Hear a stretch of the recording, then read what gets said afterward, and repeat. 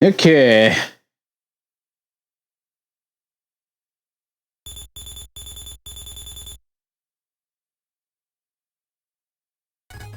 Oh my god, it's right from Eisen! Never expected.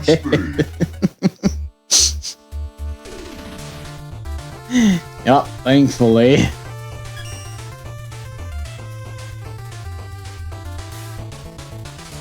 Alright, anyways, let's resume from where we're left off. There was like 1 or 2 levels left in Tier 1. Let's go ahead and take care of that, shall we?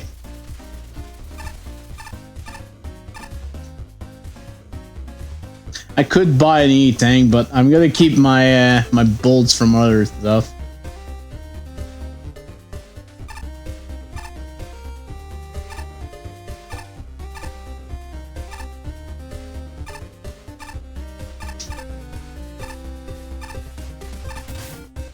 I didn't mean to talk to you.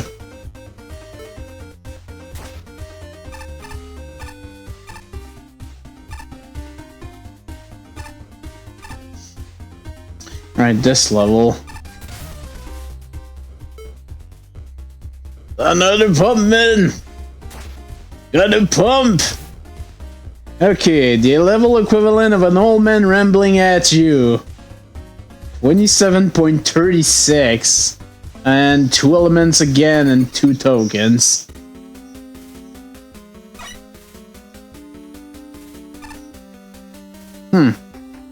Megaman 3, last few levels of the fortress.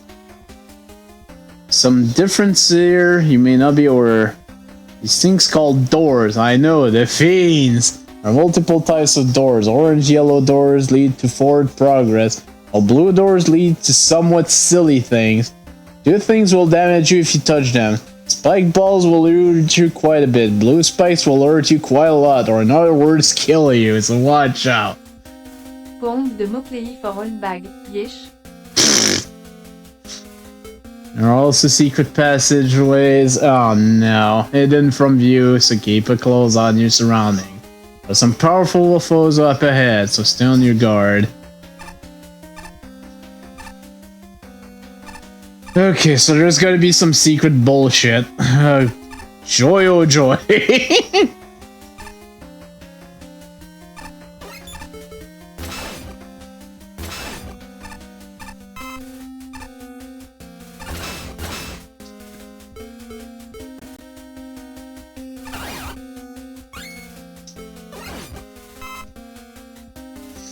Yeah, God.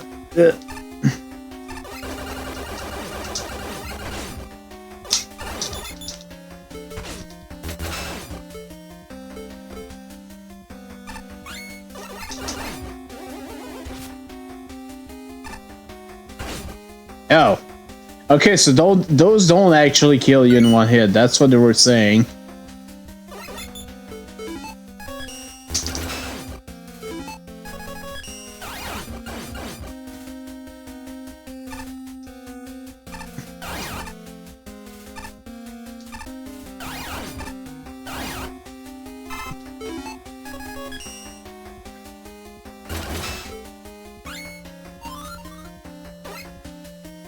Okay, so far so good.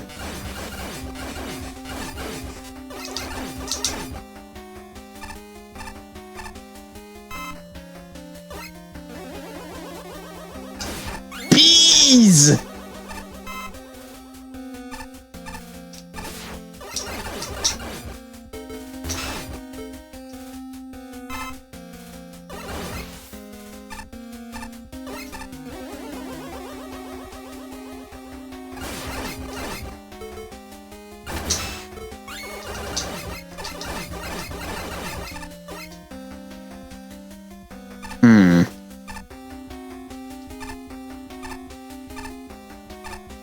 At this point, I'm always afraid of a freaking invisible ladder.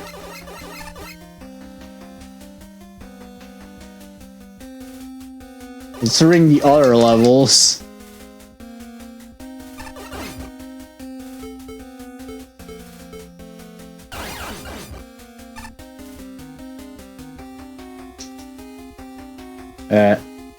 This clearly seems like something I should be able to slide under.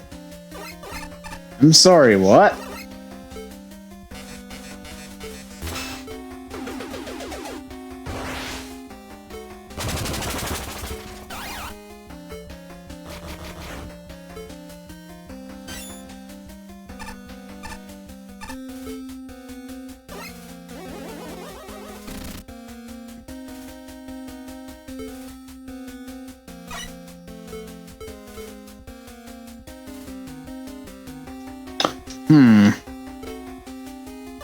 I just don't know.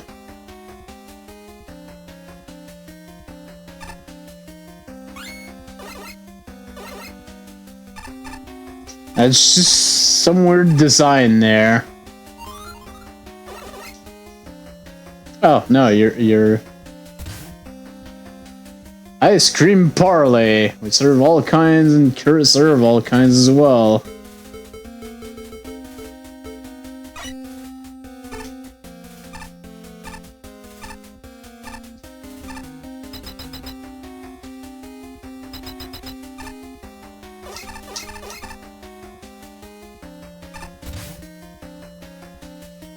Dare exposit after grueling studying for educational purpose. It is quite delightful to acquire some ice cream from this here Quinn pre-processing ice cream parlor. Sorry, sir. Please wait a minute while I serve the other customers. I've been waiting for at least 30 minutes. I'm about to go crazy if I don't get my vanilla chocolate sundae soon. Hey, myself, calm down. It will come when the time comes. If you go crazy, that will take the ice cream take longer. It's like, don't have a cow, man. How dare they not want me? I will make them utterly pay after my lunch break and after I finish my shift here. And the bar mitzvah for sheep, man. What? This is a tadpole bin. We use these to make the ice cream. We try to make them feel cool. Temperature wise. Are not cool at all about being turned to ice cream. Also, we'll find you if you destroy them. I kinda have to.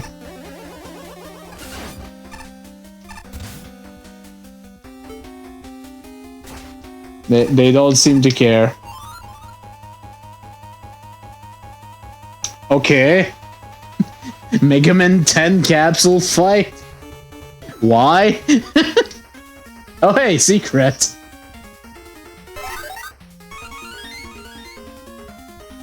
That was a Yashishi.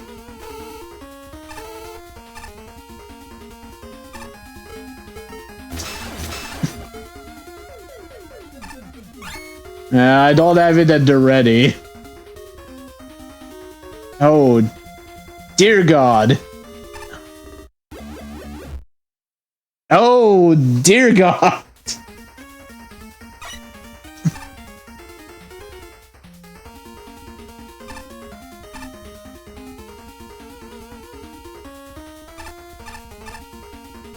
Ah, jeez. This is a tight squeeze.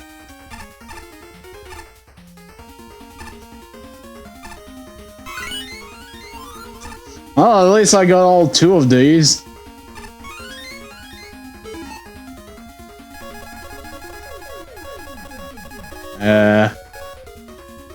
Claw.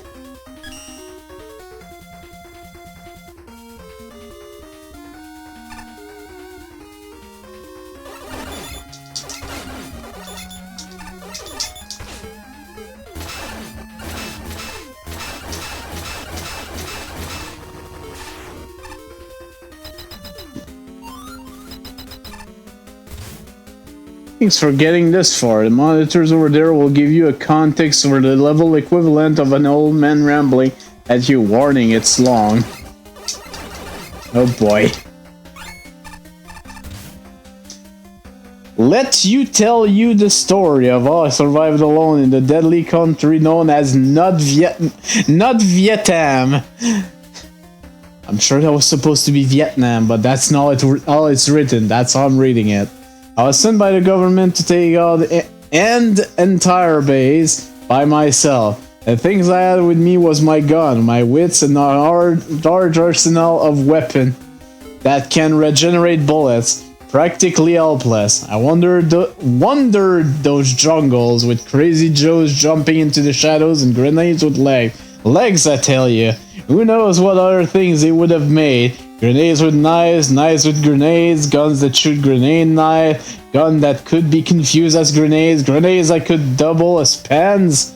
Or madmans, but unfortunately for them, I was a man made for manning. Anyway, they've tried to pepper the entryways with glorified plungers, but when you face me, there are only two outcomes. I kill you or I'll tell you a story. And let me tell you something, it sure as hell wasn't nap time. I entered that cave and I found myself in an ambush at PanAnning. A cold and inviting ambush, like that ice cream parlor I went to the other day.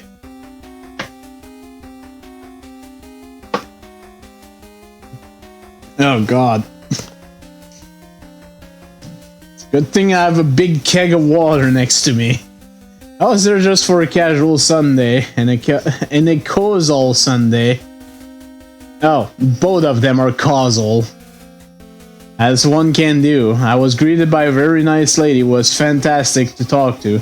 But here's the problem, boy. I walked into that darn ice cream parlor and walked right up to the counter and asked for the aforementioned sundae. And you know what they said to me? Oh, sorry, sir. Please wait a minute while I serve the other customers.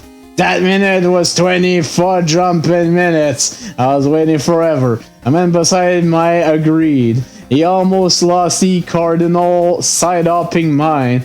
I tell you, they don't make decency like they used to. Couldn't even walk into the back room without getting yelled at. When I was a boy, just let you in the Gulf freezer all you want. The only thing you had to be was good. Bees, the bees. That cave nightmares, boy. They on me. The bees, the bees, the bees. Ah, the bees not in my eyes. My favorite bees everywhere. In my brain, or is my right for mind control the bees immediately. I climbed some stairs. I don't like stairs. Hey, it's Barrett.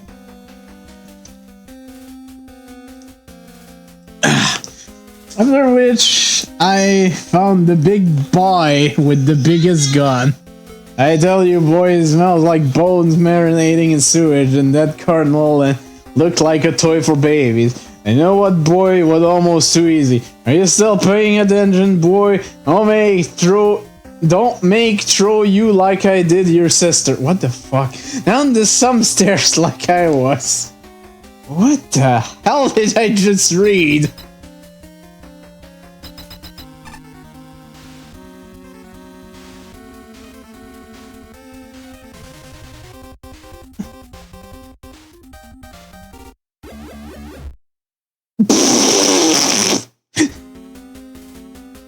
Really?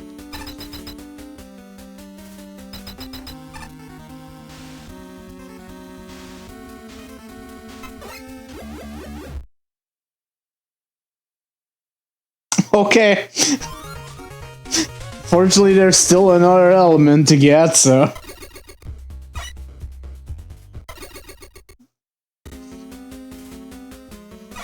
What the heck was this level?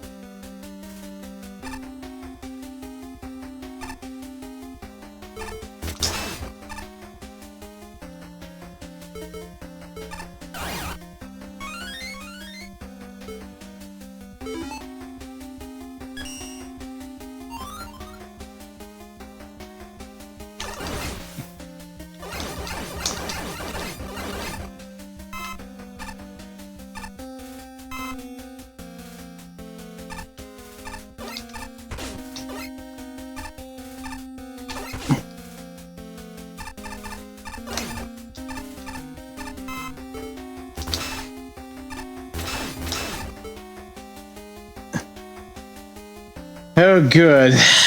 Good.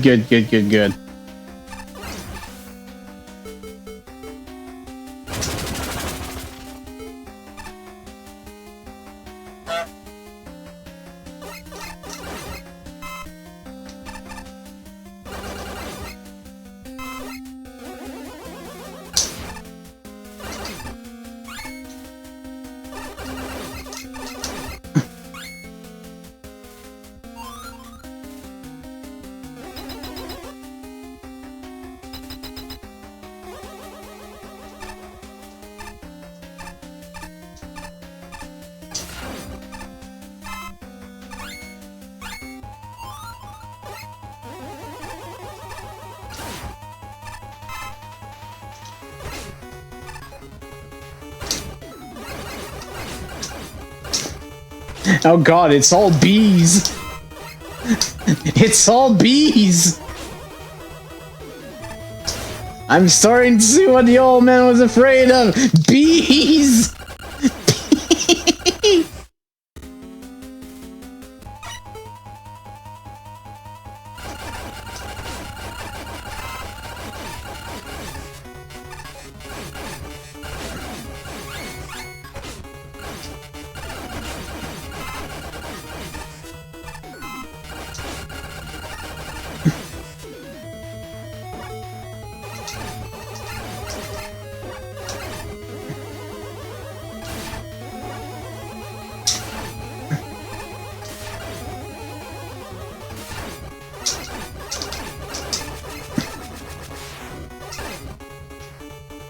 Okay, they said at the start progress is yellow, silliness is blue. Let's see some silliness. Hello, it appears you just came from a room with an excessive amount of bees. Perhaps you found the amount of bees lacking? Perhaps you would like to fight even more bees? If you so desire, you can continue up the ladder to fight 2 mini-bosses, followed by 2 bosses who are in the shape of bees. If not, continue to the right and play the level like normal. Sure, let's fight some bees.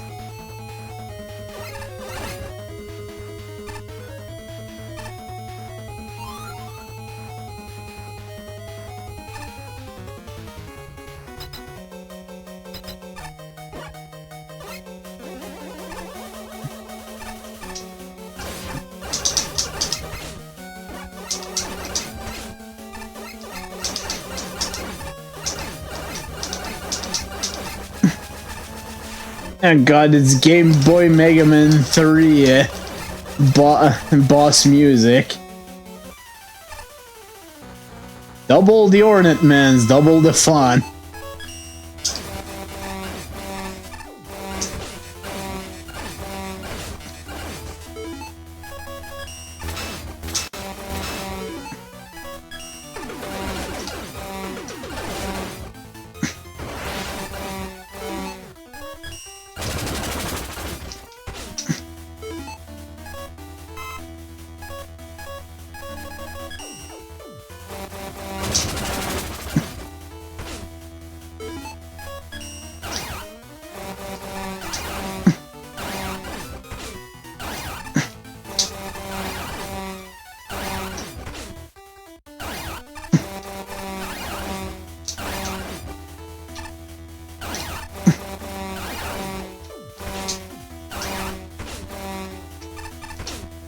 God fucking damn it, I suck.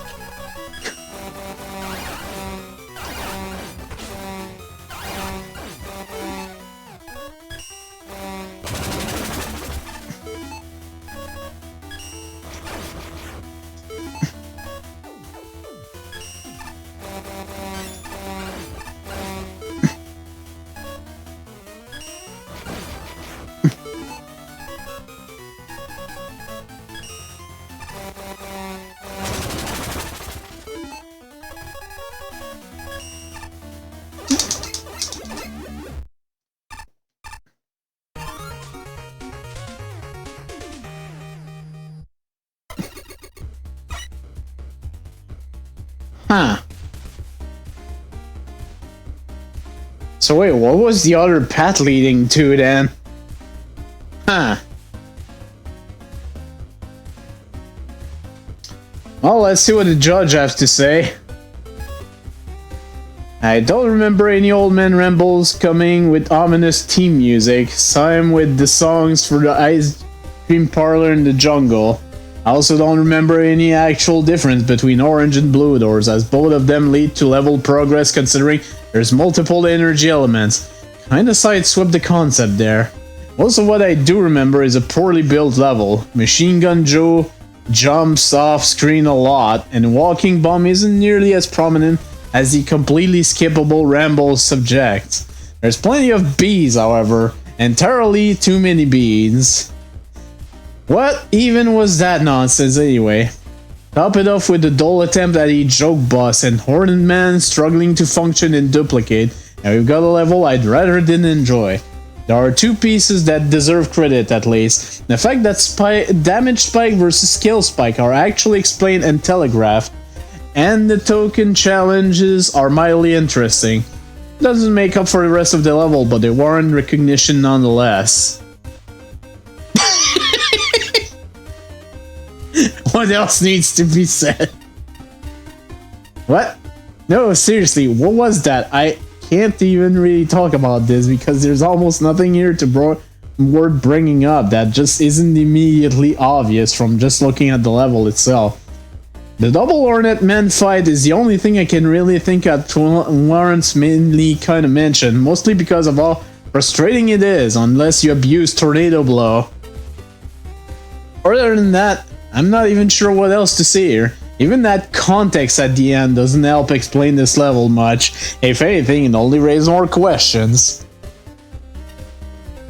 Angry Grandpa. Well, that was a stage, I guess. The old man joke boss was pretty funny, but the rest of the level, it's just there. A very bare bones level with nothing really much standing out in terms of design. Even the Joe at the beginning just jumps off screen if you wait long enough. He doesn't want to get involved here. A joke boss fight alone is not gonna be enough to get the level a high score, pal. The tiling could use some work too, never mind the fact that Napalm Man's tile set is kinda overused. Wait, why are there hidden paths inside the walls now? When it's done about the old man, the other half of the level devolves into Bees Funny, right guys? The bee jokes have gone so out of control that there are now 2 Hornet Men. That is not a good price. Needless to say, the fight is pretty unreasonable and unfun. Back and mighty, we made a level that makes sense. Context? We gave player context right away or left hints everywhere. Anyone who hid their context in a secret room or at the end of their level was fed to the sharks. You better believe we had sharks. Big sharks all over the place, in sock drawers everywhere, just like the power-ups here. Kids these days think eat ranks go on and tree. They don't, only little health refills do. Which reminds me, if you're going to use flowers and spike tiles, make sure they match the background. You can't decorate a bunch of collision objects and call it a level. A level should have a deliberate sense of style, with tidy architecture and a sensible layout and polished text. Before, I was a freelance garlic salesman. I was a llama photographer, so I know a thing or two about aesthetic, and you can't throw music tracks around all willy-nilly and call it a soundtrack. When I was your age, we only had 1 Hornet Man, and that was already more than some of us could handle. Back then, we had to walk 20 screen uphill to the only clutch chamber in the whole level, and there were no secret passages dropping us off who knows where. We almost never heard of Dr. Light unless we were stuck on an asteroid hurling toward the sun, and that was mostly for flavor. We learned everything the hard way through good level design. Did I ever tell you about the time I found bees in my tadpole eggs? Or the time someone left caltrops on the stairs? Those are pretty good stories. Well, I need to rest my eyes for a bit. Be there and get me some ice cream, would you? I don't mind if it's naughty, but it has to be laid right so it doesn't look like it's entirely nuts. So, most time in the stage is spent reading signs. They say comedy is subjective. The stage amount of bees expect a chuckle. People will just skip your pages and pages of funny dialogue. Not a word. What's this? A judge doesn't find a comedy about bees to make a good level? My chest cavity full of bees ought to put a stop to it. No, it won't. Adding more bees doesn't suddenly make it funny. Oh, I agree. Bees are not funny. That's why we brought hornets. Thank you, Stark. This level was kind of a nothing burger, really. I did find it funny that the old man, you could just run into him and he kills you, but I'm guessing that's intended. You're just supposed to shoot him, but I still found that a little bit funny, but overall, kind of a meh level. This is Dr. Wily's old red UFO. It's rusted shot. It was always a better color. Ultimate level with a score of 3.40. An element and a token. Let's find out. Hi, this is my first level, ultimate level. I'm new in this stuff of Megaman. I have a little experience of Game Maker Studio. Okay, now enjoy the level. Well, let's see what this is all about.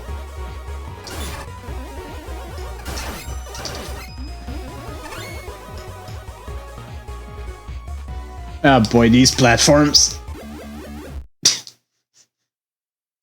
Right, they're not as glitchy. I need to remember, they're not as glitchy as Megaman 3, so I can't actually walk on them further.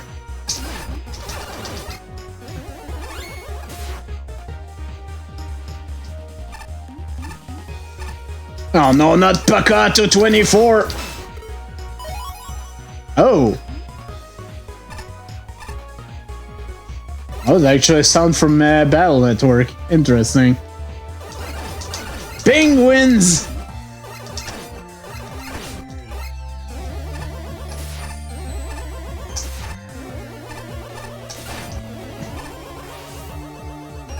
Why, yes, it was. Why, yes. It's one of the options in the game. Why wouldn't I take it?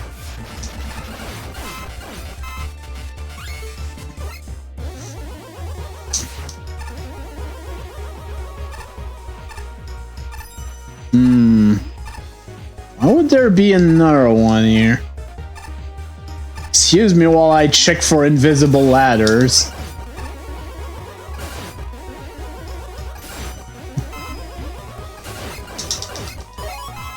Oh yeah, cool, another one. What the hell?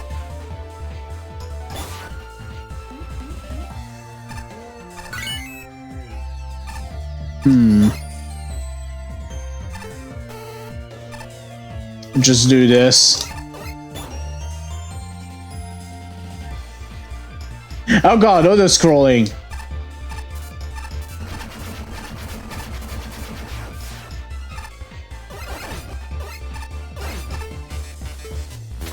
Meant to use this.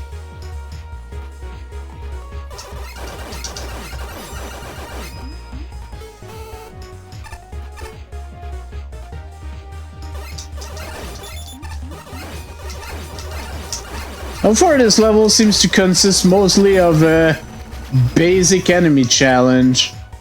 To be fair, the guy did say this was his first level, but still. I'm just saying how it is. I'll take that.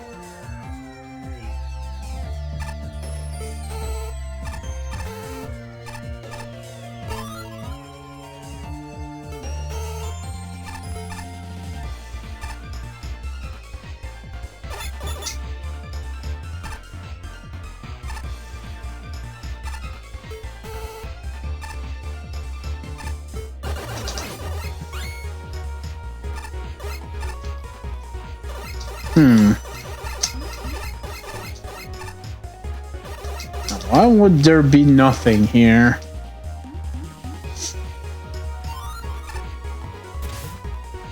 The end is near. I hope you're ready.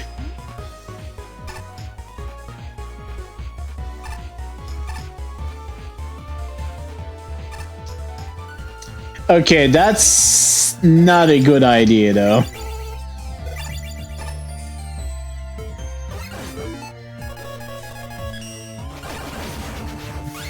Don't put what happens to be a death pit above a drop. It's just not good.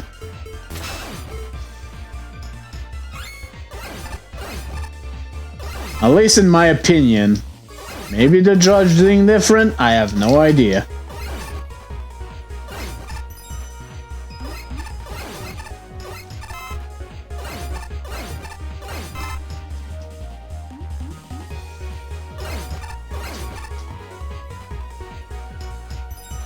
Oh, hi there.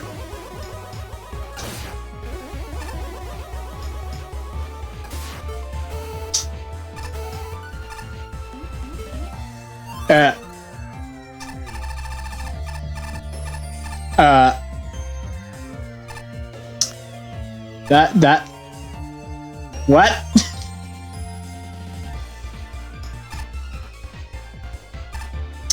That is a weird glitch I just found, okay. It should respawn me here. Wait, there was a key? I didn't see a key.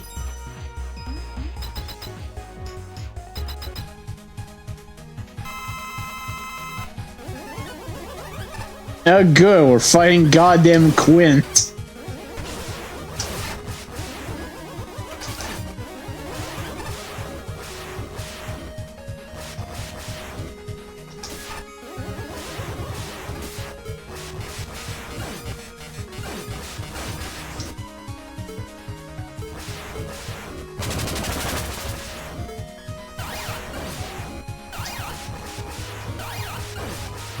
Why would I even fight him from down there at this point? Okay, I'm guessing that token is behind that locked door, but seriously, I did not remember finding a key.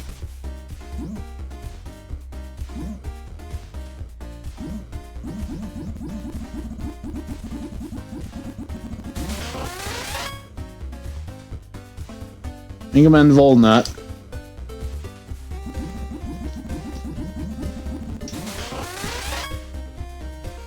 Flash Woman.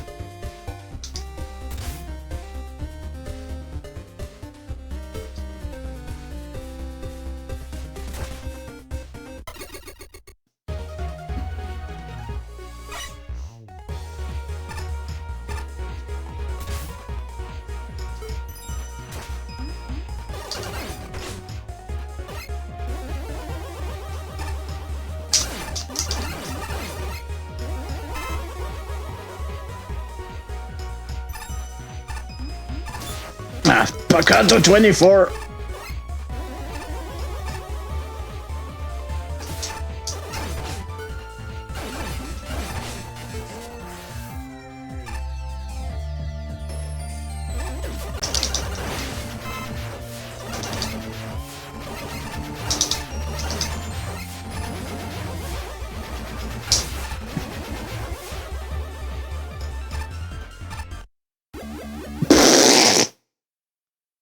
Okay, that was an absolutely stupid way to die.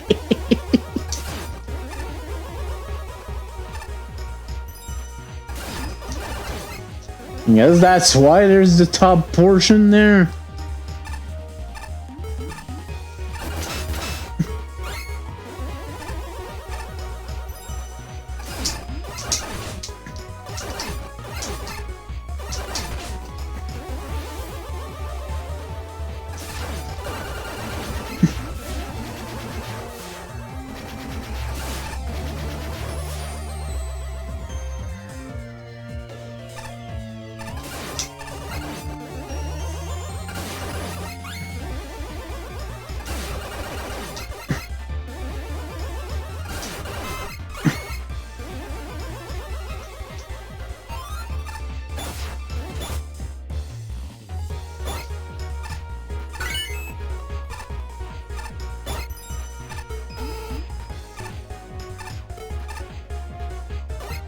And that did give me the key. All right, auto scroller.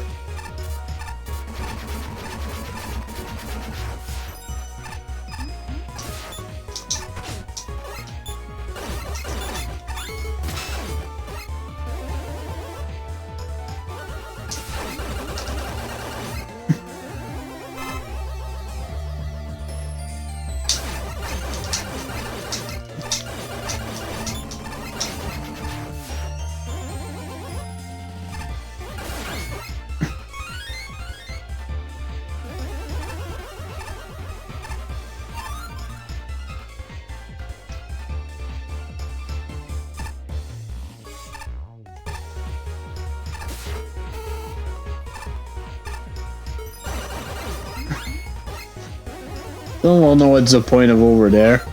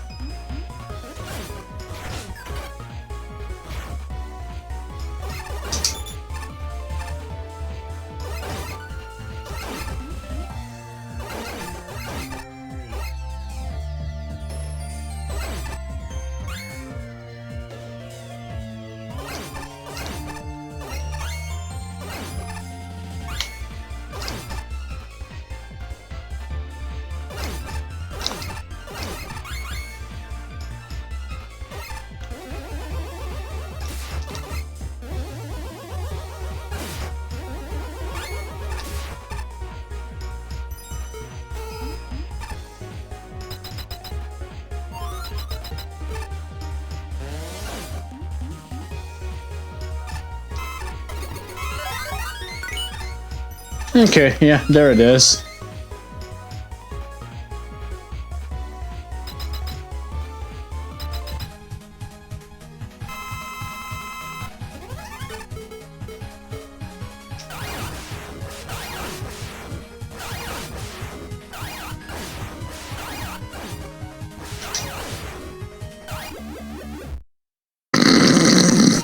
I love this noise.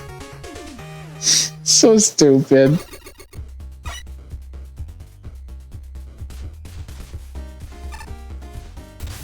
Okay, tier 1 boss by the creator. Let's see what this entails. Megaman, am I ever good to see you? I'm in a pickle, the biggest pickle there ever was. This area is for competitors and tourney staff only, but someone just snuck in with just regular. I tried politely to eject that nonsense spouting interloper. I got befuddled and ejected myself instead. I'm too embarrassed to go back in. Could you show away the trespasser? Well, let's see what it is. It's frickin' Joe. Finally, something good. Too many dentures, boot, and apple cores down there. Still can't decide if that weird badge I found is worth keeping. Maybe I'll use it as a drink coaster. I think I've been followed. This area is ghost traffic. Leave this area now. Return to your own families and favorite television shows. Damn, I'm allowed to be here. I've got a tournament pass. You're the one who... Everyone has been notified of sending bureaucrats to this area. Evacuate now before you all die or worse. Oh, okay, fine. I guess I'm trespassing. You caught me. I know. Why don't you escort me out? I'm sure this restricted area would like some quiet time alone. Right now, no way. There's too much good junk left to find. I can feel it. Yeah, I'm gonna get back to digging. I'm not in the mood to fight, so see yourself out, okay? Oh ho! It just got even better. I spy with my singular eye. A health bar! It's so beautiful! Okay, now we totally need to fight. You might get blown up a little. I hope you don't mind.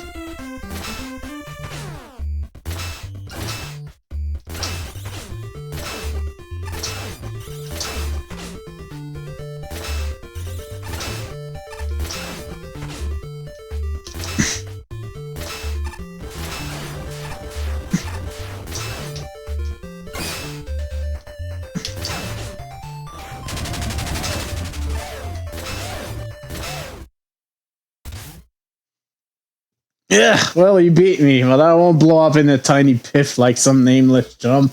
Today I explode like a boss! Oh, you did. Ruffian in the rubble.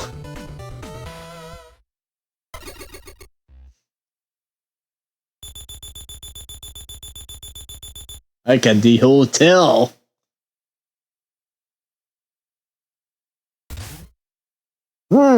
I have my suspicion that the kid's got a better room than Otto and I, but wow, really regretting not bringing that capsule from the cruise with me.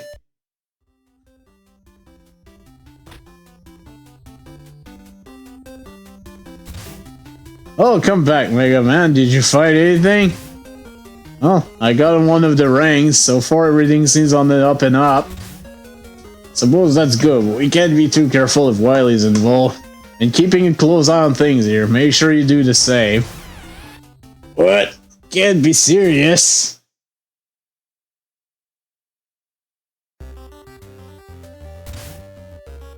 Me? Disqualified? I'm one of the strongest robots here.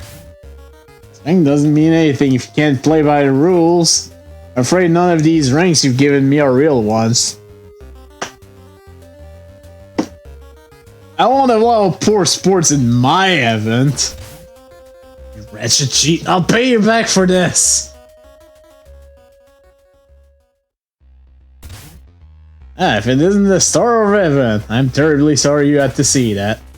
Is that one of the contestants?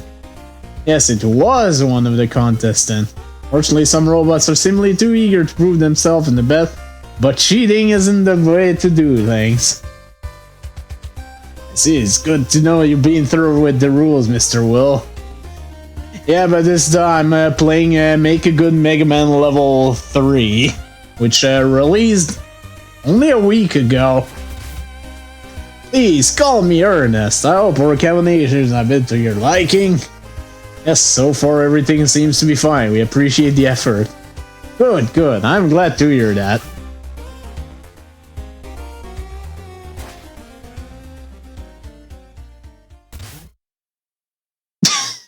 Look, Thomas. No shit. It's me. You know it's me. This is a pair of Groucho Marx glasses. I'm not even trying. What? What are you?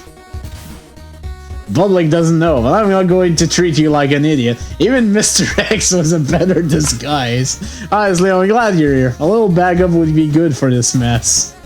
Huh? Mess? Did you lose control of your tournament already? Why would we want to help you anyways? No, that's not what I meant, you dunce. There's higher stakes at play here, you know? You have a common goal here. You want the world destroyed as much as I do. No. Which is to say you don't. Okay. What are you talking about, Albert? Yeah. Look, you remember that West with the Wily Star from the last festival? That wasn't me. What? Indeed, that might be a shock to you, but even I'm crazy enough to use a reality-altering cannon I've barely tested. You can't prove you're the best when everything's scrambled without recognition. I fought with that stupid core for months and I got nowhere with it. I actually had to take a vacation. Me, the brilliant Dr. Wily. All that was gone, some upstart impersonated me, drove all out my robots and stole my lab. All for some harebrained evil plan.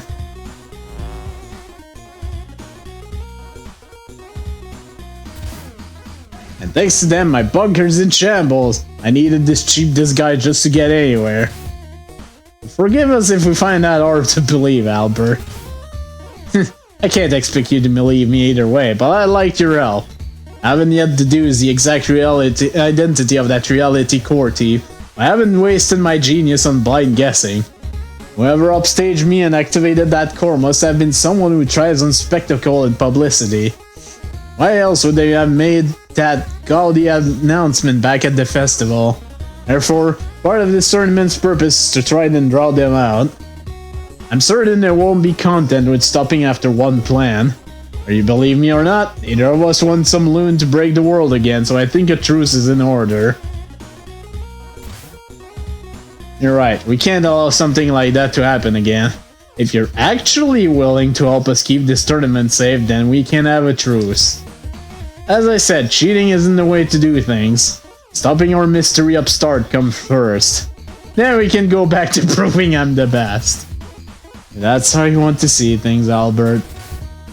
Perfect, well I'll be keeping an eye out for tomfoolery. Together we'll make sure this is an event that no one forgets. Oh, new costume. That was never actually Wily.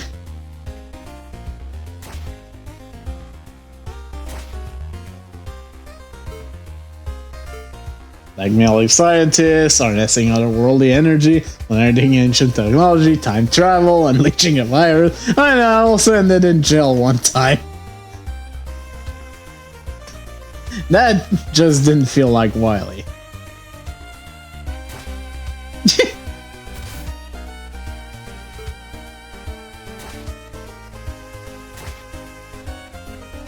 This was partially the reason I'm doing all this.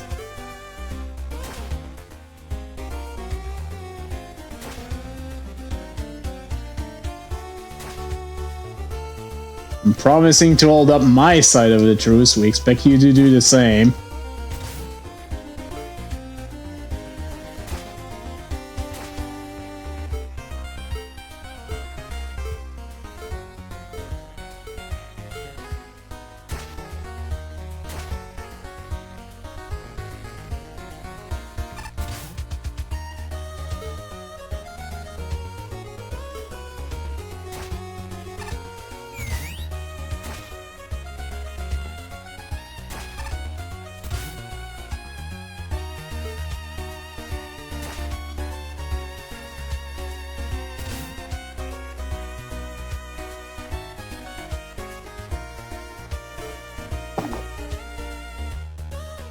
You can build a whole strategy around when to use them. Soon you will unlock the mysterious door up on the second floor, the better. Ask around the hotel. A lot of people put a lot of love into this whole experience.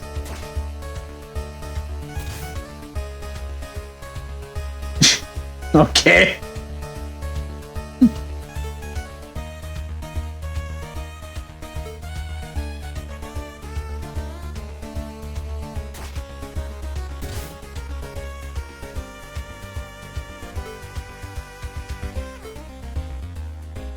I'm Rush Jetman, you know me, you remember me.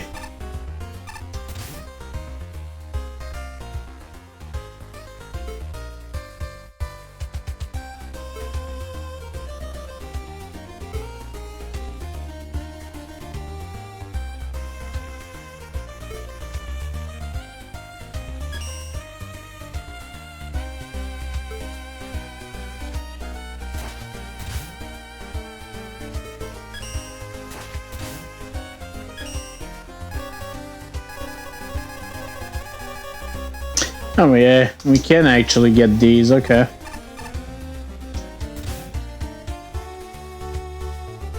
Quite cool, man.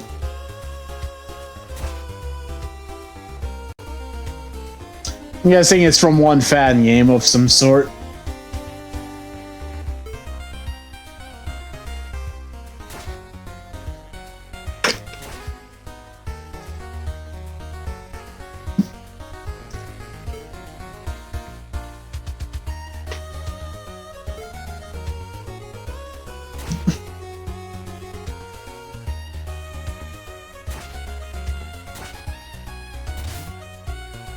I've been better.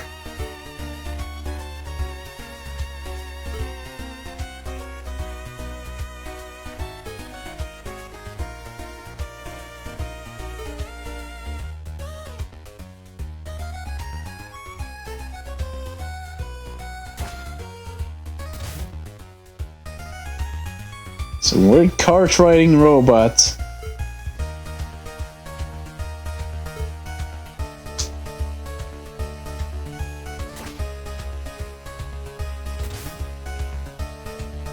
Seven cops?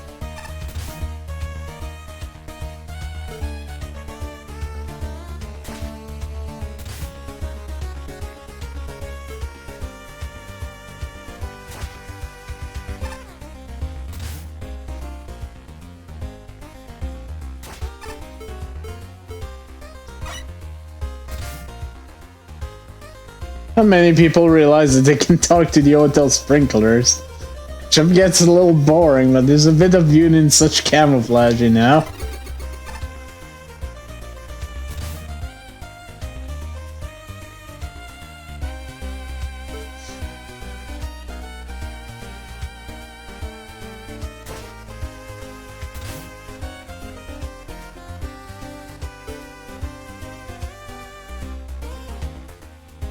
Splash zone.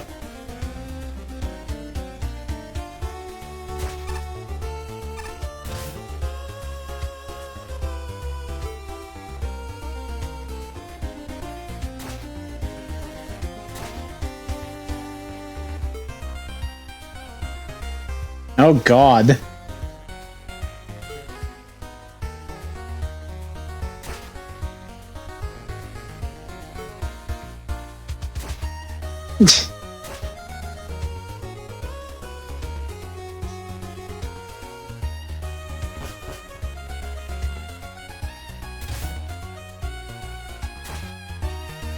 I'm supposed to be ready for achievements. Achievements.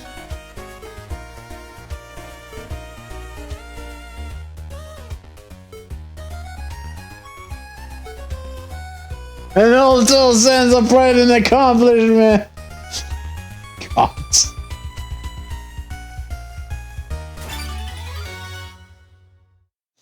Achievement booklet.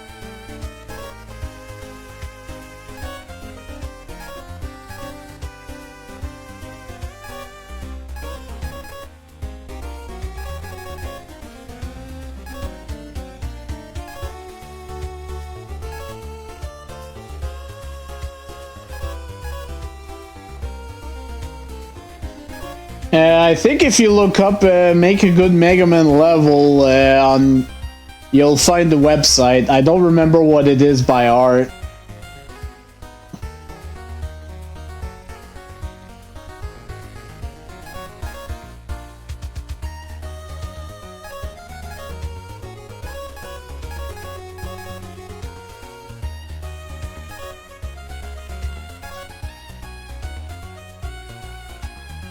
We can buy the cheats now.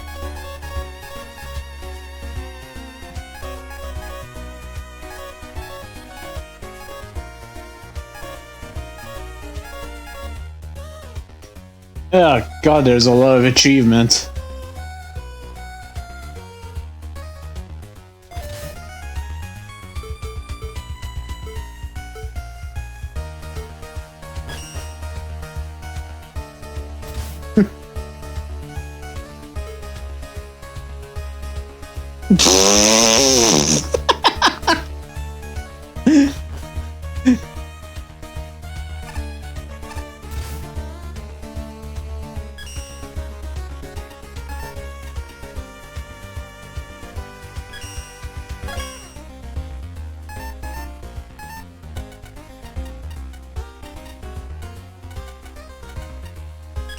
Hey, you know what? We'll be roll for a bit.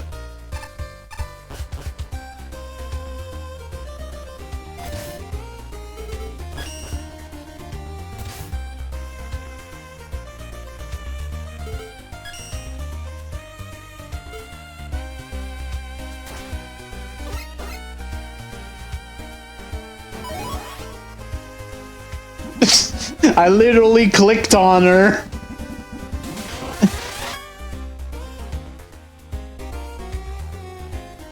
What?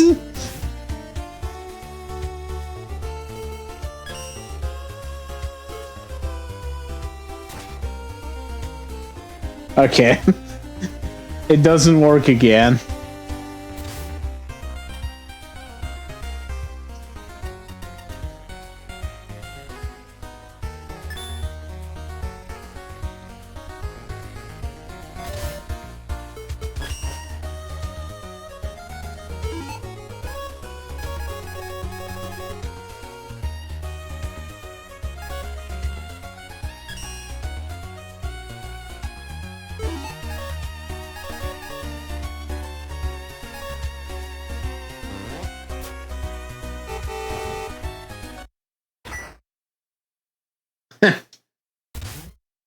It's a big casino. Well, if it's a big tournament, gotta have somewhere to blur for everyone to blow off steam. Break from the gauntlet is nice, but I'm still here to compete. I'm betting they have more than gambling in here.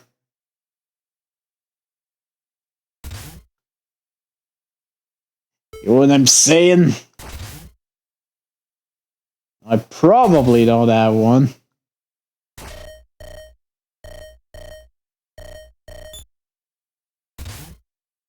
What's up?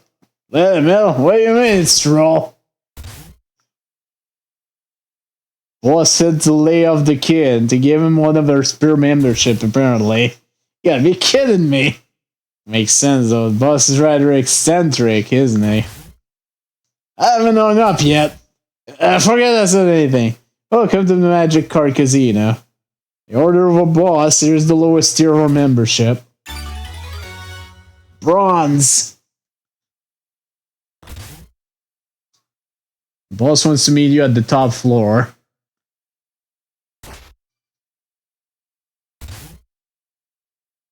Huh.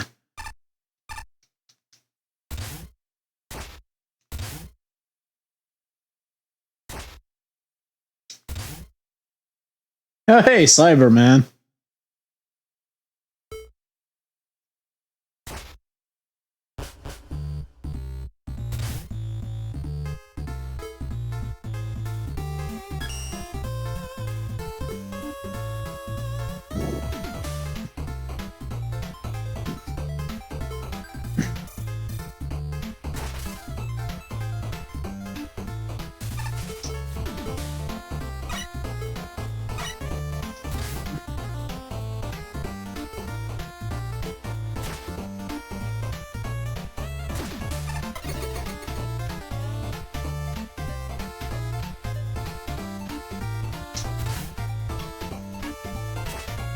It's a roulette wheel.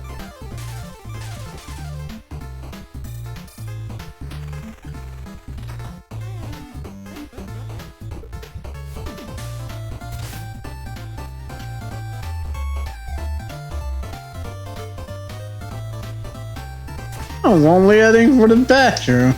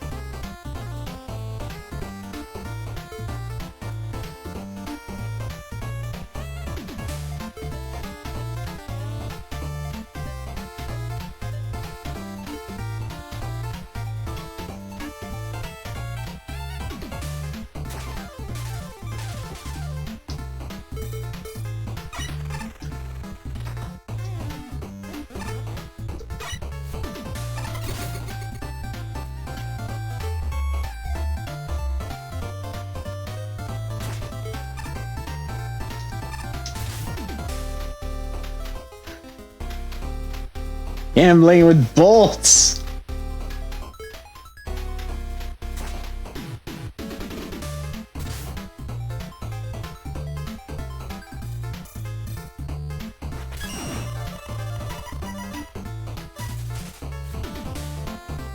Dang it.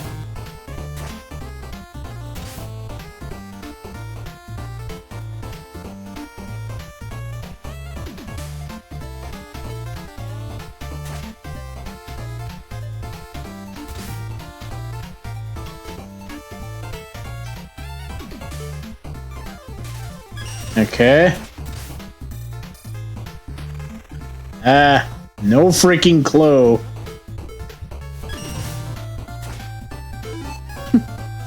I didn't actually check. Library.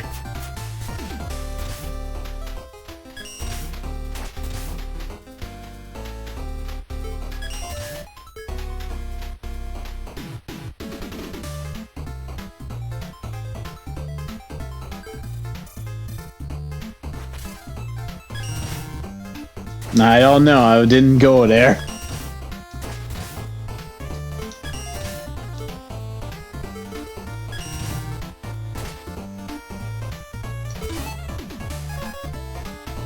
I haven't found the regular shop yet, now I think about it.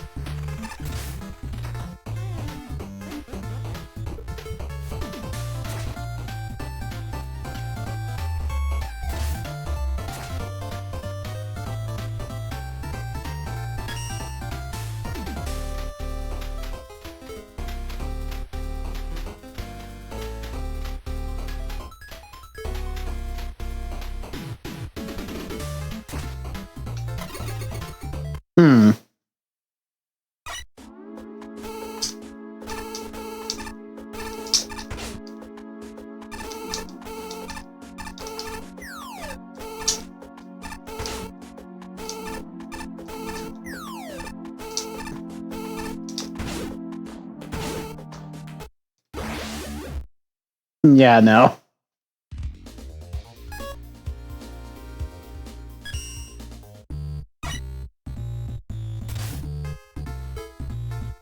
Magalore.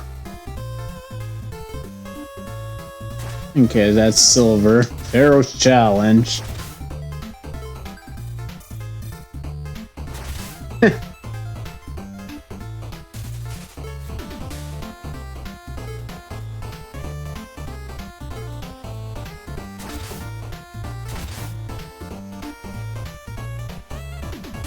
You don't have what you need to play it. Gold membership.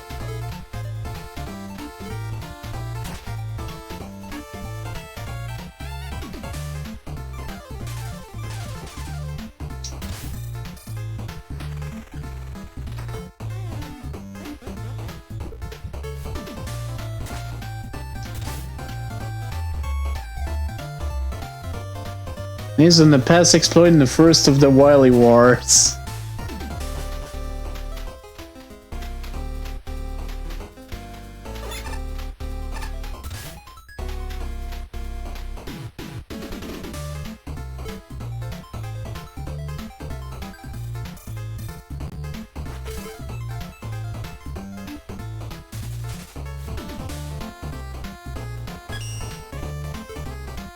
When the game starts, you'll see 6 weapon icons, each representing a robot master.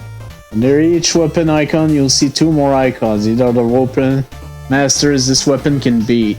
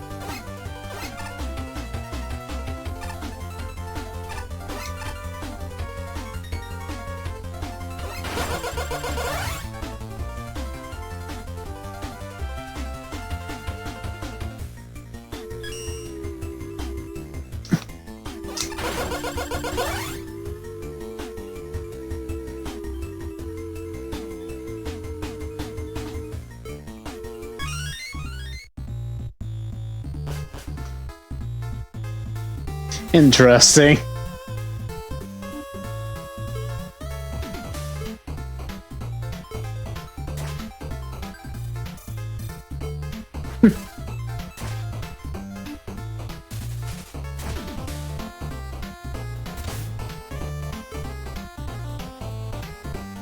Useless price and big pet stacker.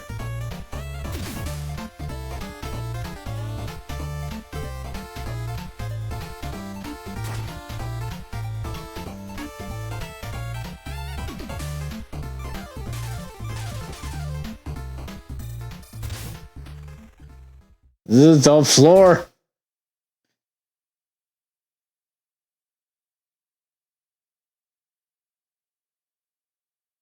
I wonder who it is.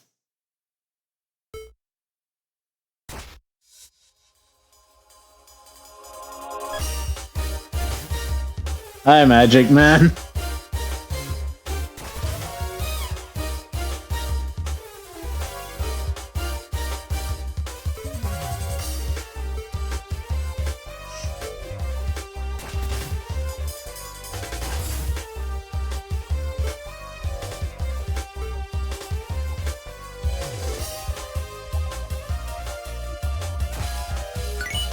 So the tokens. Trickster token.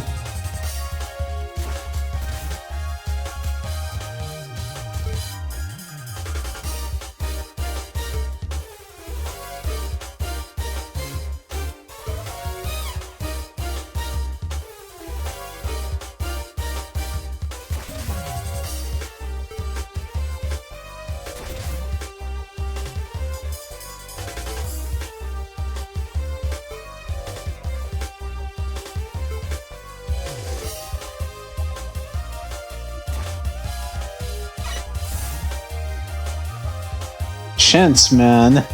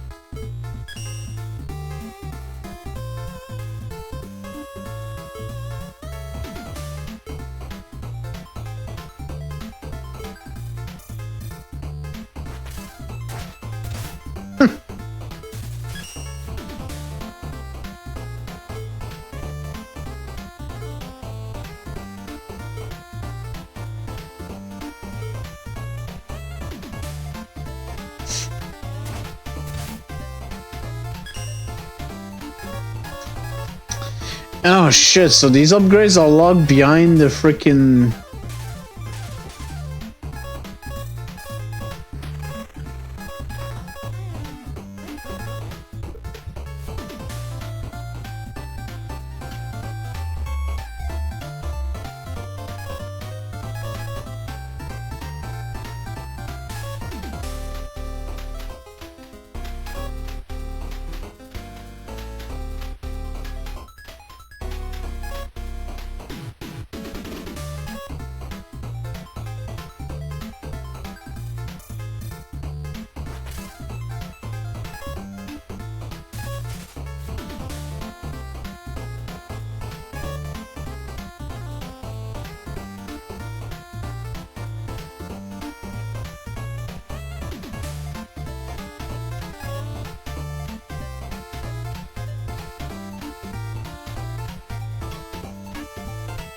Huh.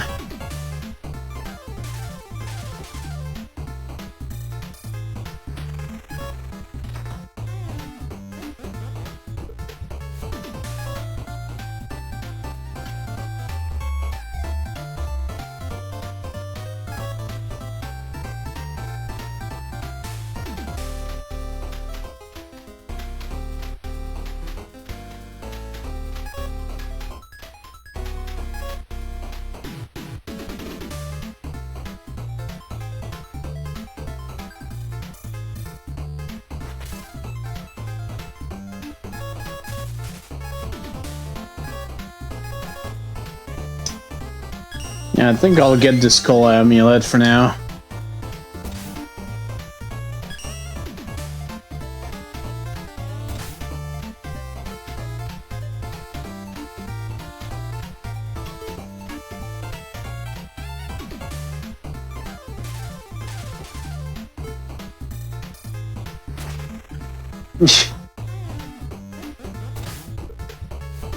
There's the mysterious door, but...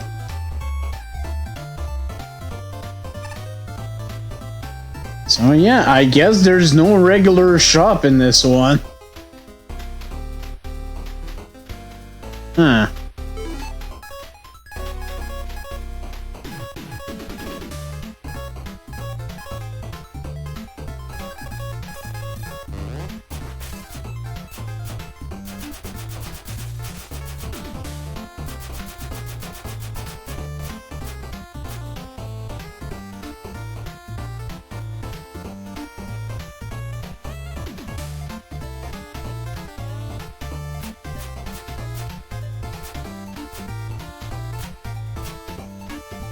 Well, let's get started on tier 2 then.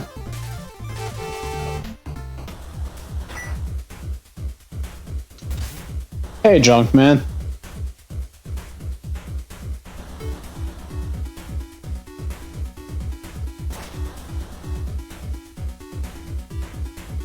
Actually, I just thought about something. There is something I wanted to see in tier 1.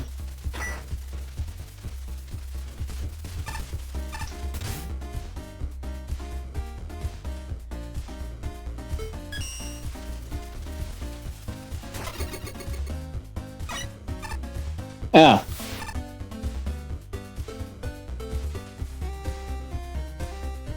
Oh, I see. I see where this is now.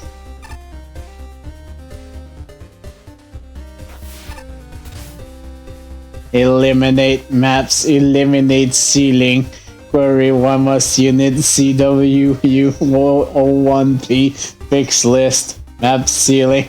Query, why will the stated water not free this unit from burden fix map?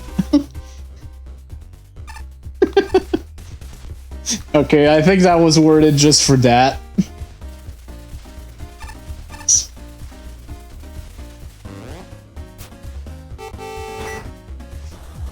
Okay, let's actually start tier 2 now. With Damp Ruins, 30.90.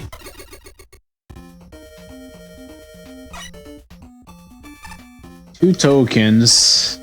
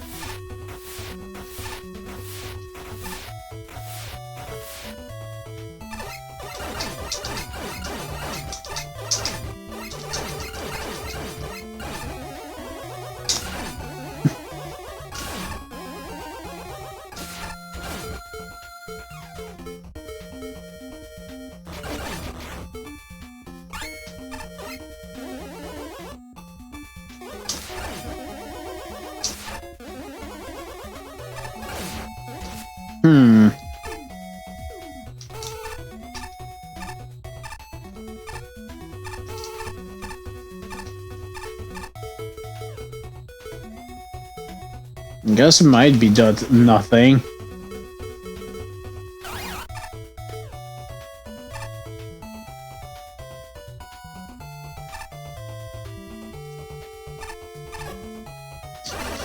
Oh, goody!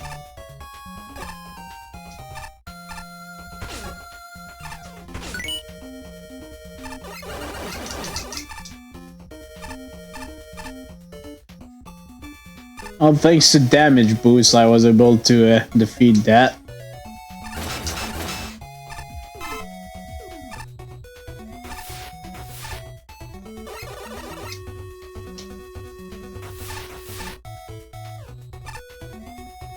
Okay, there's two. Nope, never mind. There's only one side.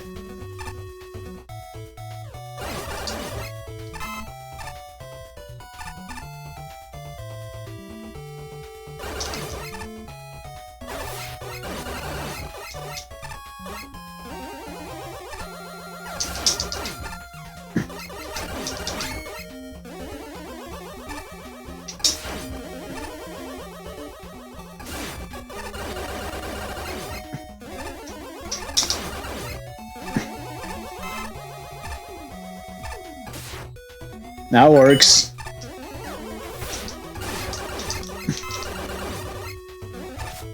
I'm already seeing better quality and we're only in tier 2.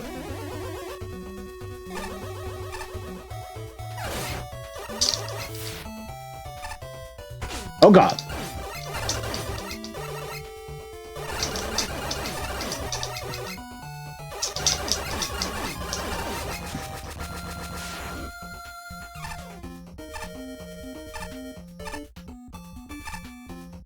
Before it's always go right.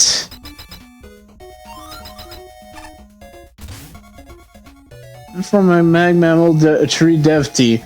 On submission, this checkpoint for the screen was placed in the wall directly above this sign. Dying from the boss ahead would cause an inescapable soft lock. The checkpoint has been moved to the right of this sign. Oh my. Oops. Oh, seriously? We're fighting this fucking thing?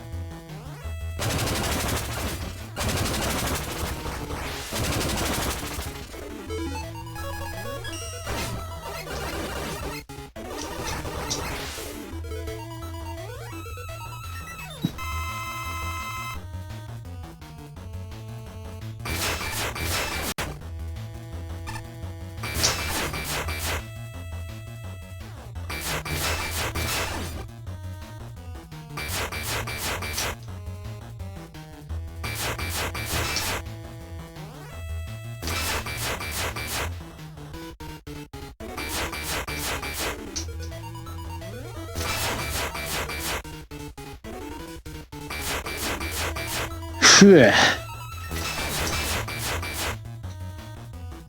Okay, thanks to the skull amulet, I should be able to survive another yet.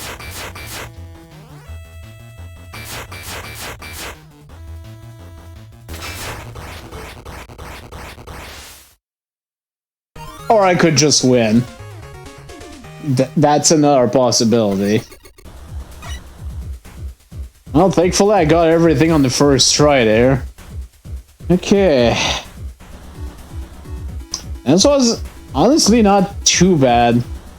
I see that the reason why this is so low, normally it would have been 55.9, but there was a 25% penalty. Wow, this ended as soon as it started. While it has a good selection of pieces, the end result doesn't capitalize on any of it.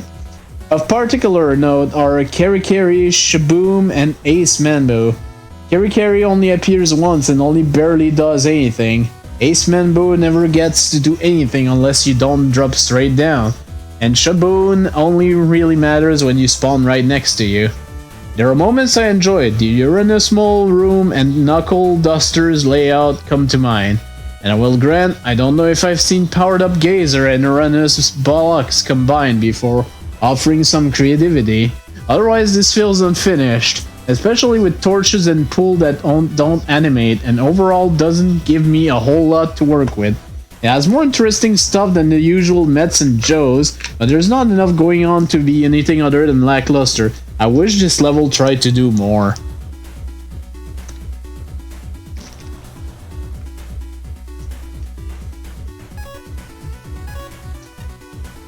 If there's anything I can say in the favor of this stage, is that the combination of the rotating platform and water jet is a neat idea.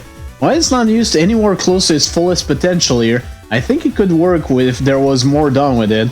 Other than that, there's not even a whole lot going on here. Especially with the reuse of the rotating platforms everywhere, this stage still feels really basic.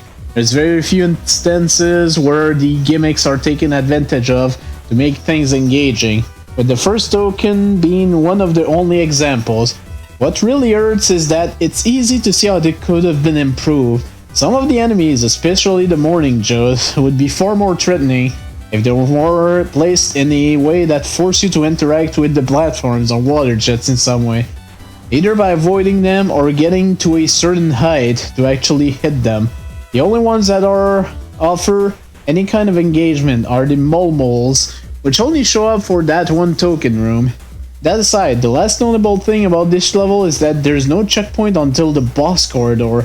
Honestly though, given how short and easy this stage is, that doesn't really have as much of an impact here as it would in almost any other given level. I still wouldn't necessarily call that a good thing though. All that being said, I'd still love to see a more well-realized version of this stage. There's a lot of potential in here, the two chosen gimmicks here. Just need to be fleshed out all over the course of a full level is all. Damped and compact. It's a fine stage, it's just kind of a bit too short. Really solid choice of gimmick. I really like some of the setups here, like the water pump sending the player straight through the rotating platform, and the part where you need to descend through the platforms while dodging moles. The aesthetic here are also pretty unique. Pharaohman and Pumpman tiles set together isn't something you see every day, yet they blend come in nicely. Megamech Shark as the end boss seems rather unfitting.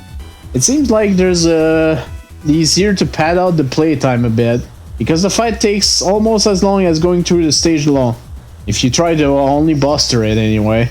It's probably someone's first stage, it's quite a good start if it is. I can see the potential of a good level designer, so do keep at it. We need to talk about playtesting, because the room before the boss cost you about 25% of the score I was going to give. Until the dev team intervened, it was physically impossible to enter the boss chamber. If you die at the boss, you're taken back to a checkpoint in the ceiling where you'll be stuck forever. Don't let your level be ruined by incredibly avoidable boo-boos. Aside from being unbeatable, the level is inoffensive. The best and worst parts are equally mild. I think the atmosphere, water plus ruins, is a pleasant combination, and the music choice sets it off nicely. Sun animation, torches especially, would be even better. Fixing the suspicious collision-free ceiling would be good. Despite a slight gradual increase in difficulty, challenge feels underdeveloped. The enemy roster is a bit big for the screen count. Carry could have had the day off. Water spouts are possibilities that aren't really explored.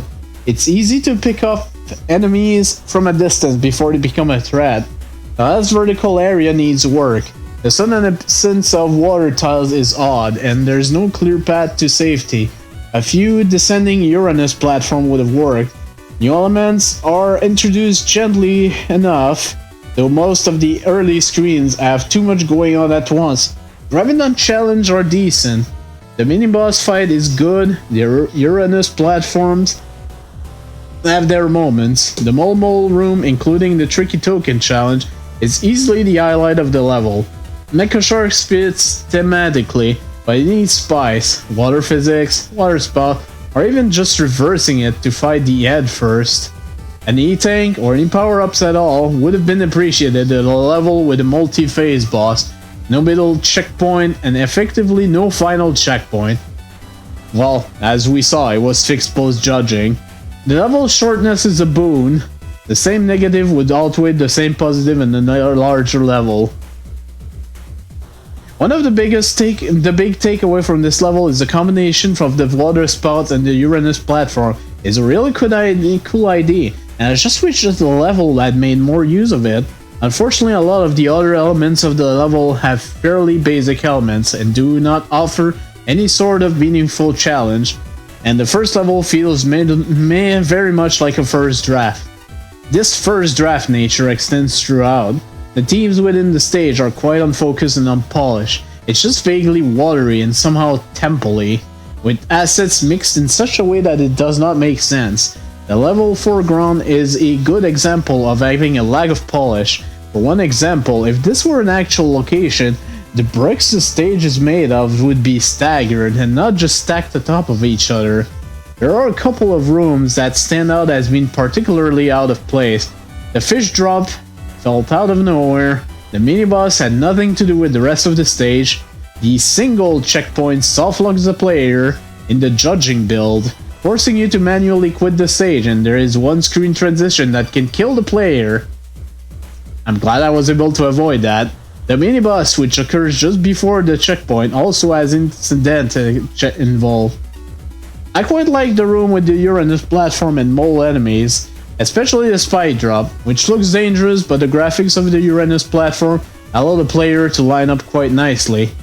Again, the gimmick combination might have been interesting, but the stage is too short to explore the ideas behind this, which makes the issue stand out more. The sheer brevity of this stage is really the true detriment of this level, as none of its good ideas are ever get explored. The fact that the Death Kit boss takes longer than the rest of the stage combined is just a cherry on top. There was no checkpoint in this level? Wow, I didn't even notice. I'm glad I didn't really die then. That could have been really bad. But hey, we done it. First try. What do you have to say? Even though this isn't a festival, I've led the local Skip Teleporter Awareness Association for 8 years in a row. As such, it is my sworn legal duty to remind you that there is no shame or penalty in skipping unreasonable simulations. Recall that you can exit a simulation at any time if you want to try it out before deciding to skip. Thank you for listening. Does that mean this will be a skippable one? Temple of Light and Dark with 31.20. Before I tackle this, I will take just a quick pause. I need to use the bathroom real quick.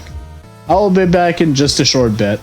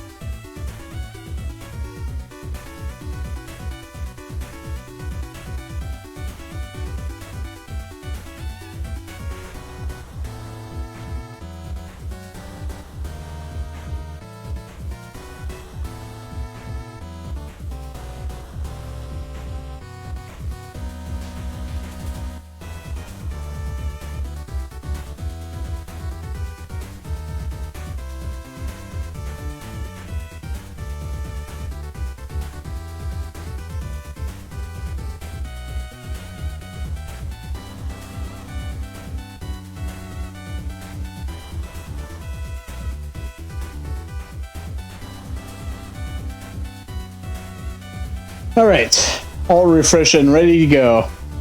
Let's keep going and start this level. Oh boy, there's a lot of stuff in here. This music sounds familiar. I think it's Acid Man from Megaman 11. What does this say? Oh my!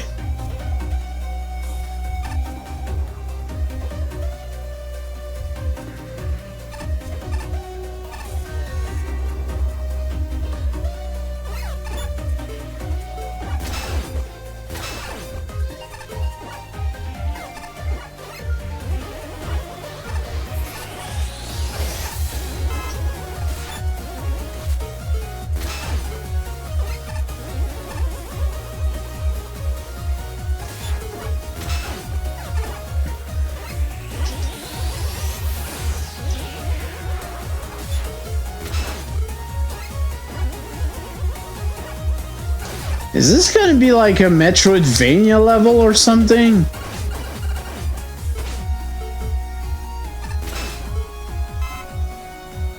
Also, wow, these enemies do a lot of damage.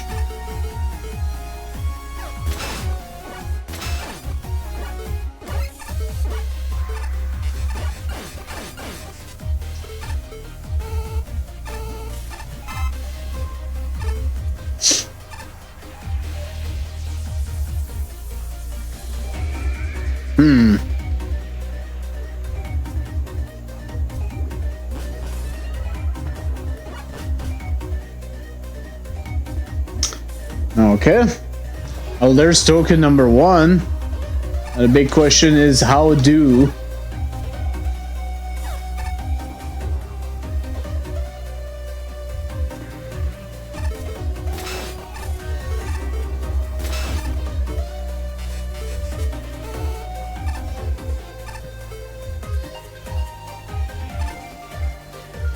Come on, platforms.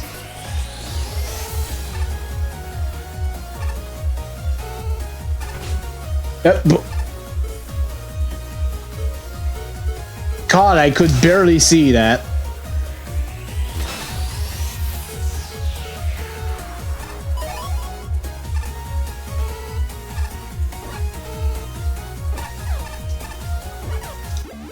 God damn it.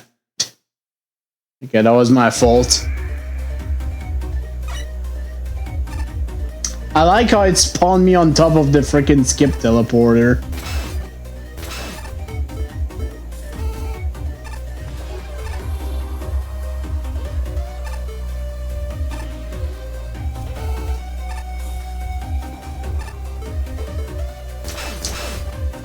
God damn it.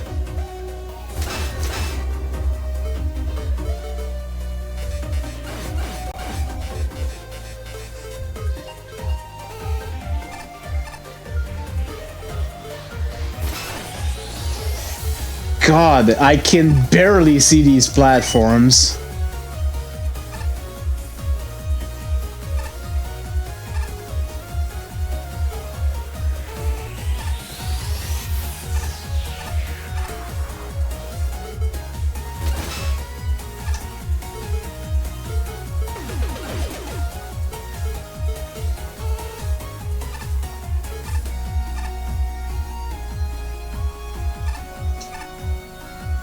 Huh. Okay.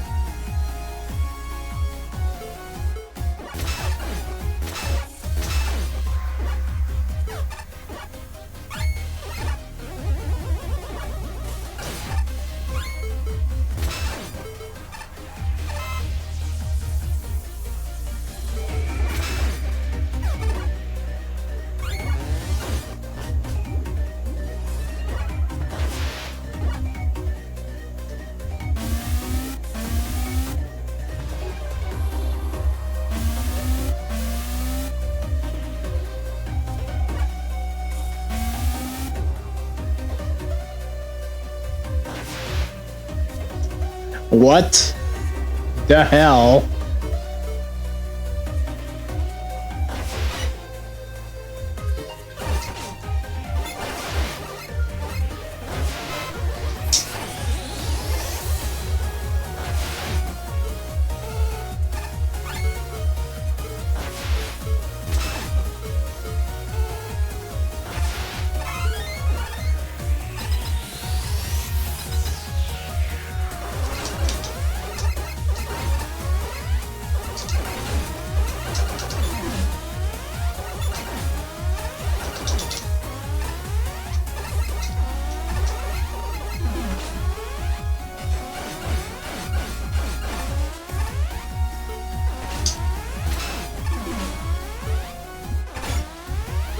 God damn.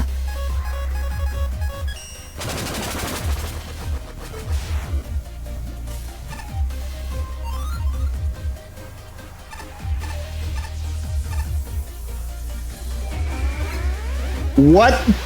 No. What is this? I refuse.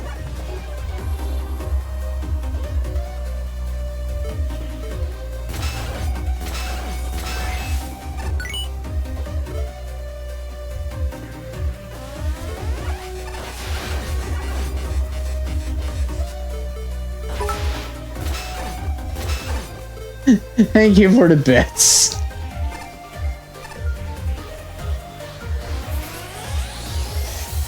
Oh, what the fucking fuck? It's all this shit.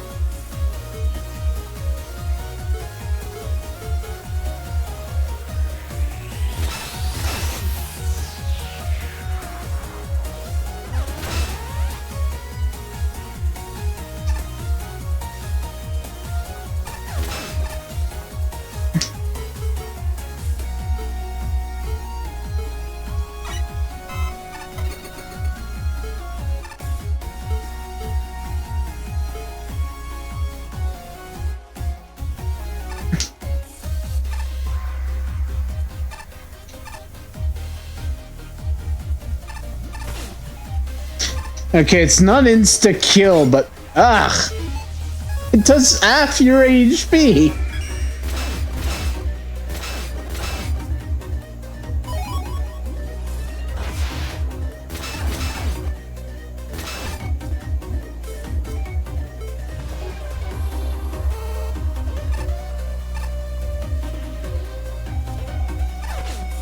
Yeah!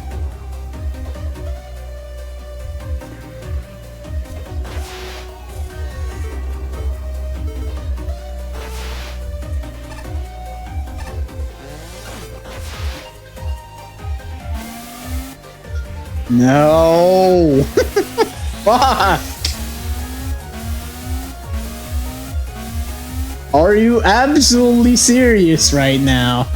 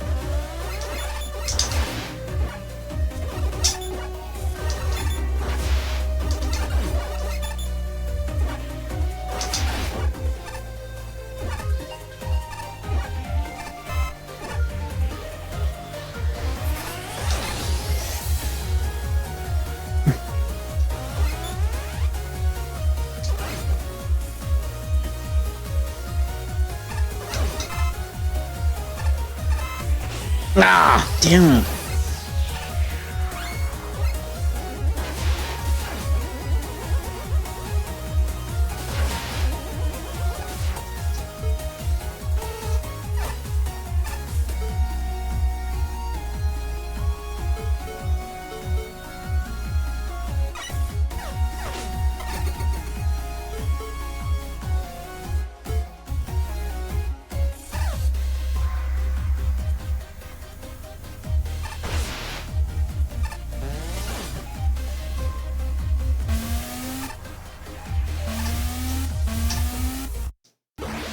This is so unfair.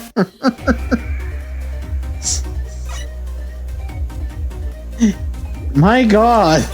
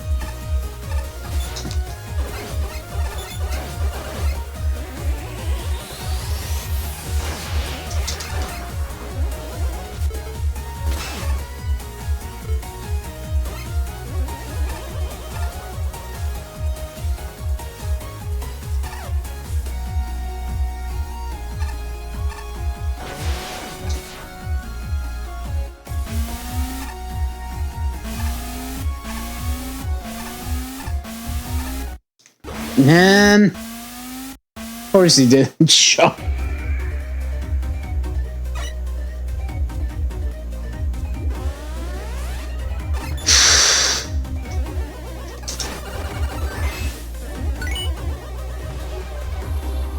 Man, I've been able to not skip any single stage in Magma World 2, and I have a feeling this stage is not gonna be fun. Like at all. Like, I wouldn't say worse than Yggdrasil, but oh god. Fucking fuck.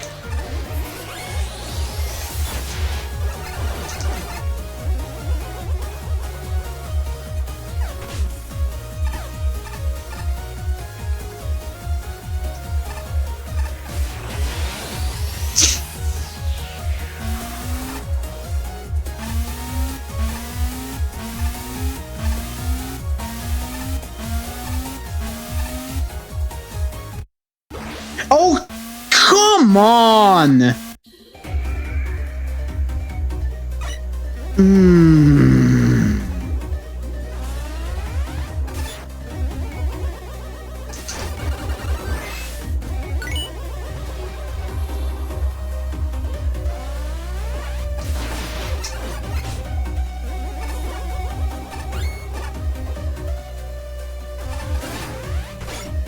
Yeah.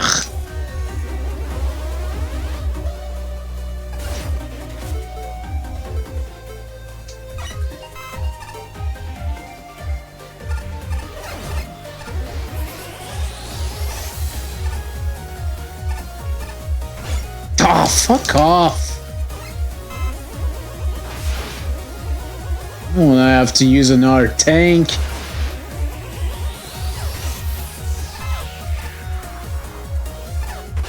Ah, come on.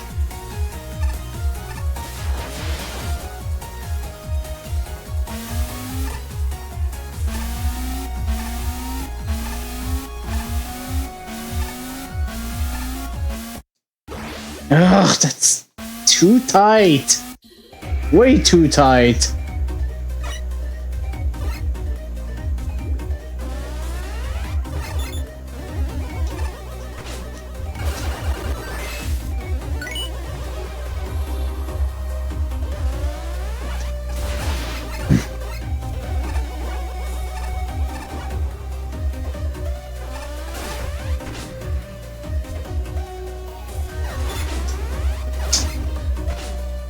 Oh my god.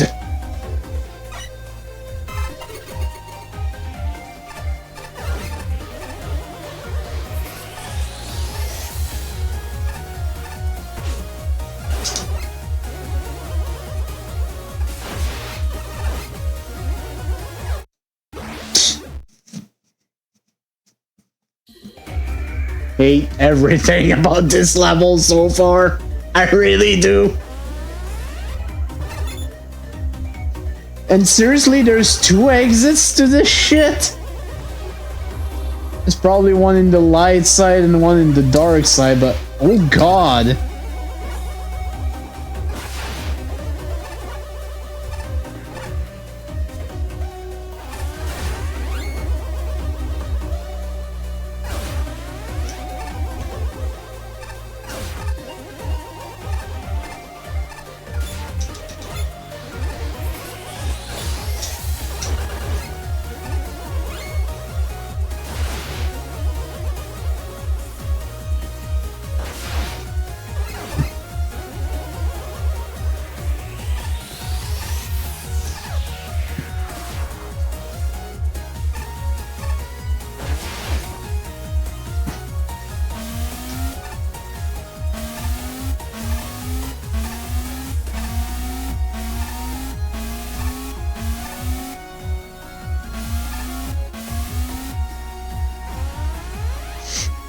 Seriously?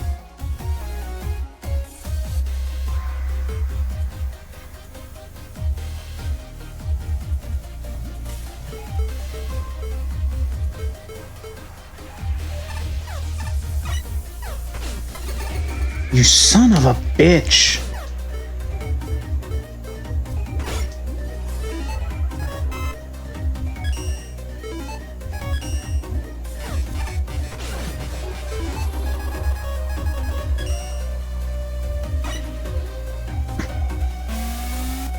No! Why would you have a second one?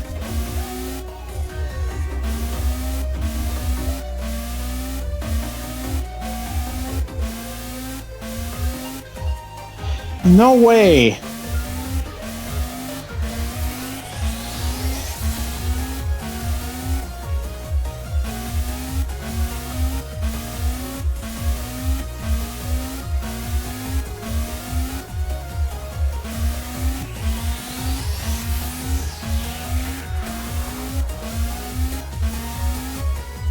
No way!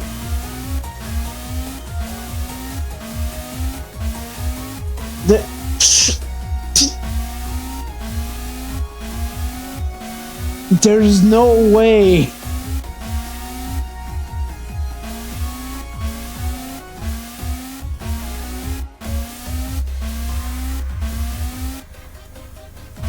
This is insane.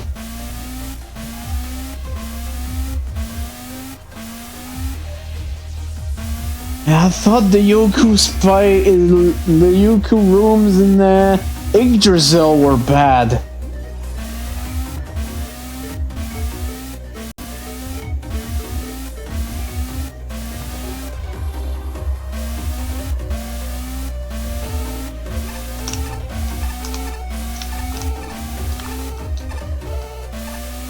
Fuck this shit.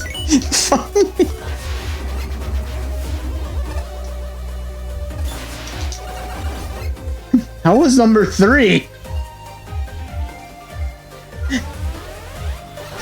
That's 20 minutes I'm not getting back. Goodness gracious.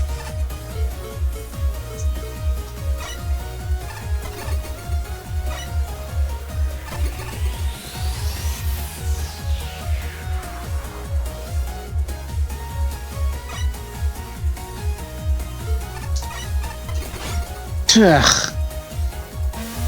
No! Stop this! Stop this immediately!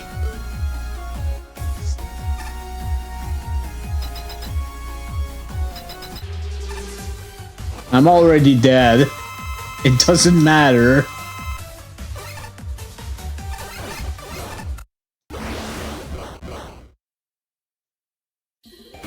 Now tell me you made a freaking a souped up solar man.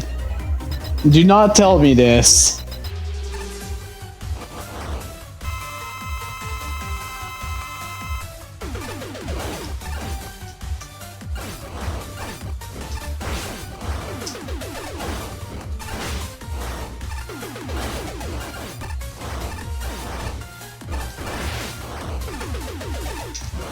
Okay, thankfully with its weakness, it's not that bad. Ah! That was only one!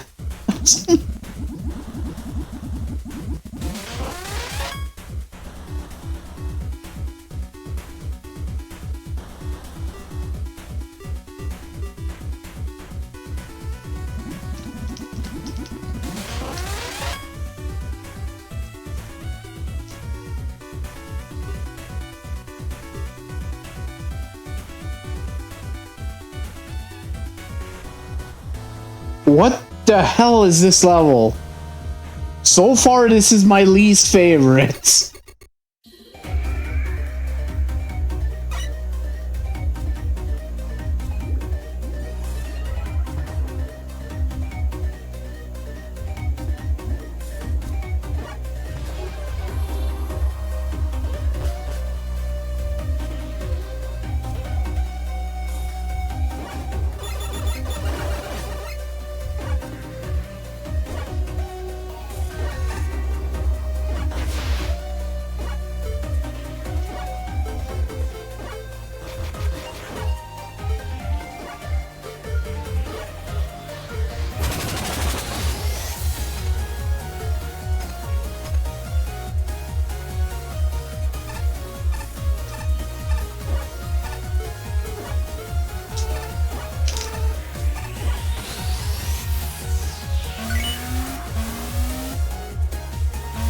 I will gladly take this. I don't like what I'm seeing down there. I don't care that I cheated to get it. Essentially, I will fucking take it. Good evening. Good evening. Welcome to so far my least favorite level. Oh, I take it it's shit. I've been in it for over 20 minutes. Are you? Oh no. And look at what I've got so far. And one of them I just cheated to get. I see roll and splash. Interesting. I didn't even know there was like a partner thing here.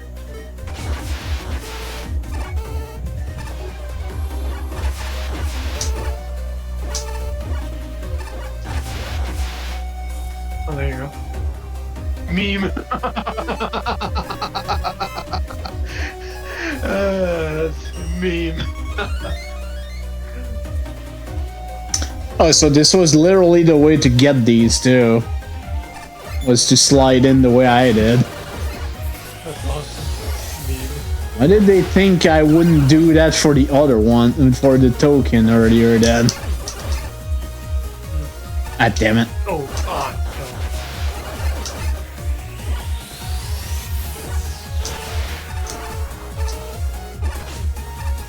No. Fish and chips.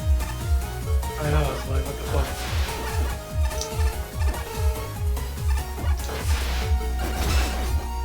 No! Oh! Well, you don't really need that one, huh? How do you get there? Huh? Where's Hornet Chaser when you need it? No! Not more of this! No, fuck that. Let's do Magnet Beam. Watch your head. There you go. Oh, what? Fuck you and your cheats. We're out of here. We got Dark Sniper Joe's in here in this dark room.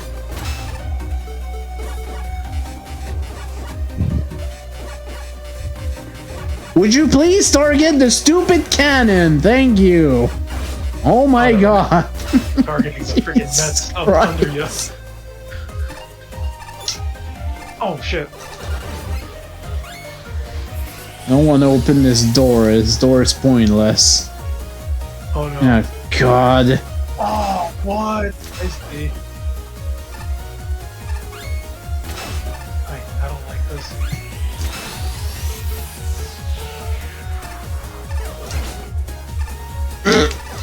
Okay, damage save.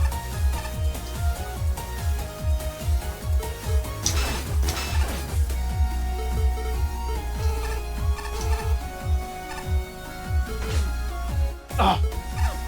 Fuck. There we go. I mean, I'm not gonna lie. I kind of like the Acid Man music. What? You serious? Nah, defend JPEG. Fucking bullshit.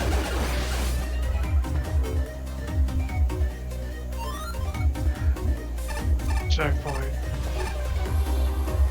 No. Wait, Stop what you are doing. Oh, why is this a thing?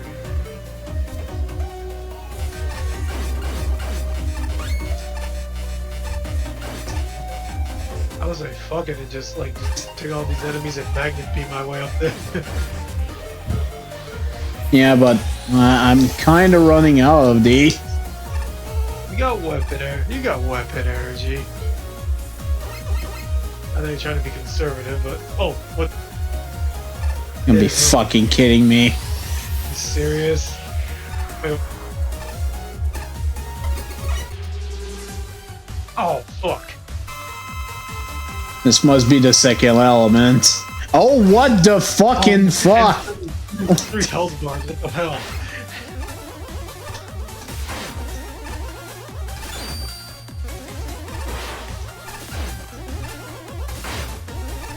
At least he seems to be only a runner, so... rinse. Never mind. Oh, He changed it up. he's like, runner, you say?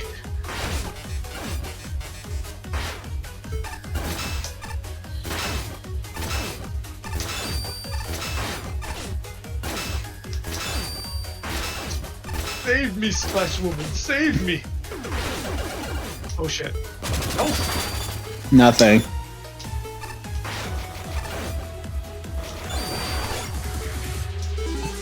Yeah, that was a really good help.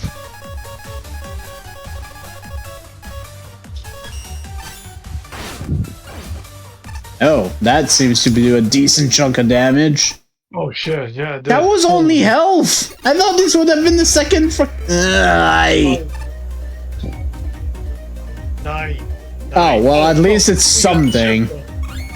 I'll take that. I guess that's how you get it. Oh shit. Compensation, Well, I guess. I'm missing one token. Honestly, I've been almost tempted to use one of the skip teleporters, because there is one for this stage. But, thankfully it turns out I might not have to, but this is still kind of shit.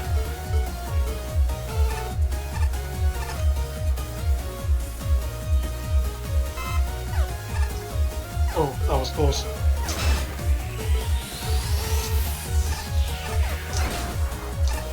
Ah, man. Oh.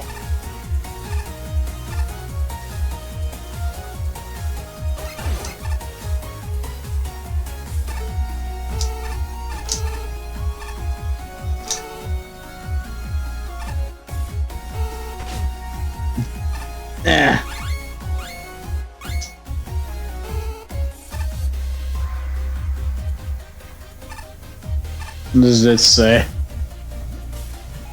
I sneaked in this stage and made a sign, signed Lancer.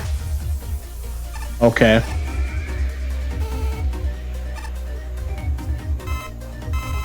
Oh.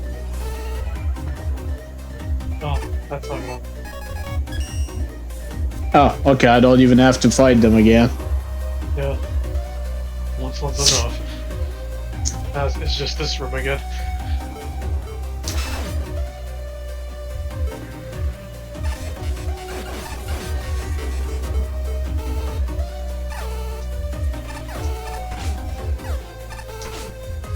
God damn it.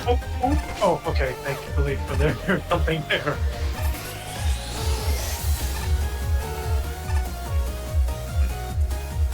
Big corridors. No, fuck your couch. Oh, there's something down there.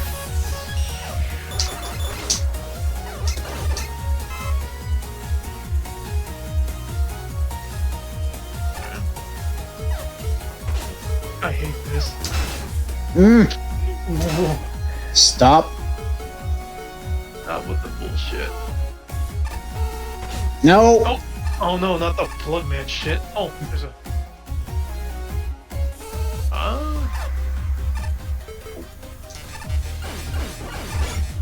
Oh no. Oh man. So tired of it. Everything hurts too much. I'm making me waste my E-tanks. Ugh. Oh, that's the boss. Yeah, piss off everything. Oh my god. This is the worst jump rope I've ever seen. I'm still missing one of the tokens though. Shit.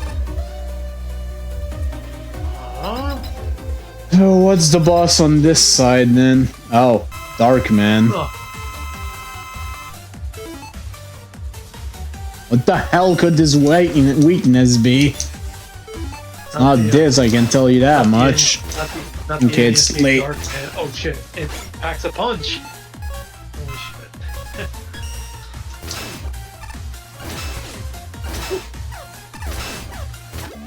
Die. Okay. Not a problem, I'm still missing one token. Yeah. And that one, I have no freaking clue where it is. A scrapyard. I guess, man. What have I not checked in this stupid level yet? I guess I haven't checked these two areas. Haven't gone down here. I hate this. Oh.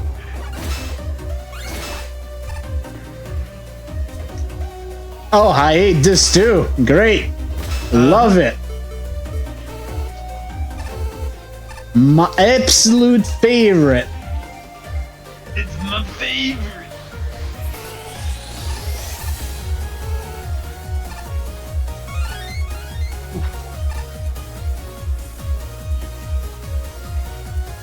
What is saved down there? Nothing. Oh. After leap of faith. After leap of faith. Leap of faith. After leap of faith. After leap of faith. And you know where this is going.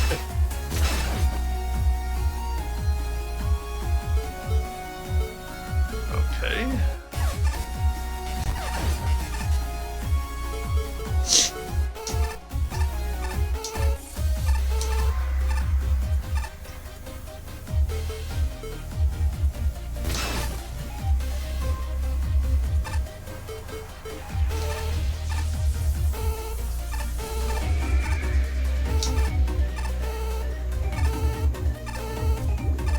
No!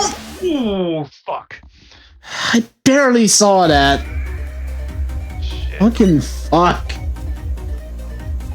Not gonna lie, game, it's very tempting.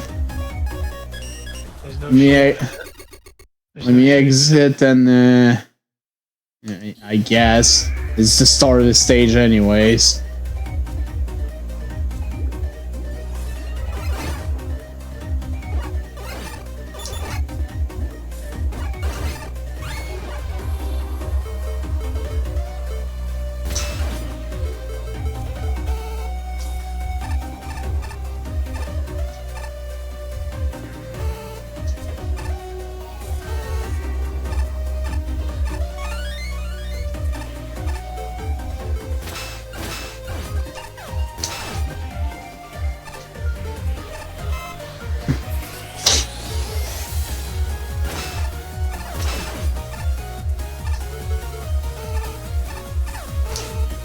I forgot about you.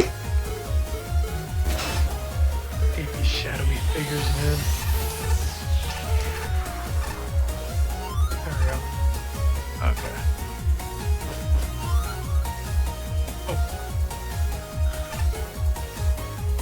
I take that's already been checked.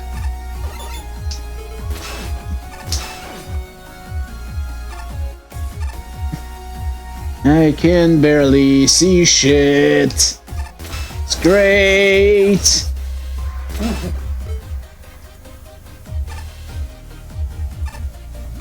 Leap of faith. Okay.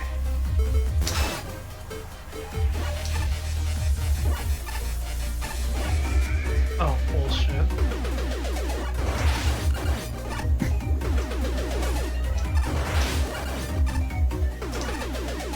This is the stupidest idea. Hey, whatever works. Whatever works, man.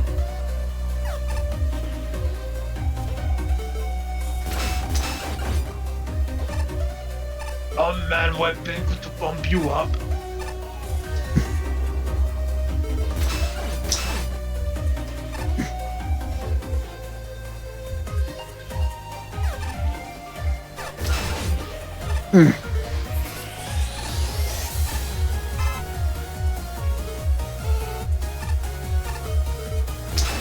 More of these freaking mad motherfuckers.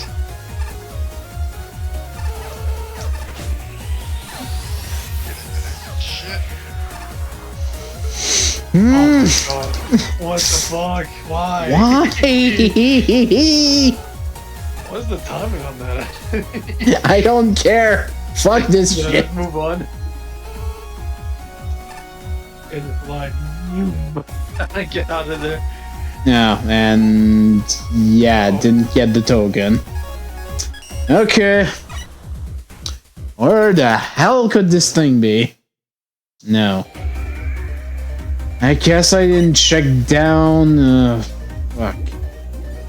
The down.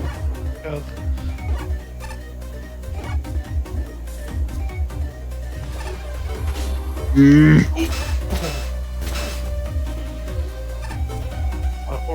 Shit.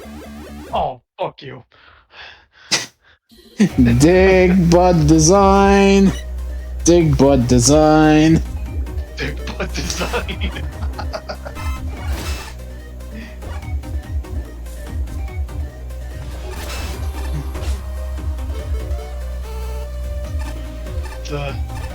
It's a DIKBUT design. Dig boot design. No, eek boot design. No! Stop with the freaking Yoko spike block thing. It's probably up here. I would not be surprised. The hard path on the left. It's probably on the left. Oh no, it would have been no. I think probably this. Oh. I did that on purpose. Oh okay. Oh okay. I didn't get a checkpoint. Seriously? No, you did not, man. Ah, fish and chips.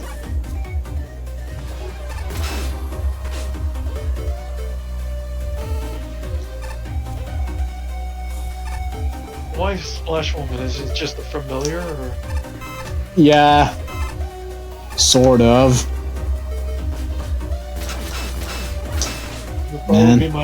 She would probably be my obvious choice if I was playing this. Yeah, the thing is, it's from random gacha capsule, so you'd have to be lucky to get it. Okay. Oh. Shit.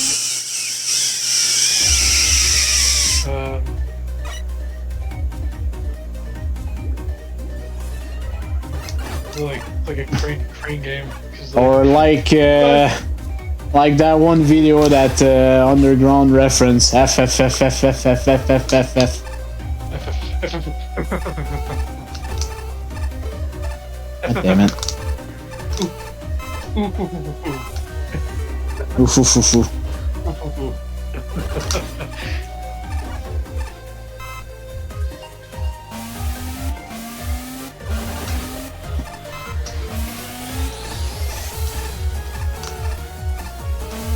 Ugh. This feels so unsafe. Recommended not for children.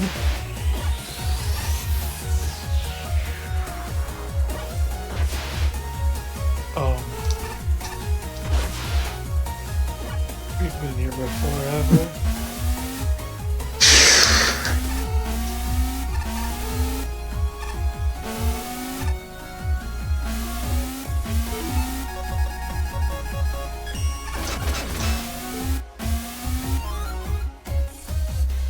Yeah. It seems familiar, and I hate it. Then again, I did not go here on the light path. Who knows, maybe there's a third token in the light path. No! Stop what you're doing! Oh. Hey, gacha capsule. Wait.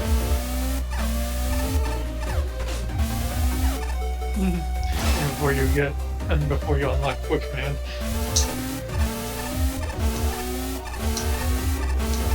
The asshole Quick Man.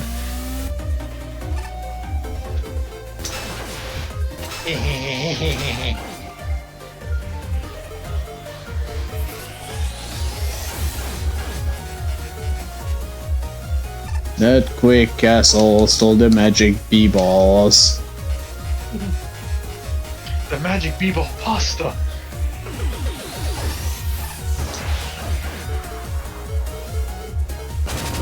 Whatever. Flying helmets away! Oh, seriously? Where is this stupid token?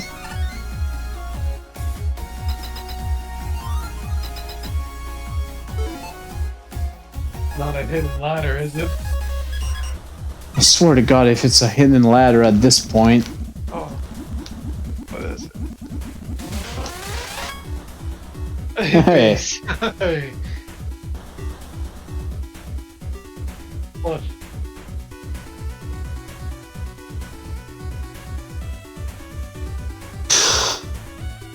I wonder if you squeezed it. I wonder if you squeezed it. You said. He says, "Shut up." Shut up. We're not enemies. Shut up.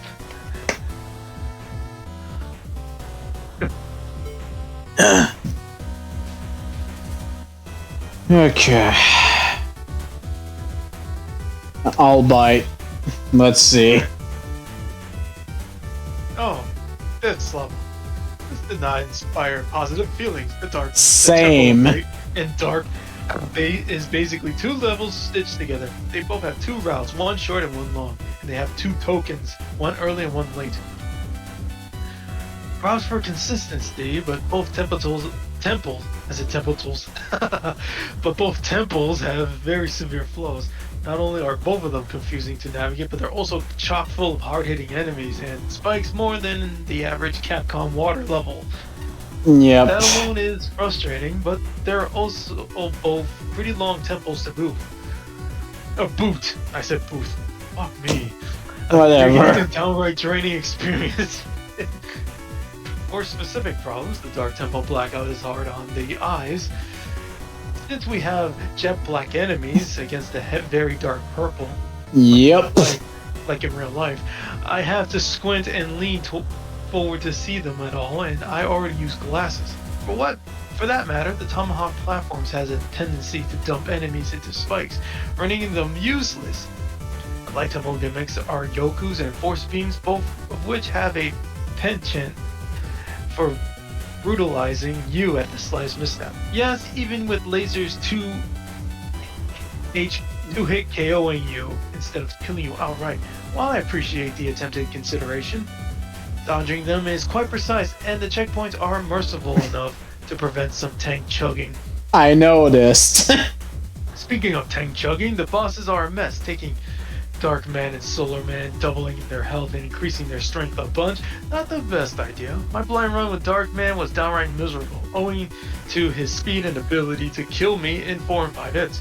And being a shield bot, 56 HP, and when I got to Solar Man, I erased him with Water Shield. I didn't have the patience at that point. The mini bosses aren't nearly as bad as the end bosses, but they also seem to be implemented right, leading to desinks or floating in the floor. The Anchor fight is the most doable of the 3 outright bosses, which is ironic considering he's the bonus boss on the Dark Temple. Still, as far as the token challenges go, I prefer Anchor to challenge for the late token. Killing a giant gorilla for a key, taking the key through a huge force beam gauntlet, 3 more highly deadly rooms where one mistake can kill you. Yeah, that was miserable. Completing Misery. the sequence from start to finish took nearly half an hour by itself because of the course I dialogue, which is too much for one token.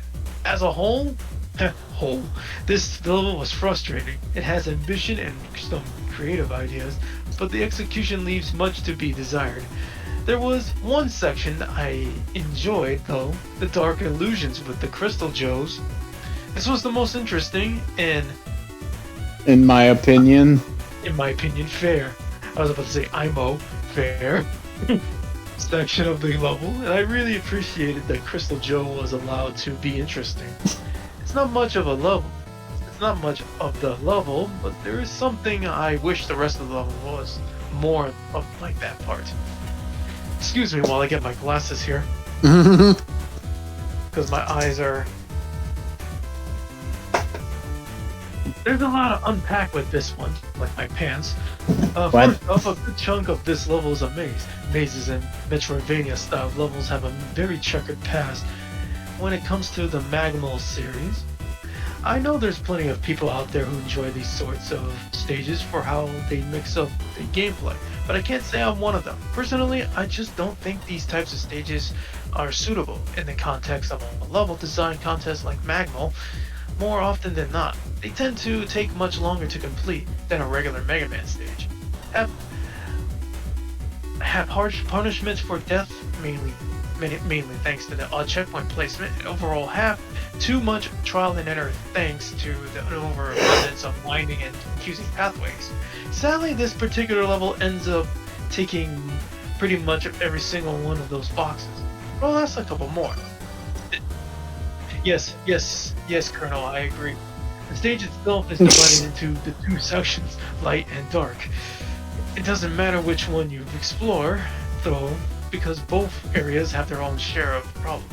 The light section has rooms that are packed to the brim with enemies in almost every corner, along with some incredibly frustrating sets of Yoku block puzzles. The one leading up to the diamond token has blocks that are just out of reach of your maximum jump height, meaning you need to clip on top of them to progress. Assuming you're not just using utilities to bypass all this. Yeah, just using utilities, fuck this shit. Fuck this shit out, mouth. However, by far the worst of these is the block puzzle in the long vertical room. Having Yoku spikes that spawn on top of the player as they're trying to work around it, this part is a cheap shot at best, since you're pretty much guaranteed to die unless you memorize where all the spikes are beforehand. I hate Yoku spikes in general, to be fair, but anyways. The dark section is a little more tolerable thanks to the lack of Yoku blocks, though not by much. Seeing as it has sections with platforms and enemies that are barely visible, going deeper into the stage eventually puts you on the more linear paths for both sections, but they still have the same basic problems as the maze parts, and placement that gives very little leeway for being hit.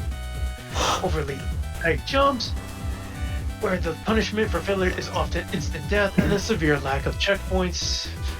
The lower light path is easily the worst of these, with rotating force beams that come out of nowhere. They definitely could have done with some better visual indicators, coupled with the overabundance of enemies that made this path far more hectic than it should be.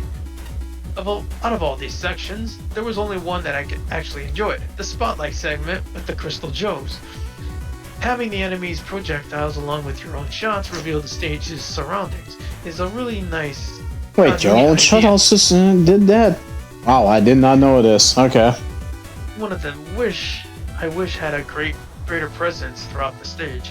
It certainly feels like a better fit for the level's theme more than a surprise. Yoku blocks and rotating lasers. Yoku spikes, yeah. On that note, I can see where you're coming from in using Solar Man and Dark Man as the main bosses, but recoloring them and ramping up their defense output to absurd levels really didn't do their fights any favors. If anything, they just serve as an annoying climax to an almost all-around unenjoyable stage. Ancient domain of illumination and illusion. So, right off the bat, there are branching paths. There are light and dark versions of the stage you need to switch between. And there are keys to find. Labyrinth-style stages can be hard to pull off right. Unfortunately, this is one that didn't cut it.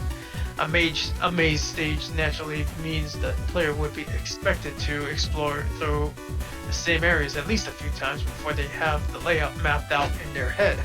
The stage didn't really quite make this process a pleasant one due to multiple reasons. The enemies, consisting mostly of Mets and Joes, mostly of the New York Mets and Sniper Joes, have a common theme of being shielded. The other half of the roster is various stationary turrets with how most of these elements only serve to stop you from traversing too quickly.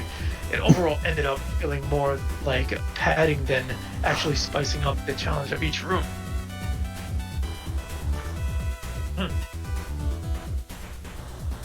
There are many instant death hazards, which means you lose your keys. Really often from all the exploration you need to do around the mazy layouts. While the keys are not mandatory for reaching any of the bosses, it still adds up to the frustration of repeated traversal needed to reach any of the side areas with collectibles. The side areas aren't necessarily a breeze in the park by themselves either. Checkpoints are few and far between, spelling disaster with the brutal and unforgiving platforming challenges. The Dark Temple in general is exceedingly difficult due to the inability to see or parse anything in the rooms. It doesn't help that, in some rooms, the platforms are outright hidden and only visible up close. The nail in the coffin, though, is that there exist fake ladders, which in just an absolutely me-designed decision for what's already a really miserable section. I very much did not approve of this. Boss fights are not much better. They're basically normal engine default bosses, only given more health and maybe a speed or damage increase here and there. Kind of a lazy way to increase the difficulty of the fights for the sake of increasing the difficulty. It overall really doesn't lead to a satisfying conclusion to the stage. Alright, Flashman. Speaking from experience, mazes are difficult to do well. This might have worked as a puzzle level, inspired by A Link to the Past or Metroid Prime 2, jumping between a light half and similar, yet different dark half to reach the end. Instead, it's an exercise in memorizing two completely different level layouts, full of branching paths and leading who knows where. Rules and expectations are thoroughly unclear. There's no obvious goal, too many paths, and zero warm-up for the challenges. Keys and key doors further complicate matters. Secrets are more likely to be stumbled upon than sought out. There's no logic to how most are hidden. Light and dark are mostly interchangeable in terms of design, and they lack memorable landmarks to aid in navigation. Almost every room is saturated in shit with enemies, often the same few types, in configurations that can't reasonably be overcome without taking damage or using special weapons. Some enemies are positioned properly, filling off platforms and into pits. There's an excessive amount of instant death for any level, let alone one involving so much backtracking. The bosses don't need multiple health bars. Agreed. Oh god. Downgrading to damage spikes, adding more checkpoints, allowing the player to see more of the Yoku block patterns before jumping in, or requiring less precise jumps from the player would. And fuck the Yoku spikes also. Anyways.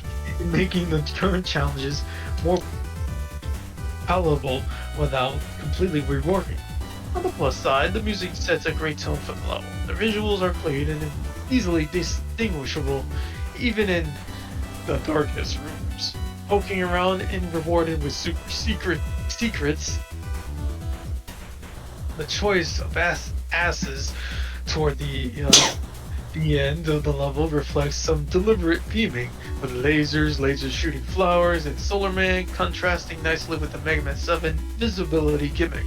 Shadow clones and Dark Man.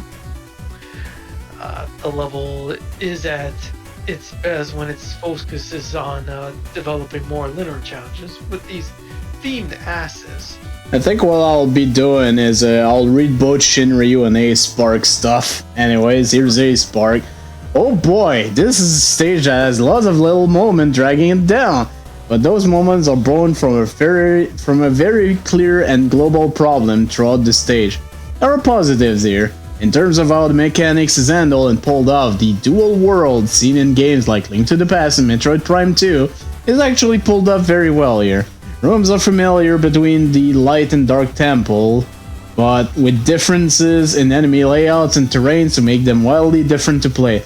I also think the general aesthetic and atmosphere fits. The actual tile set and method of tiling the levels looks pretty good, and I appreciate the pits are clearly telegraphed. A very significant issue another certain exploration stage in Magmamble 2 failed to do. But the issue lies with the level design, not the team. It is yet another Metroidvania style stage that tries to have the player explore every nook and cranny for keys and navigate between the light and dark world to get one of the 2 bosses or token on the side path. Unfortunately, it misses the fundamental gameplay that Metroidvania or exploration games relies on. The challenge should be in exploration itself and not in how the player executes their movement. This stage has an ungodly reliance on instant death or high damage challenges. Some challenges require pixel-perfect jumps, enemies deal heavy damage, and there are death spikes and pits everywhere. Certain challenges takes almost as long to clear as entire main series Megaman stages. The green token takes a whopping 2 minutes even using weapons to get. And do I even have that one? I'm not even sure. 2 of the primary gimmicks are the worst offender. Force beams might not be instant death, and the layouts combined with rotating force beam offered some decent, potentially fun timing challenge. But without background cues, rotating force beam are incredibly hard to parse oftentimes. Players will take extreme damage even standing in location that looks safe because the force beam clipped them for a nanosecond as it tries to figure out what is and isn't blocking it. Yoku blocks are just a catastrophe here, with the entire challenge relying around "surprise, there was a spike you forgot was here!" All this and a severe lack of checkpoint means the stage quickly becomes frustrating mere minutes in. Thankfully, certain challenges can be completely bypassed through the use of magnet beam. The player is able to get into slides, passage, and skip rooms entirely, but this is only a small bandage on lowering the difficulty. The enemy selection is also problematic. So many enemies are too defensive, further damaging any flow the level required to make exploration rewarding, and during the dark area it's even worse. In the dark area, some enemies blend in so much it's almost impossible to see. I realize, seeing how some of them are pure black, this is the point, but it's still irritating you to get sideswiped by an enemy you didn't realize was there.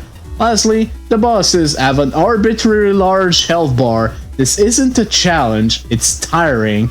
Weapon use and energy weapon tanks are the only thing making the stage even slightly playable, and that does not help in the long run.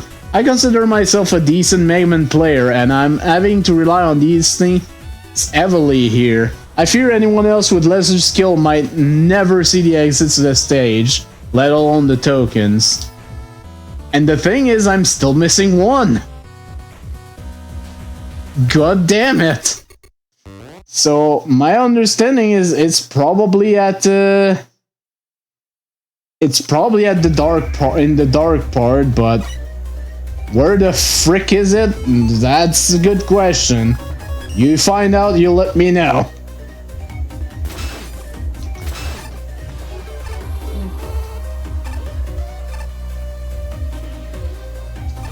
But yeah, I entirely agree. There's way too much instant death. Like that. I mean, shit.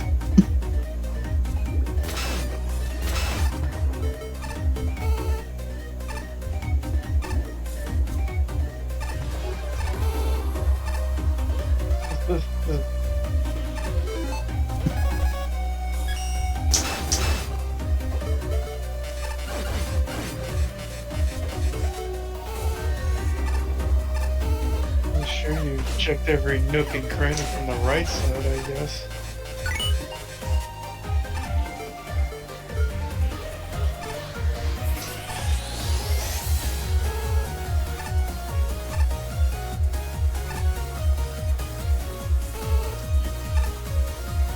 What is over here actually? Bolts. Oh. Right. Just what we need, more bolts.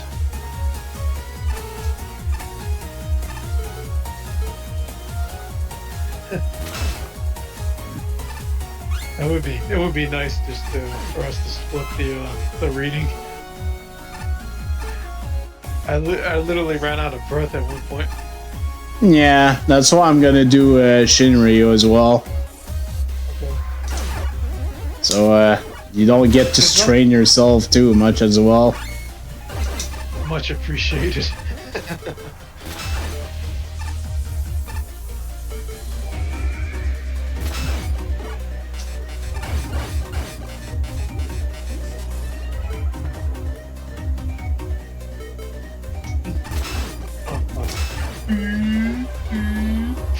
Thankfully that's in the light path, so.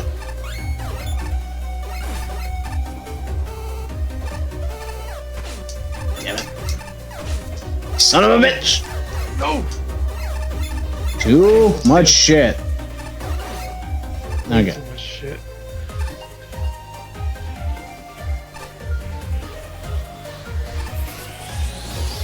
Had to check. Yeah, gotta pick everything.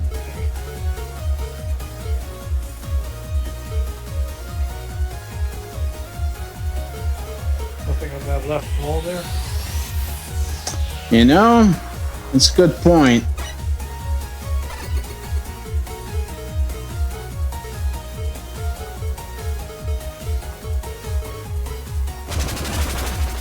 Yeah, fuck off. All right. Yeah. Let's just. I just look at that flooring over there. Aha! Yeah, baby. Good thing I called that. Thank you. Ah, damn it! I didn't even see that one. Oh, All right. Hell yeah. So, I hated this. God. I see where they were going with it, but the execution was just so bad. Fuck this whole next stage. If you're going to make an exploration stage, don't rely so much on goddamn instant death, and also more checkpoints.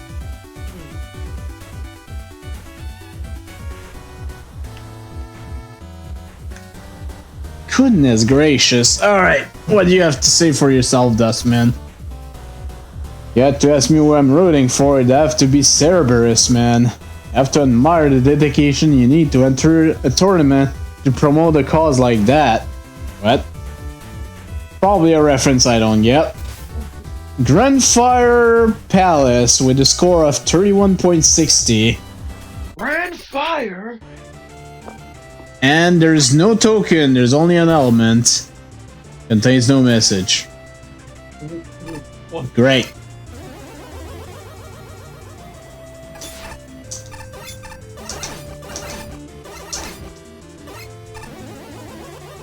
Oh, rocks.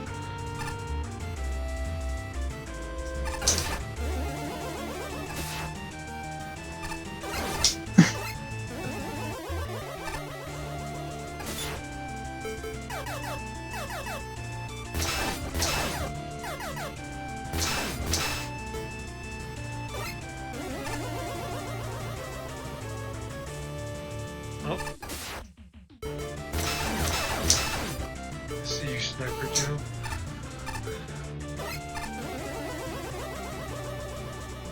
I like how they Megaman text this fucking song. It's kind of interesting.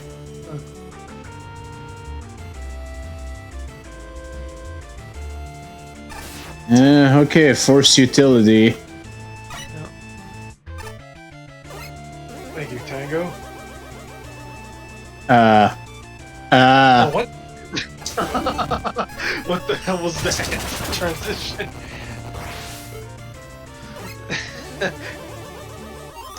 Okie dokie.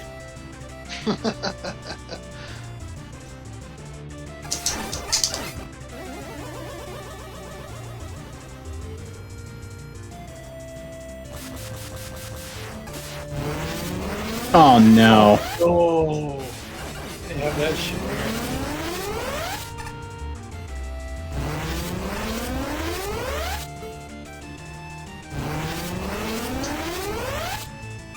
No, we don't have any concrete man to stop that shit.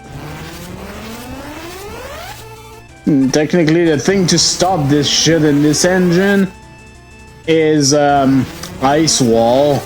Yeah, good luck.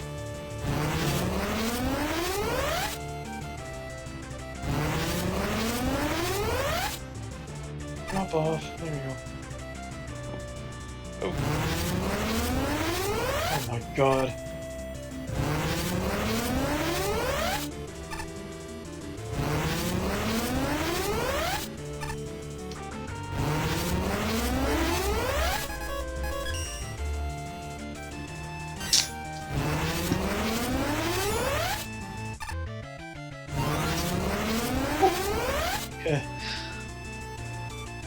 Oh, what the hell?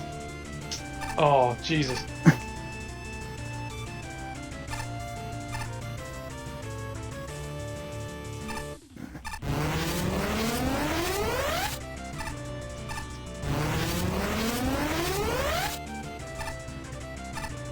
Ugh, is this really necessary? I know the stage is called Grand Fire something, but come on. Oh no! Oh my god. Oh. Oh. Yeah. Nope. Oh. Even knew this the exit was there.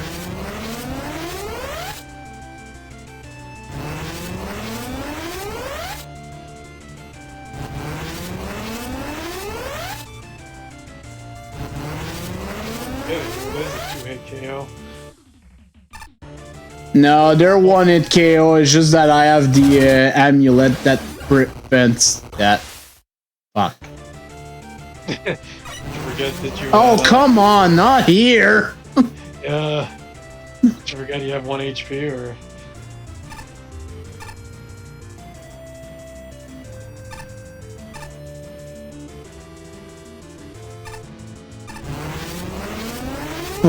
Insta-death challenge is why. I know.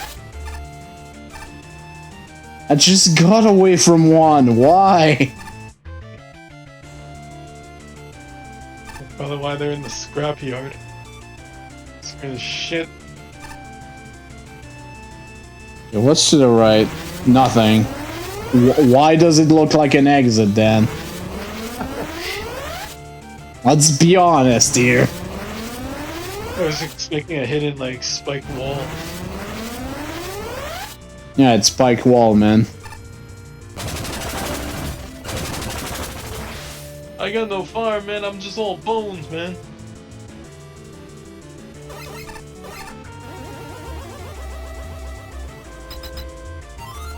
Oh, an actual door.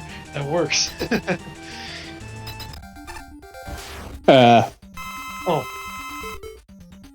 It's Darkman again.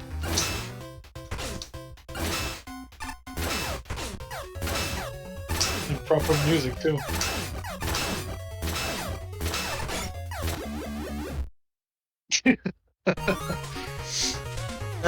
Well, that was a stage. Good lord.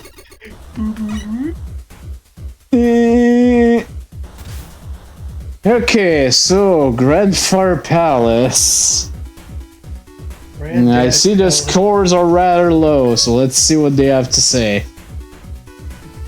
This gave me some serious Mega Man 9 Wily 1 vibes starting out. Not exactly the same, but between the title set and music, and even a portion of the enemy set, the comparison's already unavoidable. The use of the Chanky Dragon is as a mid-boss and magma beams as a core gimmick only furthers it. Though the magma beams are certainly in unique situations, sadly these don't always work. The audio doesn't quite function in the long C room. Yep, noticed that. Not in the unavoidable beam out attack after that is downright mean for many reasons. Beyond that, the level's aesthetic is weak, but the design outside of some beams is relatively inoffensive, offering not a lot to talk about in the long run. About the only other thing to say that the Chanky Dragon's boss doors are broken. Yep. There's some force weapon usually that can feel completely arbitrary. Just kind of a bleh level overall. This level didn't exactly king things up with the best first impression, considering I had to lower the volume the moment I loaded into it. I guess it was too loud during the judging process. Even if the music wasn't blaring to the point of drowning out the sound effects, I still think the original version of Flash in the Dark would have been a much better choice over this rendition. Music issues aside, there's not a whole lot going on with the empty level itself. It's relatively empty, save for the magma generator segments. Even then, however, I found these parts to be more tedious than anything. You get very little time to actually move around before the generator goes off, which really doesn't pair well with how long those magma streams last for. Considering how dull these segments can be, it's probably a good thing this stage ended up being so short. For what it lacks in content, however, it sure makes up for with technical problems. It's unfortunate, considering these oversights are probably the most interesting thing about this stage. The most glaring one is that boss doors aren't actually doors, they're just background details. This isn't the only other tile-related problem, however. On the screen just before the first checkpoint, it's possible to clip into a wall and potentially die in the following room just by jumping into the screen transition. Really? Okay. There's also the entrance to the end boss hallway, which you can jump over and walk on top of. This can even result in a soft lock if you enter the boss room that way, assuming the immediate wall clip doesn't kill you. The retry button is much help here, since you actually miss out on the last checkpoint by going above the corridor. Oh god. Good thing I didn't try that. Simply put, this level could have done with a lot more playtesting and better audio balancing. Scorching Hot!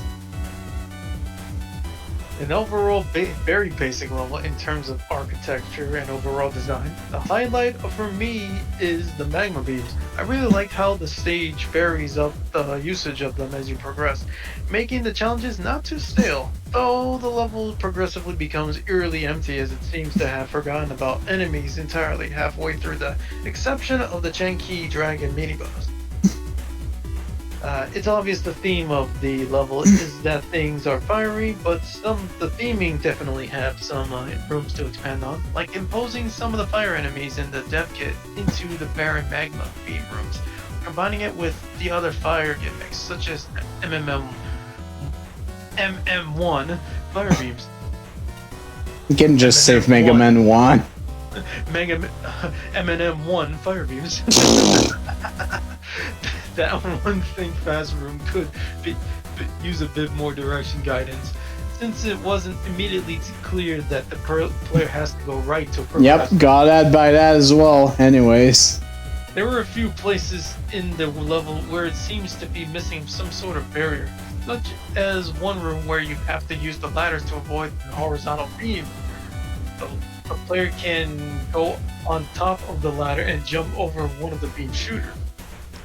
That should be expanding upwards off screen. On the contrary, the player could get on top of the boss corridor from one room prior and get themselves killed in the wall in the boss chamber once they exit the screen, while also unable to trigger the checkpoint in the corridor. Doors don't function as doors for some reason. They are completely phased through from one side and become solid wall tiles on the other side. The remix of Flash in the Dark is a bit jarring, with some of the notes being off-key. The instrument choice here really doesn't make it sound all that great. It's also freakishly loud. My word.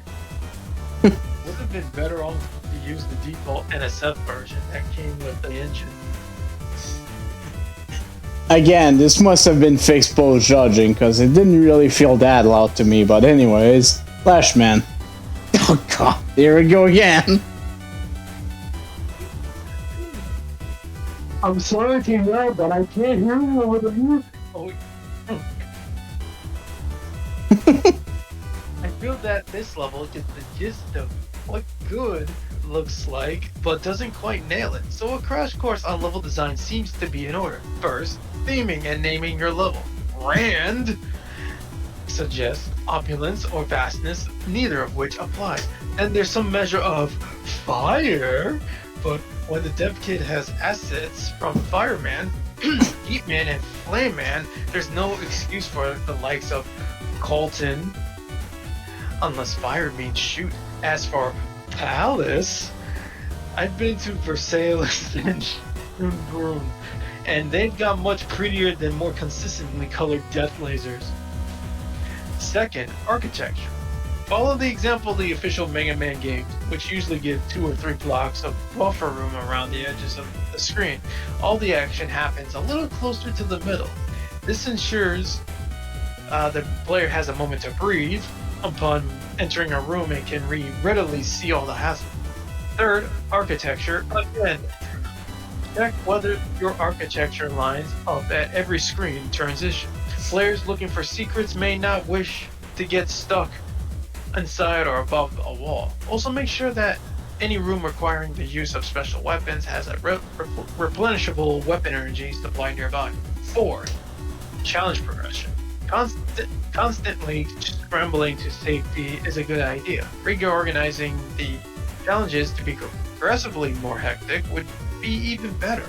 Keep bringing back enemies and new ways to justify introducing them and to keep the long gimmick section fresh. Use empty rooms sparingly. 5th, aesthetics. Add text to your text box. Choose style sets that flow together and boss music that fits with the rest of the soundtrack in terms of volume and style. We can skip over length, checkpoints, items, and challenge fairness. These are crucial considerations, but they're pretty good shape here. The first thing you encounter in the stage is a text box without a message and a rather hideous remix of a Wily tune. Its first impression is incredibly poor, and it drops even further when you get to the meat and potatoes of the level. The first few rooms feature tons of shielded enemies and already feels like a slog. Tiling is unpolished and inconsistent. Oftentimes, terrain feels like it's missing gaps, and boss doors arbitrarily do or do not work. Requiring rush coil almost immediately without means to refill simply shows poor consideration on how the level is constructed, and it's lucky that it's both early in the level and the nature of Megaman means it's not such a critical soft luck failure as the time Doug Gemini Man did, but it sours the first impression. But then the magma beams, oh boy. This level is for lack of a better word, boring, dull, yawn fest, utterly boring, and waiting isn't a challenge. The setups of the magma beams often result in repetitive and incredibly slow rooms. Past the first checkpoint, you spend most of the stage waiting around for a beam to fly past. Walk to your next mark, ladder, rinse, repeat. Even the gotcha room with the thing barely got a reaction out of me. I just sighed audibly. Cause heaven help you die to any of this. Since then you're left waiting around even longer. I'm sorry, I can't think of any part of this stage that was positive. I don't even know if people are expecting a comic here, but it doesn't even deserve that dishonor. Ouch! Yeah, this level was a nothing burger, honestly. It's... Damn. Alright. This was the first level of the contest that had no tokens, which I'm surprised about. I'm a system to test tournament. This tournament to test our strength or spectate or whatever. Really, I'm just here to find out if there's any material anywhere I can drill through. Priority, damn it? Yeah, right. This is what I was made for. Okay, Toxic Trouble by Flora. Leak penalty. Uh-oh. What do we mean by leak penalty? Anyways, I guess we might find out in the reviews. in the judging. Oh, no. Okay, trouble. only an element. Also, that reminds me. I haven't found an actual shop, so whatever, I'm gonna buy these. Alright. Only an element.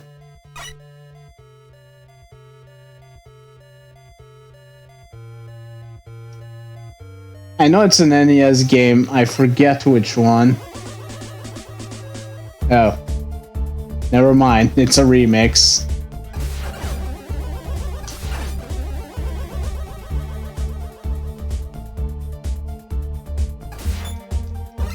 I see we've got a challenger from the future gimmick here.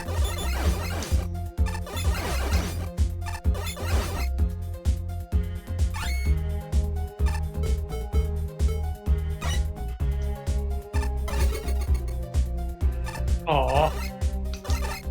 Boo! Lame. Minus 5 points on that.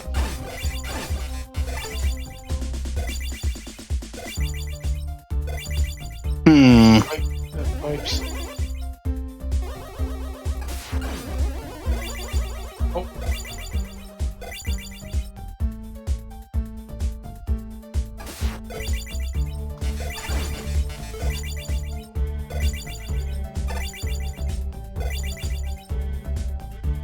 Oh boy.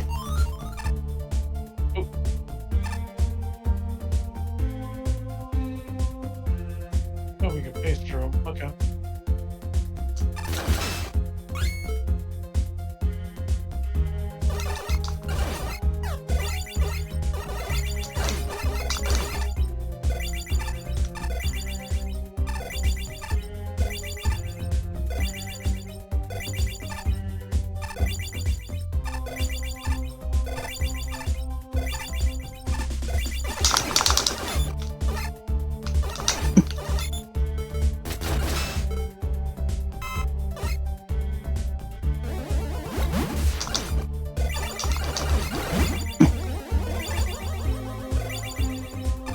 So far, this isn't that bad. Oh, what the fuck are you? The fuck?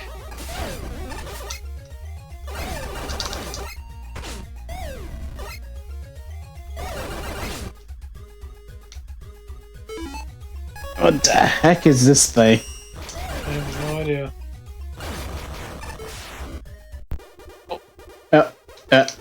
Okay. Suddenly, we're playing the Commodore 64, apparently. Is that what it is? It really does sound like Commodore 64 music, anyways.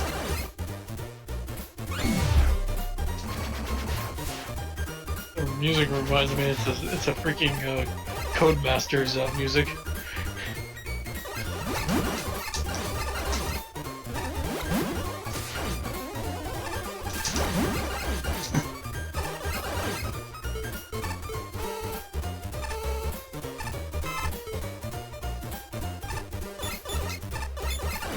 Damn font mines.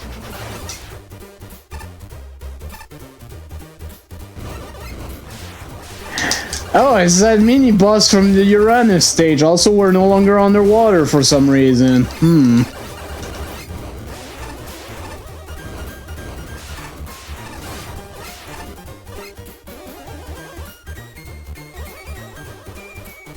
And now we're back underwater. What the heck? Okay, that was cheap.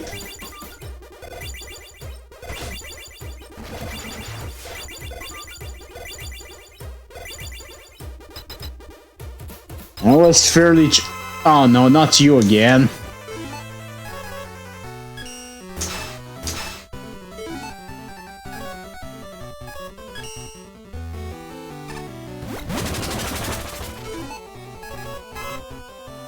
I didn't want to use that. Fucking fuck.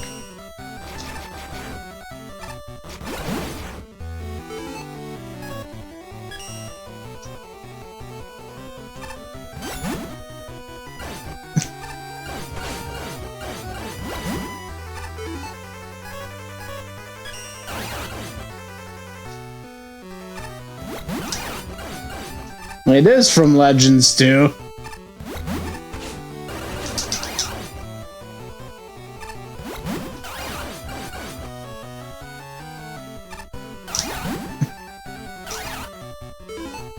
Why?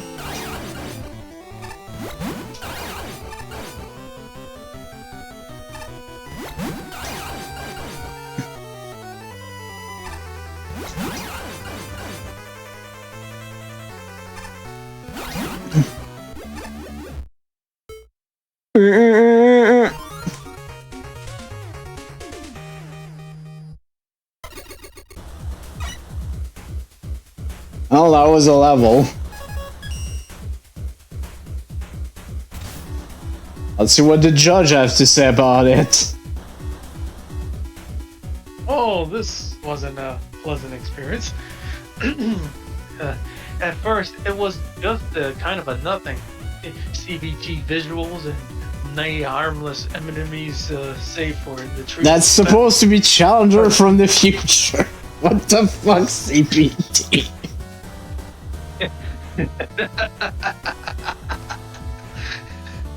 A troop of Fatul, Ace Manbow, and the Butterfly. There was a neat aesthetic detail leaking acid pipes. Ass! Pipes. but that's the only bit that ended up noteworthy. Then we fight this weird top hat spider stompy, and everything Yeah, goes what the downhill. fuck was that mini boss? Seriously. The emoji bombs are out of place, and then at least one of them tends to teleport for no real reason. Multiple broken solids pop up, and if these aren't a glitch, that's a significant aesthetics error. The enemies continue to be near harmless. There's water that randomly disappears, and it culminates in one of the most frustrating Great Devils I've ever seen. Ode to the fact a slime doesn't despawn on its own, and if you die, it's back to just after the spider stompy. Oof. I'm glad I didn't. I like to talk about things that I found enjoyable as well, but there's not much of anything positive going on for this place. It's all a bunch of bleh. And most fun I derived from it was the neat aesthetics early in the level. Level design wise, there's not a whole lot to go over here. This is a very short stage consisting of simple room layouts, along with mostly non-threatening enemies and hazard placement. If it weren't for a few functionality issues, along with some grievance I have with the end boss, there wouldn't be much else to discuss with this one. As far as technical problems go, there is the fact that both the first and second half level teams don't loop properly, although you'd have to intentionally go idle for a while to even notice this. I can't exactly overlook it either. More glaring, however, is the lack of collision on what should be solid tiles. I get the feeling there's supposed to be background details, but it just comes across as visually inconsistent. It's especially confusing during the lead up to the boss when you're basically phasing through what looks like solid ground. Not to mention one of the enemies in this area snaps between being inside and above the floor. Speaking of the boss, why is there no checkpoint right before him? Granted, the trek back to his room doesn't take that long, but it's certainly annoying to happen to go through it again if you happen to die. It's not that unlikely of a scenario either, seeing as the boss is the Great Devil, but now his projectiles never despawn. While it's definitely possible to manage this fight with weapons, it's a whole other story if you're going Buster only. Trying to keep it so that the globs don't overtake the floor while also trying to sneak at hits on the boss is nothing short of annoying. While I can at least appreciate the thought of wanting to make a vanilla dev kit boss more interesting, this definitely wasn't the right approach. All in all, the stage and the Red Devil could have used a lot more fine-tuning. I kind of agree with all that. Trouble in Toxicity Town! They're very short level, somewhat basic level design put into it. Simplistic platform with also simplistic enemy placement. Pretty jamming tunes at least.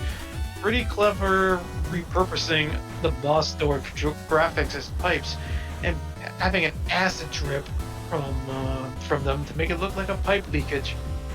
Some of the reskins are cute, even if they're a little amateurish, like the sea mines and the skull mini-boss. It's charming in a way. Final section is a bit wonky, with how Megaman keeps randomly standing up in a one-wide sliding tunnel. I think you wanted some generic stoppers on where the acid drops drop. Oh, acid drops drop. Great Devil, except now he's red. No, he's a Red Devil. Diabolic. He also has a smile that reminds me of the Kool-Aid Man. Oh yeah! Oh yeah! I feel like we're back in Megaman 1, but the community had a good handle on theming, logical architecture, with the importance of playtesting.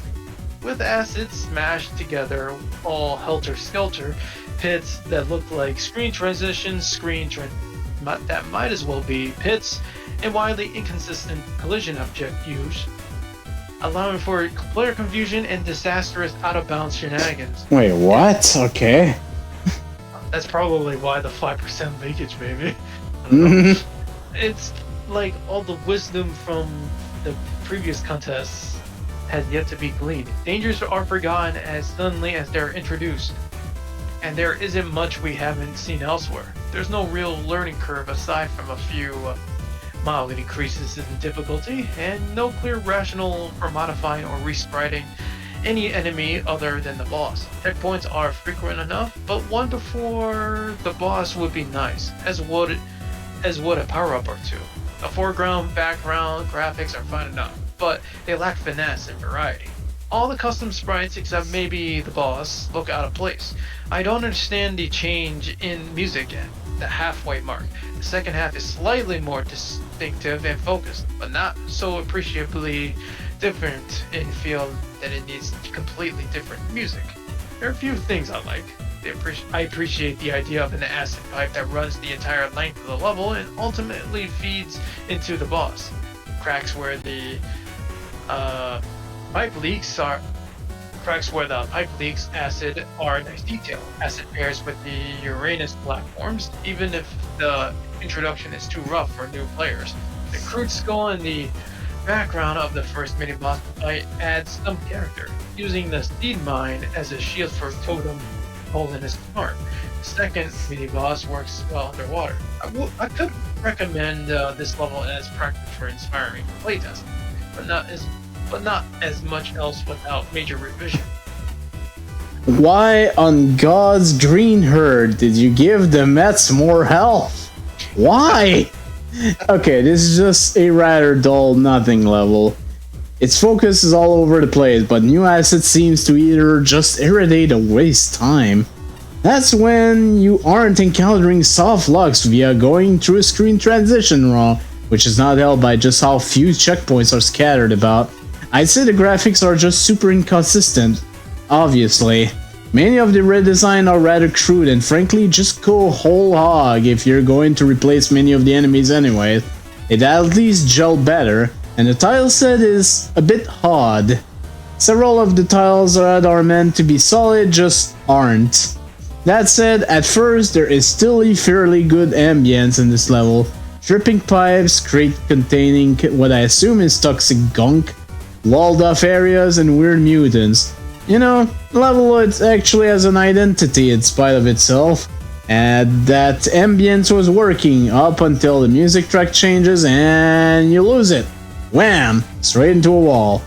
Oh, I actually really like both songs quite a lot. Second song is a right bop, but just kinda says it all really. I like it, and it's a detriment to what the level was going for initially. And let's talk about the Kool-Aid Devil. Not only does he not get a boss checkpoint, good grief, you took what is already a rather tedious Dev Kid boss and made it way more irritating. Flick up those turbo switches, kid. You're gonna need it. I feel bad for the Grey Devil. So many people are making him so much worse to fight. I almost regret coding the fella. That's on me, I guess. Oh yeah! The boss sucks. Oh yeah! This boss sucks. Yeah, this level was... bleh. It was alright, I guess, but not much more than that. Keep quiet about this here. None of us bought tickets to the tournament. Guess, you know, Cockroach Robot don't really have money. I really need to see those battles. All 10 of us in here are rooting for different competitors. I even have to keep the brats for fighting. These minutes. Not like back in my hour. We need best to support the junk robot going in. The underdog. Literally this time. Okay, 161. The AMA trials. 32.40. Ah, boy, 2 exits again. 3 tokens as well. Alright. Be here for a while. Nothing to the left. I think this is Megaman 11 music. Kinda sounds like it. Why did you put the spike there? I was expecting to let it fall like you on max speed. Oh, why are you here? Shout out to Sting Terios, credits to Tater Tot Tunes for the Wily Gear Fortress 8-bit demake. Okay, so yeah, it is Mega Man 11. Game I have yet to play. I should. At some point. I guess we go down. Yay, one up. It's a sever rolled head. Oh, fuck. Oh, it's a fake. Oh, It's a fake. Oh god. Oh shit. Oh god. Oh no. Oh, it's damage spikes. Okay. I was about to say that is so shit. Oh, this is shit. Hmm. We go in here? Oh, we do. Oh, who are you?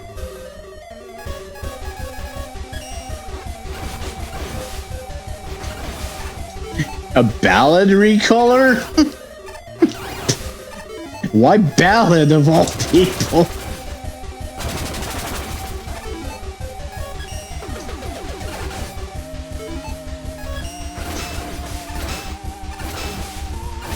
What is your weakness?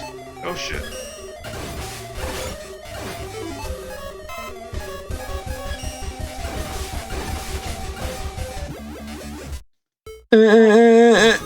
That's one. I guess it's good. Okay, so at least the second, that third token was right where the second element was, so that's not too bad. This is good to get this one out of the way.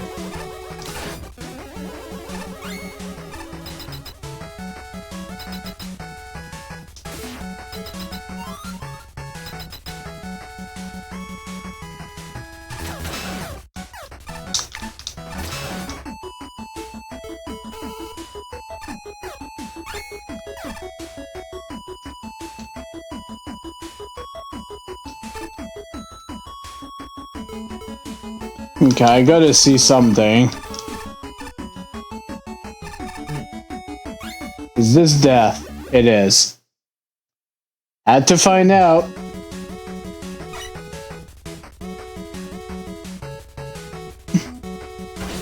Damn it.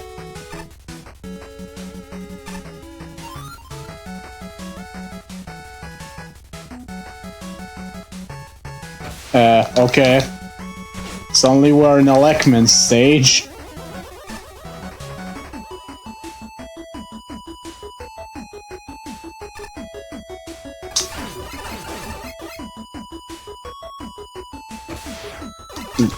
What is going on with this stage? Oh, nah, we're probably gonna die, but... Okay. Okay. So even if there was something there, apparently there's a...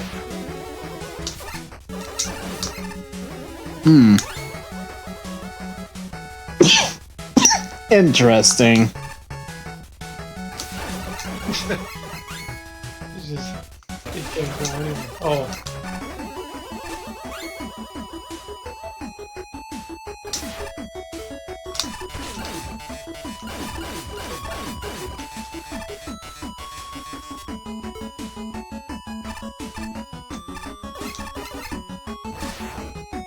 Oh. Aha.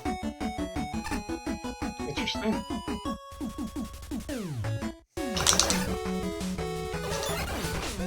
Oh.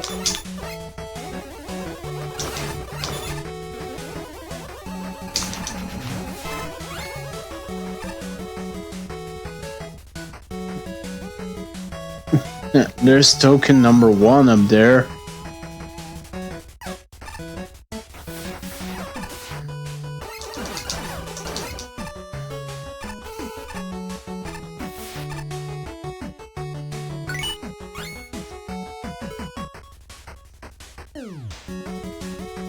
Don't mind me, I'm just gonna take a sip in the meantime. No problem.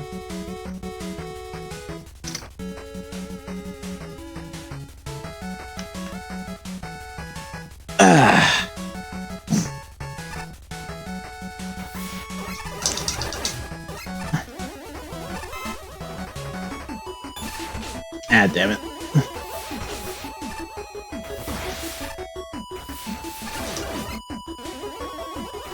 Goodbye, precious health.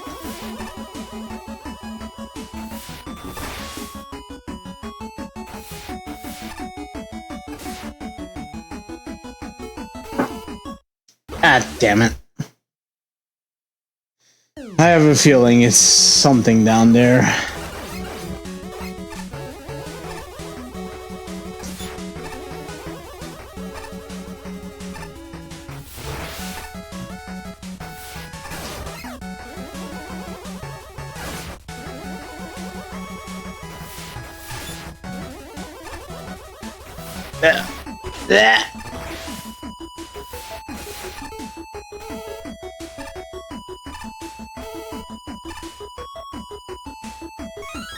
Well, not quite what I wanted, but I'll take it.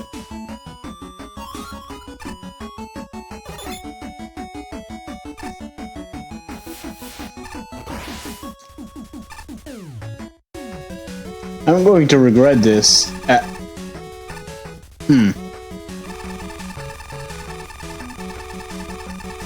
Nanny the fuck.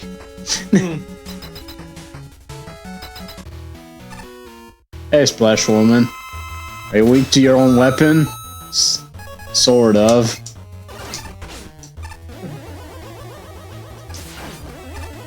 Where's Hornet Chaser when we need it? In Megaman 2. I know. Sag. Really Actually, that does a decent chunk. nice. Found a weakness. Uh-oh. There you go. Note from the Megaman 3 dev team. The boss in the preceding room originally had boss barrier objects placed over a reflect block. Since boss barrier objects only delete solids, this part was unbeatable. It has been replaced with tiles that look like reflect blocks. Oh. Mm-hmm. Oh. Uh-oh.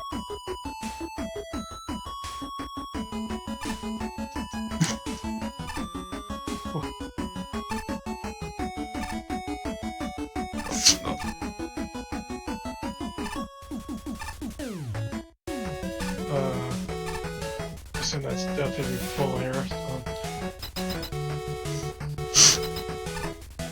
Oh. Are these fat nuts?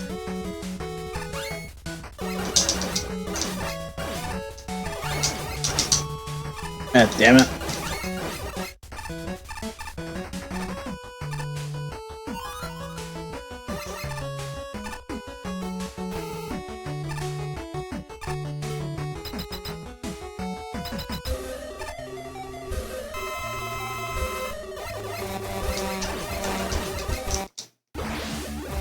Oh, fuck.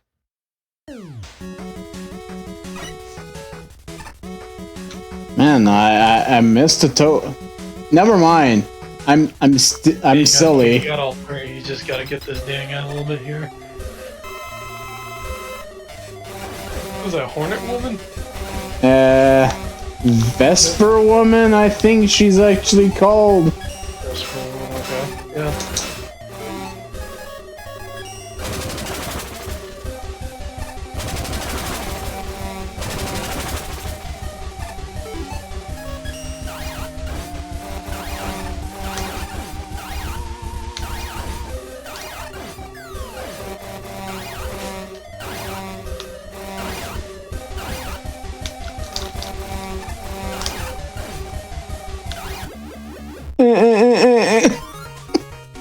This fucking noise.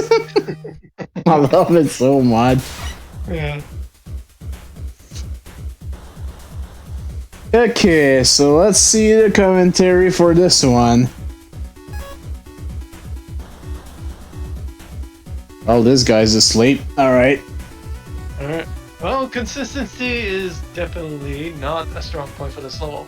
I'm pretty sure the visual aesthetic changes every 2 screens or so, which is costly to the level's cohesion. As far as the design goes, there isn't much to talk about, so this will be one of my shorter reviews, thankfully. Is it? It doesn't seem like that short, No, but it doesn't. anyways. You bitch, Mick. The trick with this level is that most of the encounters are just there. In fact, there's a surprising number of enemies that are essentially harmless. The exception is with the Splash Woman section. Those enemies can kill you if you aren't careful. As for the platforming again, there isn't much of anything outside of the Splash Woman section.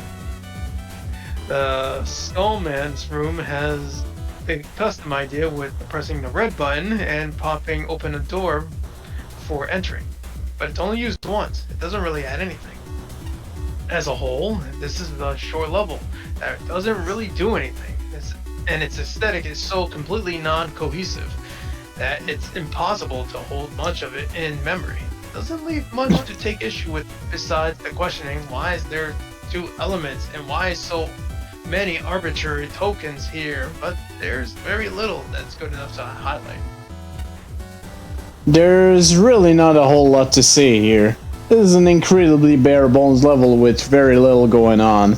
The room layouts and enemy placement are all very basic, to the point where almost nothing outside the boss fights offer much in the way of engagement. The only slight exception to this might be that one spike drop, but even then, the spikes aren't instant kill, although I'm kind of thankful for that in hindsight, seeing as the second screen arranged them in a way that's really hard to avoid if they're dropping down from the left side.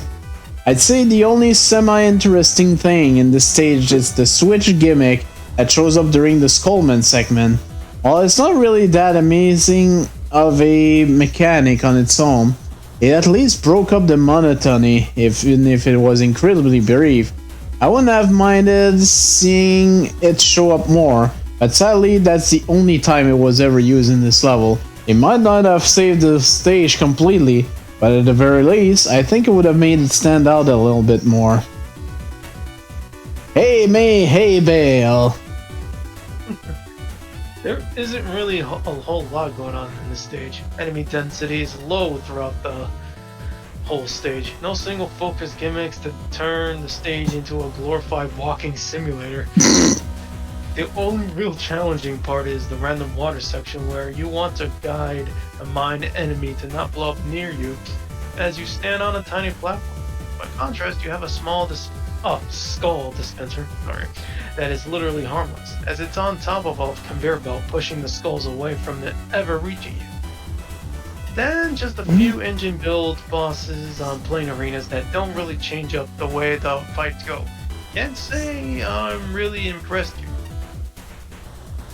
Also inconsistent tile collisions such as the bones in one screen serving as a top solid and full solid in another spot. Paths that looks like they lead somewhere but just a dead end. Sometimes literally a dead end, as interacting with boss gates while you're on a screen edge can really screw things up. Interesting. Oh boy. I've encountered several new words and titles for this contest, but Hey May is a stumper. What the fuck is a Hey May? Assuming that it's not a proper noun, its best explanation I found that it's a Quechua word that means to collaborate, whatever that means. If that is indeed the case, and multiple people work together relay style to create this level, I can understand what went wrong. Otherwise, I'm going to assume that Hey May means incomprehensible men. Ow. If the scenery and enemy roster are going to change every few screens, there needs to be a clear reason why. A text box explaining the premise would be easy. I even settled for teleporters linking each section, rather than lackadaisical screen transitions leading players directly into walls, enemies, and pits. Structural polish is not this level's strong point. Inconsistent use of collision objects for tiles that look the same, suspicious architecture hinting at non-existent secret area, bottomless pits that don't look bottomless pits, etc. The worst offender is the improperly implemented exit to Splash Woman's boss chamber, which rendered the level unbeatable until the dev team intervened. That's a sign that the level wasn't playtested before submission. However, I don't think any amount of playtesting could have saved this level without an obvious theme or premise tying everything together. It's a series of pointless, unrelated challenges. Shoot this thing on a ledge, touch this random object, collect this unavoidable token, fight this unaltered dev kit boss with horribly shrill music. The water area is better, but not fun, because suddenly the slightest misstep might be fatal. Likewise, the honey woman fight is inventive, but I'm not sure it is enjoyable. The fog pods hiding between the floor nubs and the Docron struggling against the conveyor are cute, if ineffectual. The tile work is nice within each section. That's the best I can say about this May of a level. You see, some level concepts just are going to always struggle to be pulled off well. And this wasn't. Go through a new segment of past Megaman stage is an idea that sounds cool, but in reality often lead to a bunch of, to quote Rome, half-cheek segments that do little to nothing original or novel. They just sort of exist. These usually work best with a larger single experience rather than something like Megaman. In a game where they build off essence of earlier areas rather than have no context other than past Megaman games. Either way, both types are normally climaxes to these games they are in. In this case, the May Trials is just going to arbitrarily end up somewhere in the middle and as a result, lose any sort of memorability. Post judging comment. Oh boy, was I off about that one. Think this is a weird thing to focus on? The music choice really suggests this is what you wanted to do with the level. Most of the stage is incredibly basic. Spike drop, jump across pits in water, kill the odd enemy in the way, although most acts have obstacles to avoid rather than blockers. The single screen with the weird red orb key is, weird. I don't know why this only appeared once, who knows? Lean into this thing more and you might have something. I'd say using this gimmick wasn't even attempted where it's used like this. And as I have said elsewhere, I really don't like Robot Masters showing up as mid-bosses, especially without changes for no real reason. It isn't novel, it isn't a new take on them, it just degrades to what were end-of-stage bosses for no real reason. They do nothing but waste time. The ballad energy element path is so short it might as well not even be there. It offers nothing to the stage other than to add the artist dev kit boss into your stage in a unjustified manner. Finally, let's talk about screen transition. There's many spots where going into these the wrong way will get you shunned into ceiling or terrain. At minimum, they get you killed. But the worst spot is the entrance to the end boss fight against Honey Woman. Hugging into the left wall here simply gets you softlock and seems to despawn the boss somehow. Too. Oh god. Glad I didn't hug the left wall then. More care is needed with screen transition. Pay attention to where the player can end, and you'll avoid this sort of thing in the future stages. Yeah, an attempt was made with the stage, but there's really not much to say as was mentioned. Honestly, I pretty much agree with what the judges said on that one. Rip, man. Any worry challenge can be found here, even if the bottom rungs of the gauntlet. Even if the going gets tough, perhaps unbearable, one must press on and break through those barriers. We've got Trouble in the Fortress by Zeta with a score of 33.40. One element, one token. Let's do this thing. Trouble in the Fortress. I don't know what this music is from, but it sounds kind of funky. Much as I hate to say it, I want you to rescue my fortress because for some unknown reason my robot just malfunctioned out of nowhere. So all I will say is this, please, for my sake, do it. What if I don't want to? Why would... whatever. Just do it.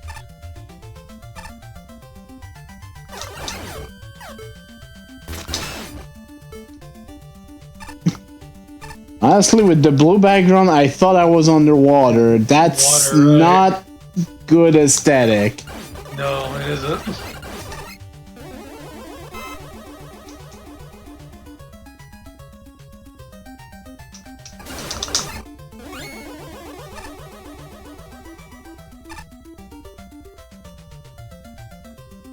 Okay, yeah.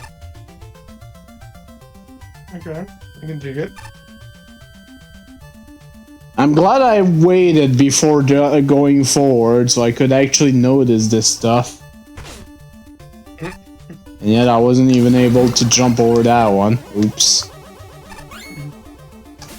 Wait, why would there... Why would there be one here? I don't get it. Or some people would just jump into the pit. I guess?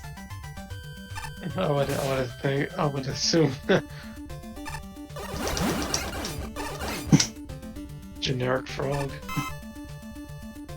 I'm guessing it's something from Challenger from the future that I forgot about.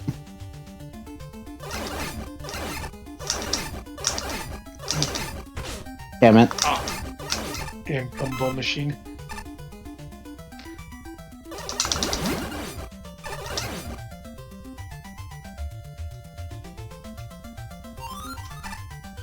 Yeah, sure.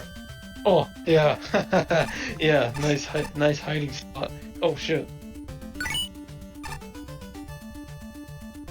Okay, there's a diagonal one. Interesting. Diagonal lines. Diagonal Well, at lines. least I found the token. Yep.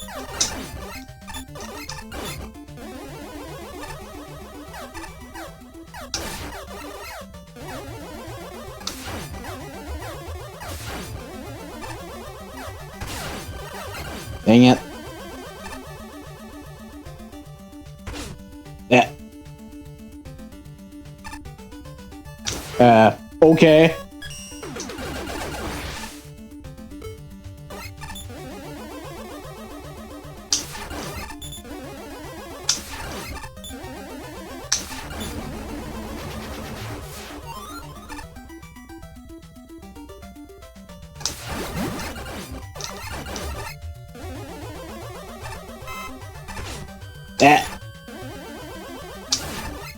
Oh.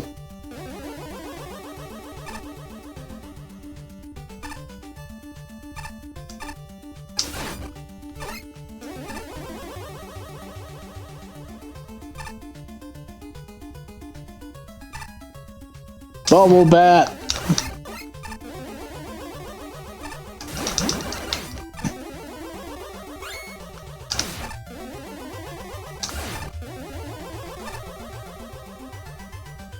Again, why would I jump here? Just some weird, really weird placement, and that's the level. Okay.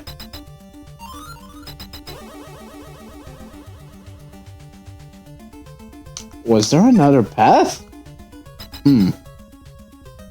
Doesn't matter. And we've got Hornet Woman again.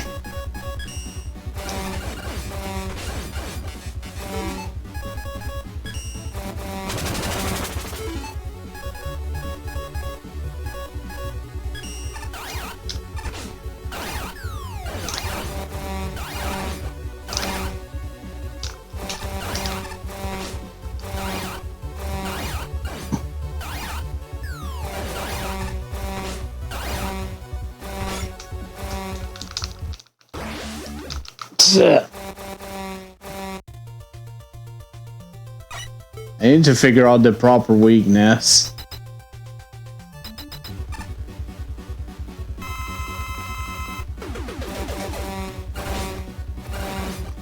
It's not water, I can tell you that much.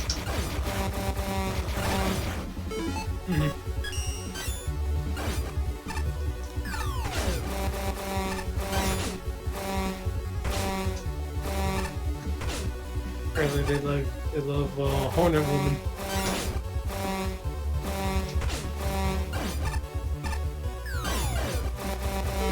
Man.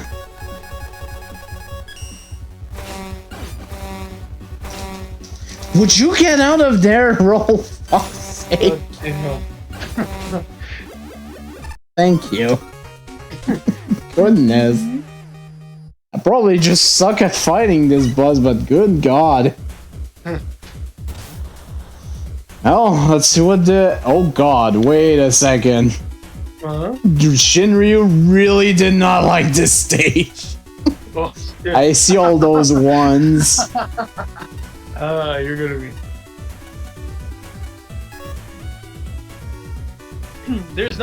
There's really not a whole lot to say about this. Again? Wow, okay. Simple enemy encounters interspersed with the whack ton of gas cracks. If he has a few enemies here and that I don't always see, namely Glooper, but the individual counters are so bare bones that it undermines any potential creativity at present. The only time it breaks from this bare bones design is the boss fights, which I mean, the weird and mildly broken mid-boss of Suzak and Wapar. Add on the aesthetic design, which is just a beta tile set with a bright blue background, and the whole level is just sort of there.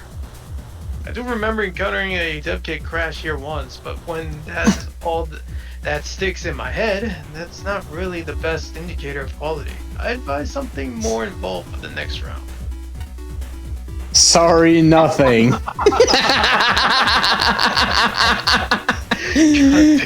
And while I'd rather not leave my review as a short joke, this is one instance where I feel my... Wow, the portrait's not even there. I feel my hand is being forced. This is mainly because there's really not much to say about this state. The only semi-notable thing I feel is worth mentioning is the double mini-boss with a Whooper on one side and a misaligned Suzak on the other side, which causes the fight to break.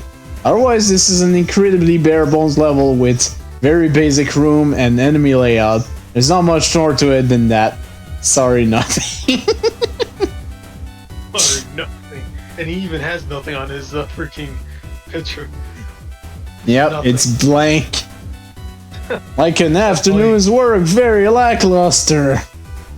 Default tile set and single colored background makes this stage look really dull and uninspiring. Enemies don't really combine with the stage layout or with themselves. They're all kinda just there, not really posing any real threat. Some okay use of the Wave Man steam, but it's too basic as a primary gimmick of the stage. You can skip the entire upper portion in the token. The Ringman mini-boss isn't even looking in your direction most of the time. Someone ought to teach them some manners. Boss is just a standard fight with Honeywood. Don't know why she's there, unless she was the mastermind all along behind the Fortress takeover plot, but she's just a cute little bee. And that's it. Sweet little bumblebee. Alright. Sure, I like to play test your clearly still in progress level. Obviously, you need to add some background graphics to swap out the default dev kit tile set, as competently used as it may be, or something resembling a premise falls flat without the aesthetics to back it up. It's also hard to what's a bottom and what nice sounding slightly actually fits.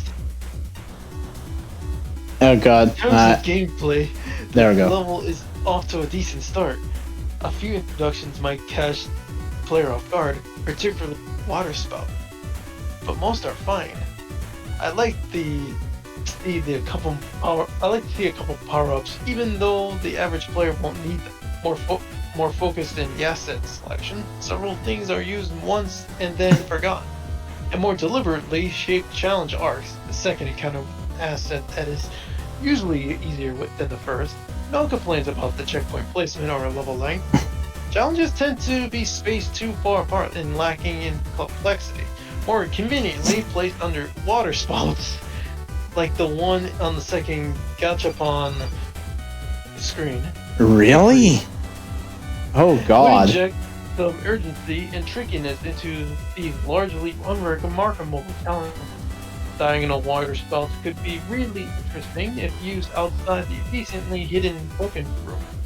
Best parts of the level are when hazards corral the player into tight situations, like the batons at the end, or the mini-boss fight, which, despite the steep learning curve for newcomers, works better than it has any right to. The level is absolutely playable, but one text box and a consistent gimmick are the only things giving it a sense of direction. Walk up to challenges, re-examine the difficulty progression, update the graphics. Then you'll be in good shape for another round of playtesting before submission. Yeah, and in this case, sorry, nothing. Anyways, not much to say here.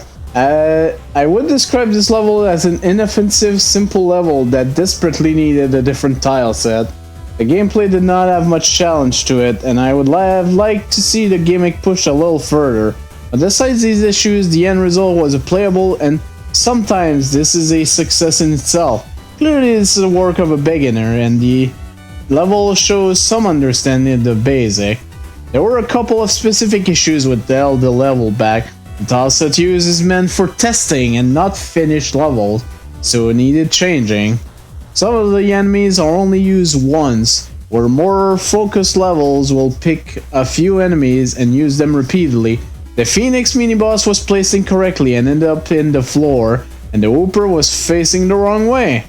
Finally, the steam wasn't introduced well, and comes as a surprise in a way that can damage the player, where ideally, gimmicks are introduced in a safer manner. A second pair of eyes would have spotted most of these issues straight away, to make sure you get your level checked in the future. Honestly, mostly agree with Shinryu. Sorry, nothing. That's the level. Sorry, nothing. Okay, Wily's Redemption by Shidi or Shitty, I don't know. Anyways, 33.60. Oh god. All right, 2 exits, three tokens, and we have a skip teleporter. This is a bad sign.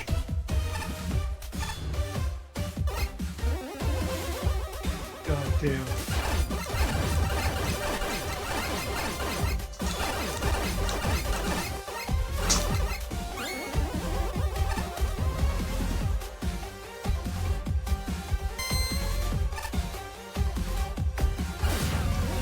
Okay, I will admit that's cool. Informing the player that you're gonna be stuck against up and downs is a good thing.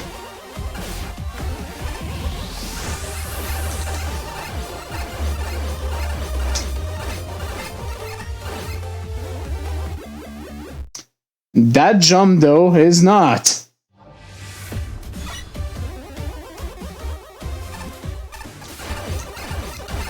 I could have done without that jump.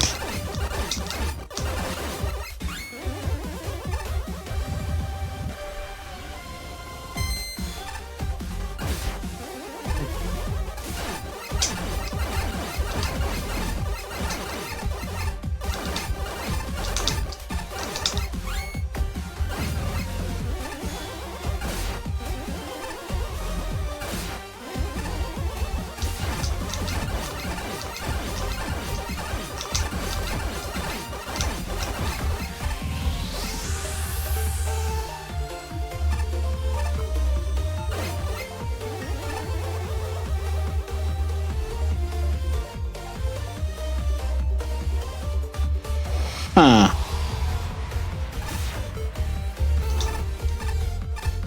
Aha. That's a key. Well, I'm glad I took the time to go in there. Or what will I need a key for? That means I need to not die. One of those challenges, huh?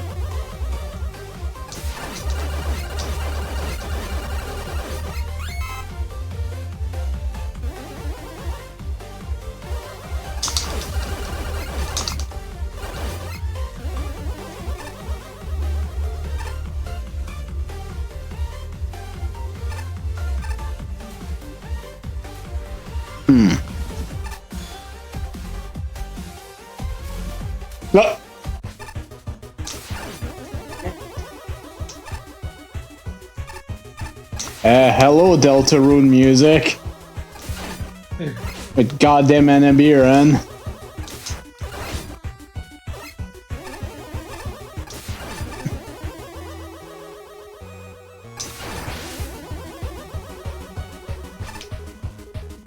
There's probably a token up there. But now I'll never find out.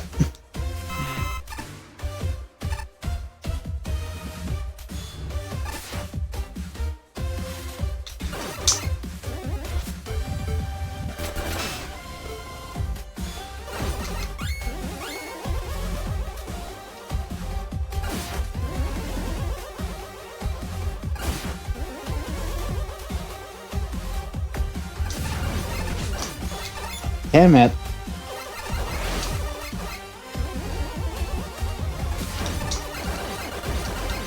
Silly gumball machine.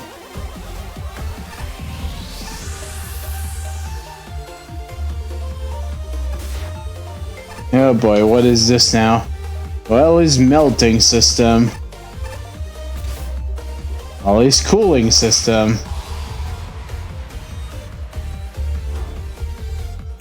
So probably this is the split path for the different elements.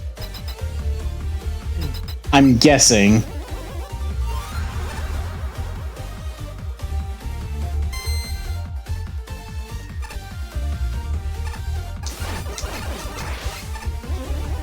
Okay, not gonna lie, I really enjoy the fact that there's a telegraph thing at the start of the level to mention, hey, there's gonna be enemies coming down from down there. Better be careful.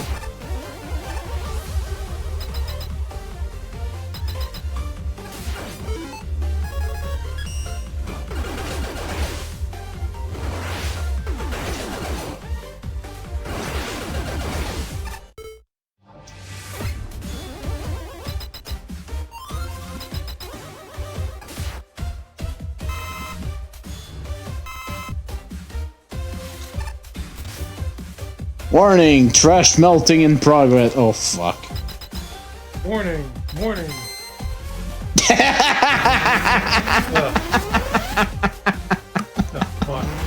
Okay, I like this touch.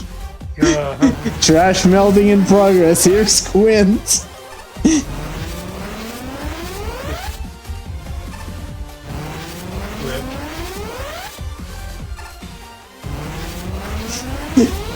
There's Fault, man. But of course.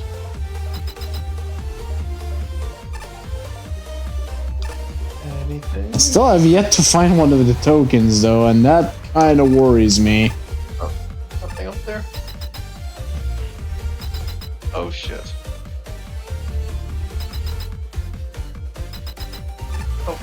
Oh, what? Wait, there's something there. Oh. This. Hints on how to get the keys. 1. Behind Wily. 2. Across the gap. 3. Under the trash. 4. Secret connection between ice and cold.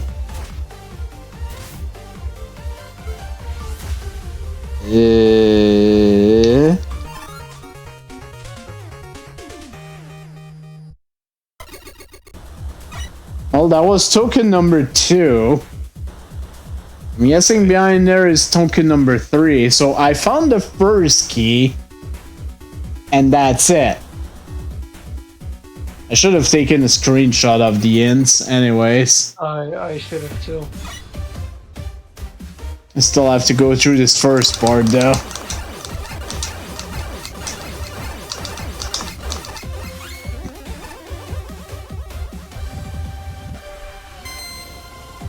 Again, I really like this touch, not gonna lie. This level is a little on the long side, but at the same time, it does have good ideas. Like, you know, telegraphing your up and downs.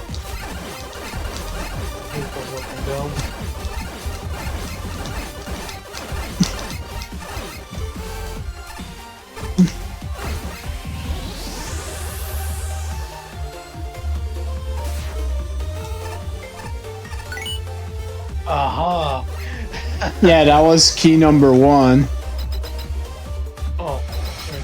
which I had found.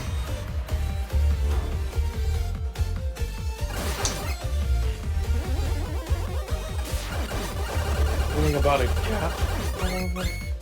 Yeah, I think I know approximately where that would have been.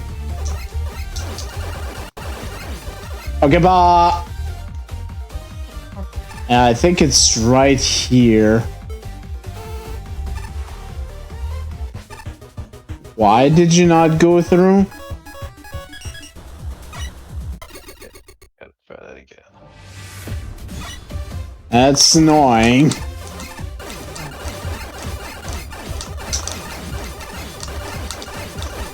I think the main reason why there's a skip teleporter is the lack of checkpoints. I have not seen that many checkpoints.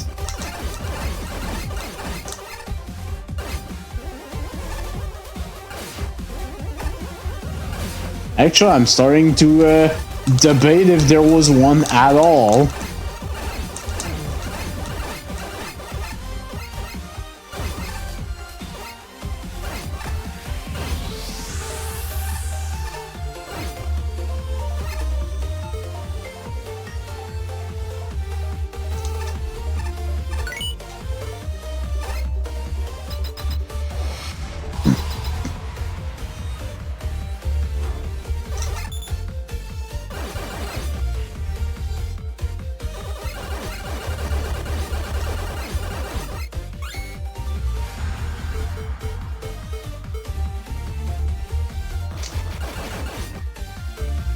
As for talking about this gap, but no, I thought I already checked that.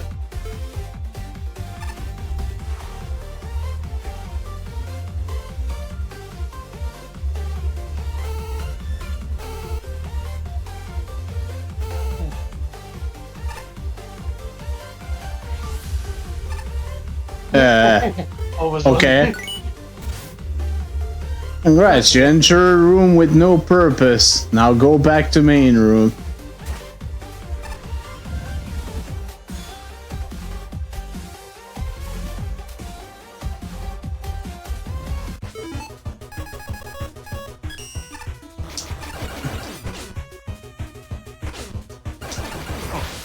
I hate that flower.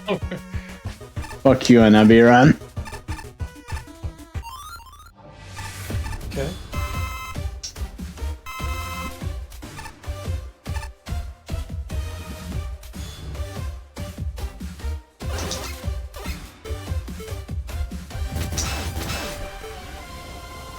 The other ones are shit. Well, I know one of them is on the path I didn't take earlier, so... Or maybe.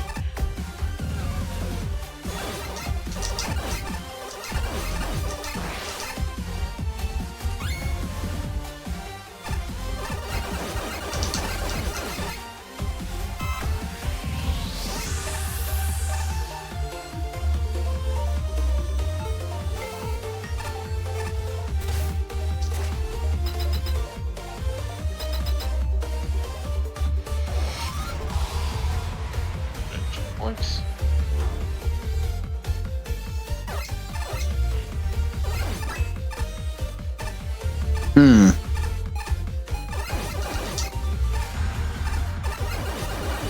Yeah. Oh, shit.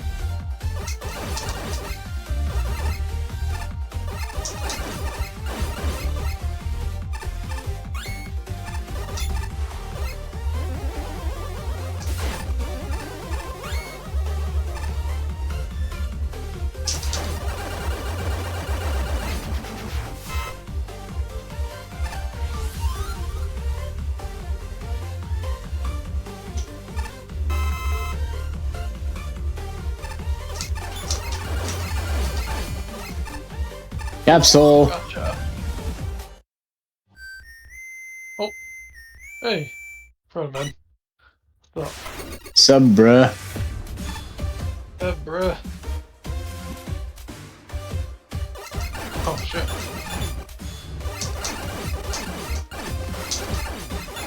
Polar bear from Megaman.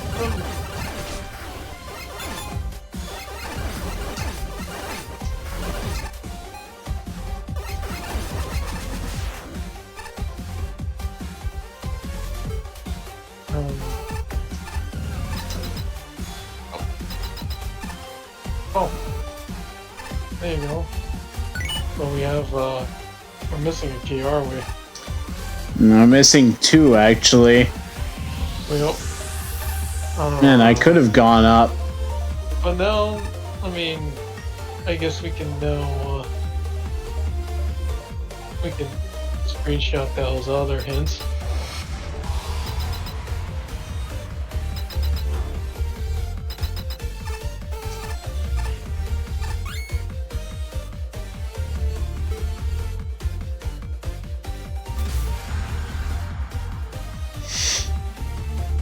Under the trash.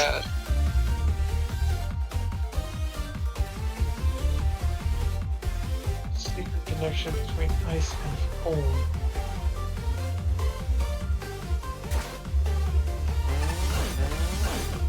I only got 2 of the keys. Shit. Damn. Alright. Take 3.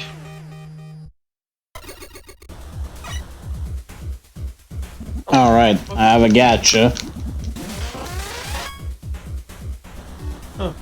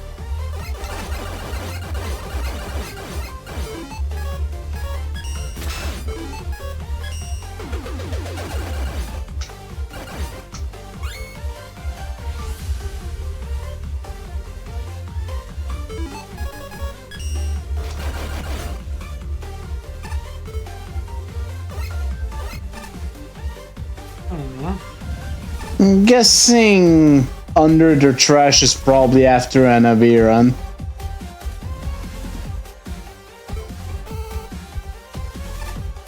God fucking damn it! I don't know why I keep going under there. Oh.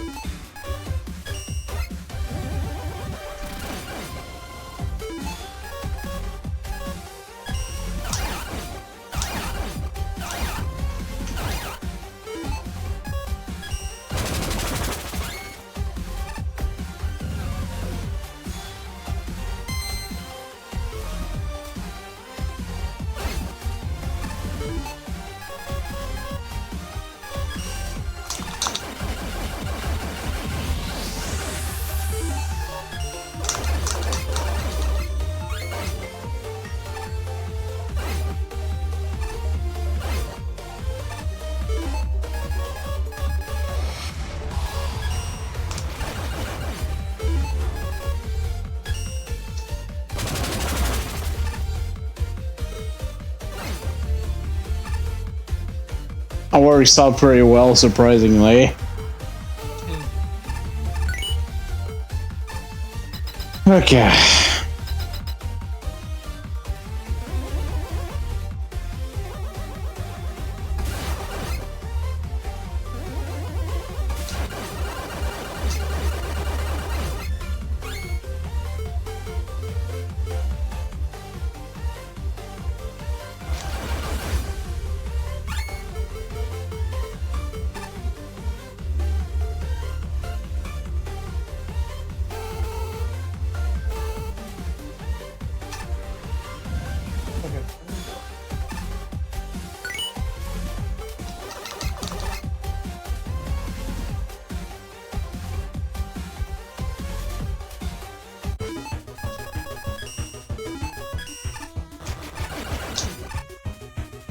to the trash. It would be somewhere around here? Question mark. I mean, where the trash, please.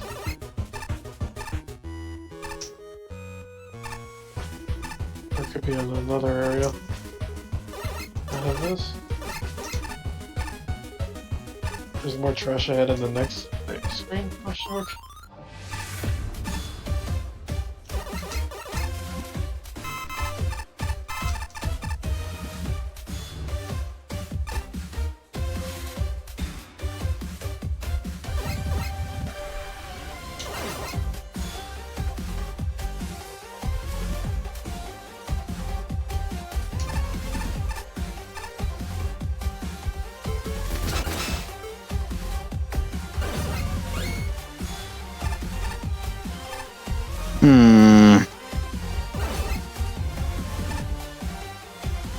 I am very puzzled. Same here.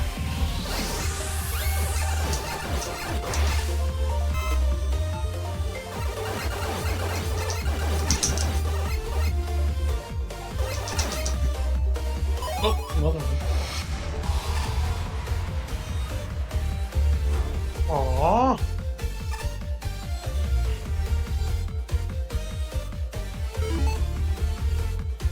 I really feel like I missed it already. I know, I am,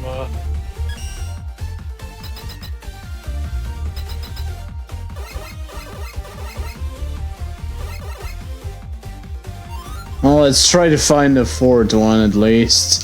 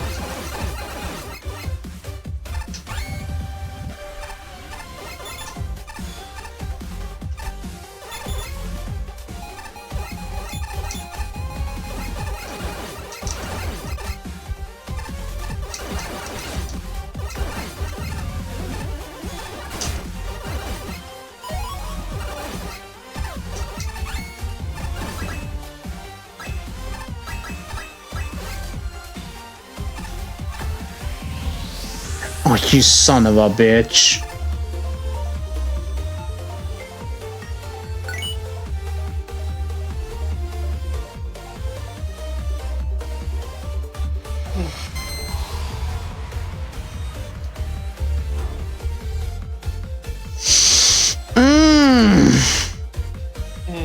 Not happy with the fucking more stupid invisible ladders.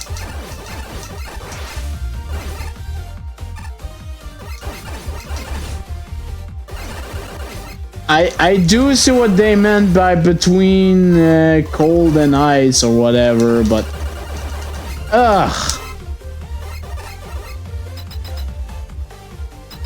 Just unfortunate.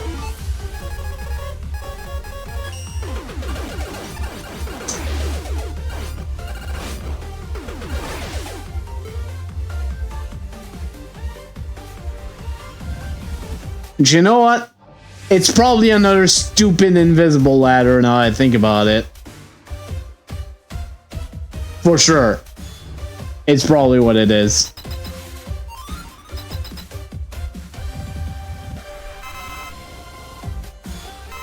You know what? I don't think there's any point for me to continue, because I probably missed it already.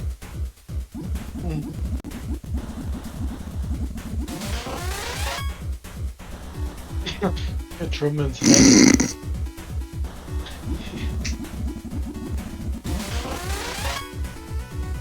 Hey, Starman.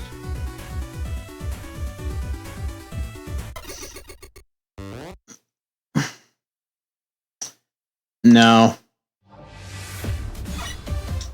I have to continue anyways, because I wouldn't have all the keys.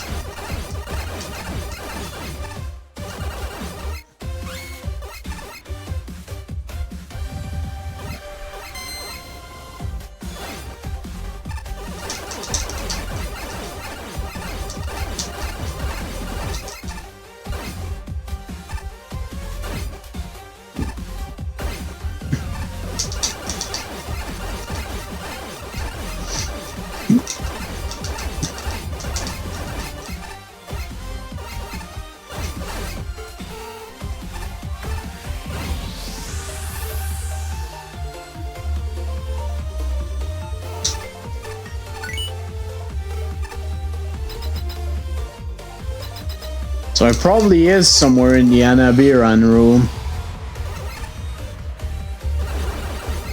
I forgot. I need to press down.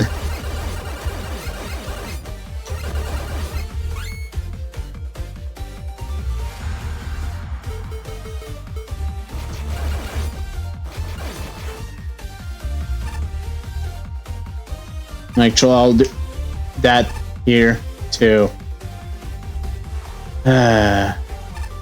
Shit.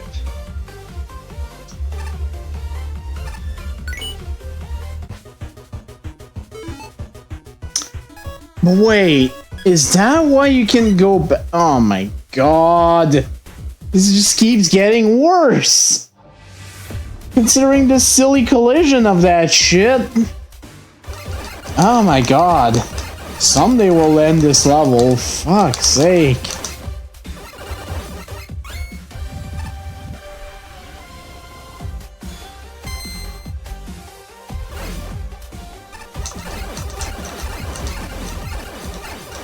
Honestly, if this level was just get to that teleporter and that's it, it would be a better level. In my eyes, at least. But no, this is getting way too obtuse, and you're meant to do all this shit without dying once. Because, a reminder, keys do not respawn with you as you respawn at a checkpoint, so yeah, about that.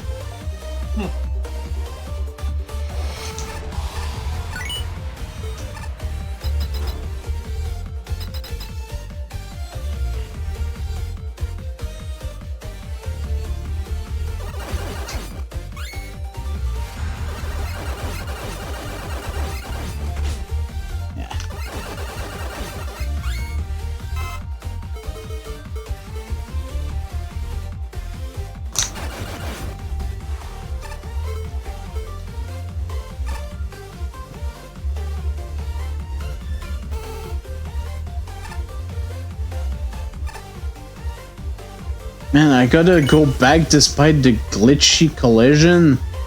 How the hell am I gonna do that?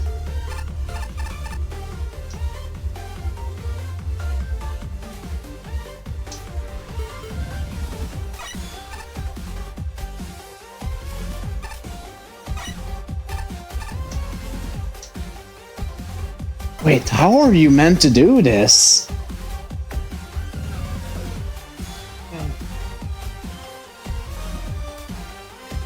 How are you meant to go back?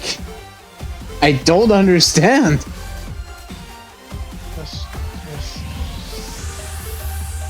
What the fuck?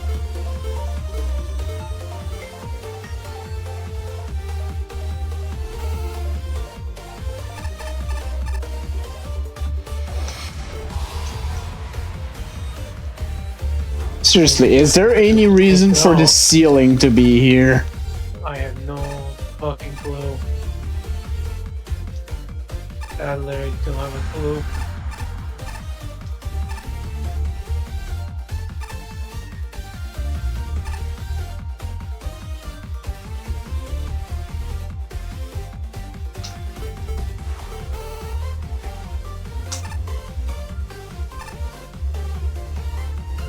How do you do this?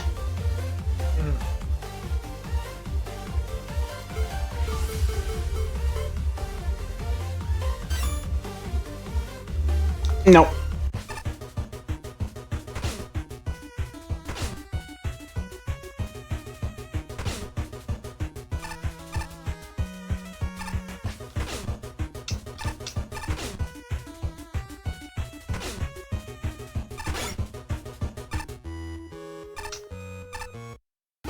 I just want to confirm again, I lose my keys, right? Yes, I do. Yes, I do. What in the fucking fuck are you supposed to do? Unless you can go back up the ladder from down there. But that's supposedly the third one. So I don't get it.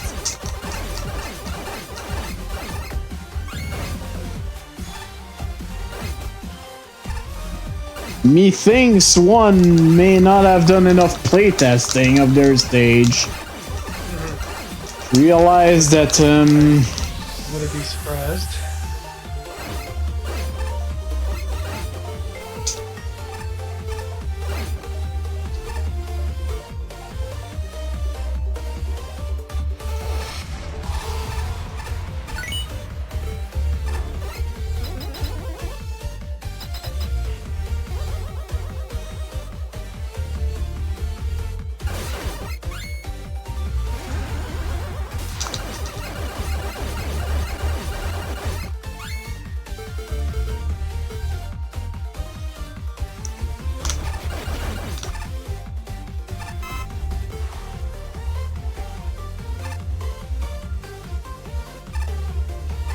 but no, you can't go back up. What the hell are you supposed to do? Game. I'm pretty sure probably the reviews would say something.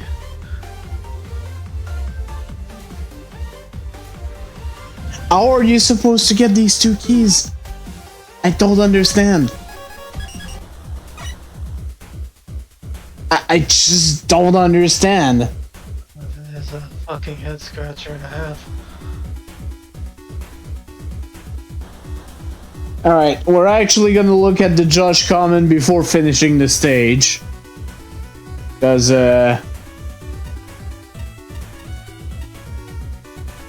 I'm surprised the score for fun are that high. Might be because of the main path, but that's the problem. There's not just one path. Alright, credit where credit is due. The up and down warning signs are beautiful, and I want 100%, 100 of them airlifted to my house pronto. This also has concepts like the Fire Out Ice split path, the weird flying weapons archive, and some very odd music for Hanabiran. Last time I checked, it's a flower, not a double jester clone. Sadly, that's the most praise I can offer. Even with concepts I don't see that often. This level is boring. The new flying weapons archive is just a tedious bullet sponge. You mash the fire button, they'll rarely hit you. And the less common concepts are waylaid by some incredibly dull design. The ice section is just mini bosses and standard enemy challenges, whereas the fire section is Chankeys, a broken mid-boss, and an effective lasers. All in all, it's unimpressive at best. The endgame is not an improvement, if anything, though it's the opposite. For starters, a boss corridor with no boss which is a boring anticlimax. The second element tries to be interesting with the keys, even if it makes you play the entire level twice. But not only are the keys needlessly annoying and difficult to get, even with the hints that massive build-up ends with another missing boss. I get it.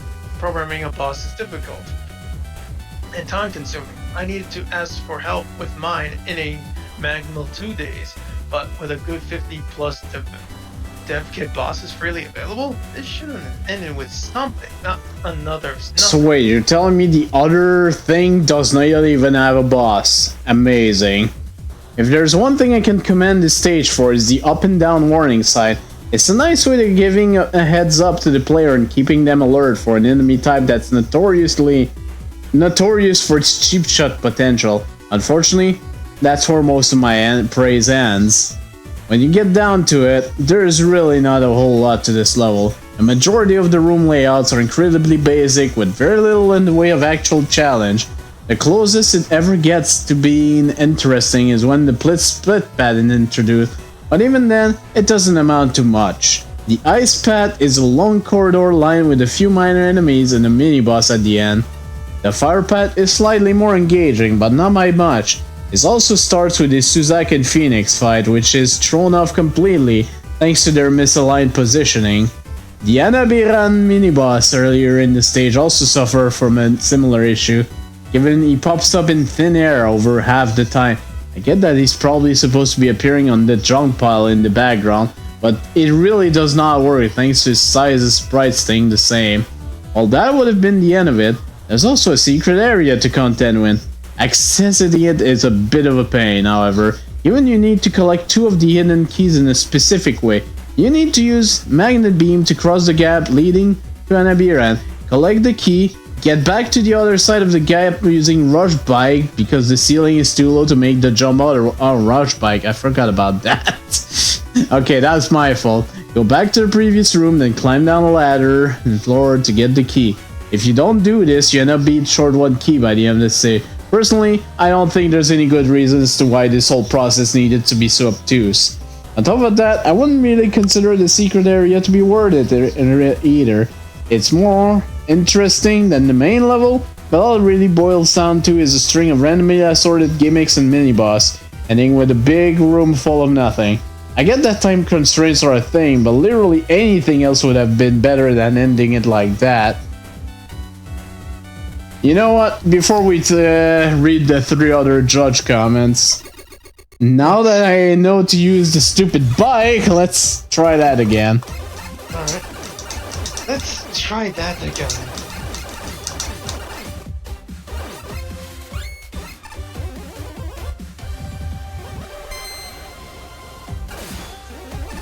But yeah, props for the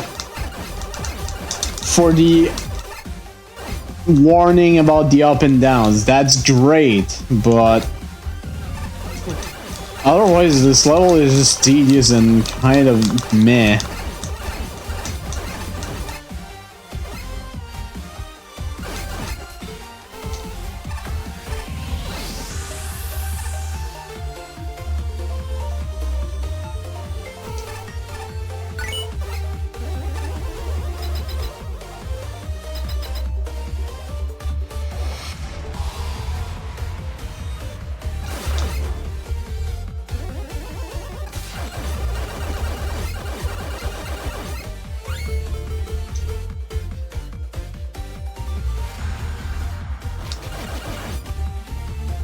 Oh, hey, gotcha.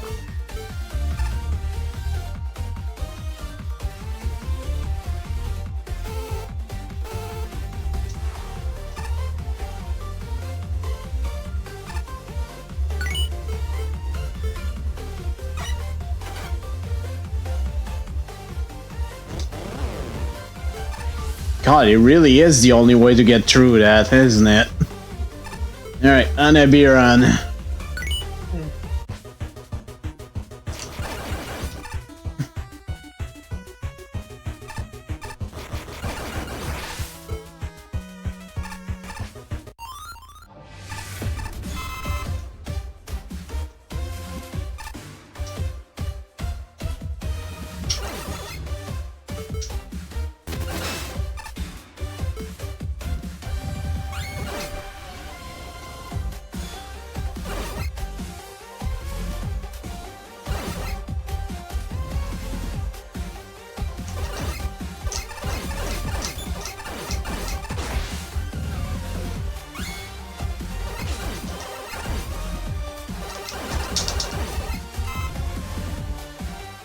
Yeah, I still need to go through the ice path.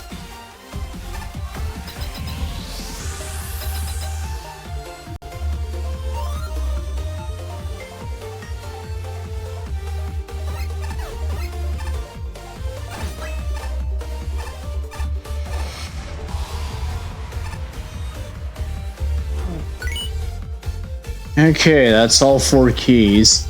I just need to not die.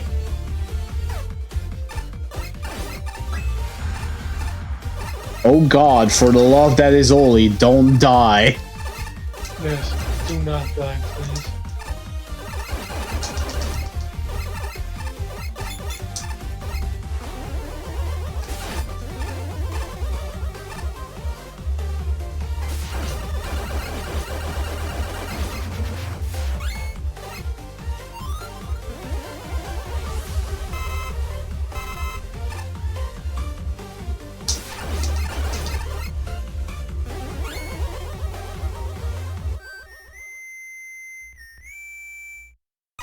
Hey, big brother.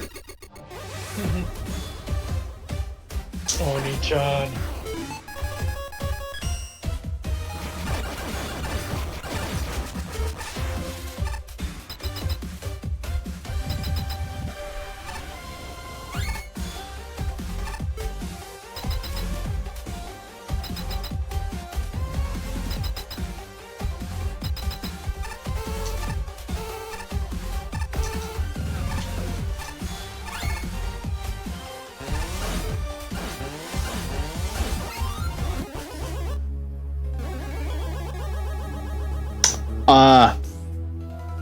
Hello, Dawn of Sorrow music. How's it going?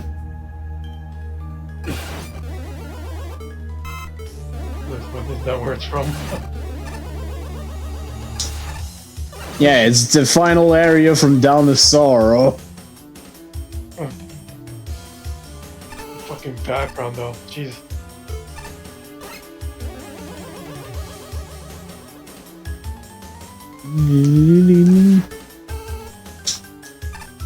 Fuck this, I'm not waiting for that. Oh. Yeah, Fuck this even more. Wait, what? You see that shit? I saw it, and I don't care for it. It doesn't exist. If I fly over it, it doesn't exist. It just doesn't exist.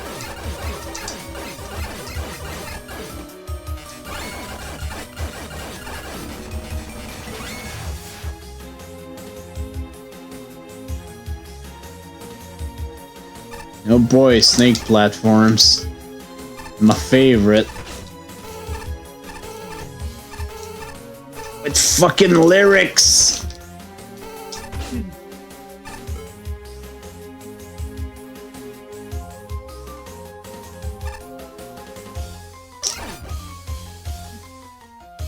Please tell me you come back.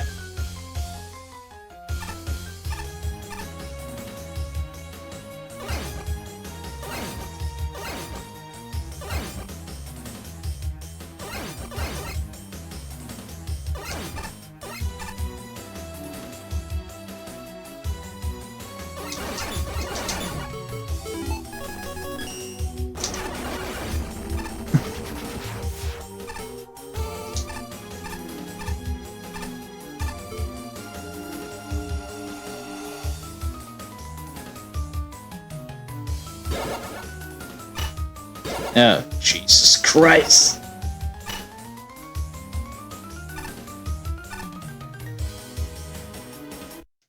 Jesus Christ. Holy shit.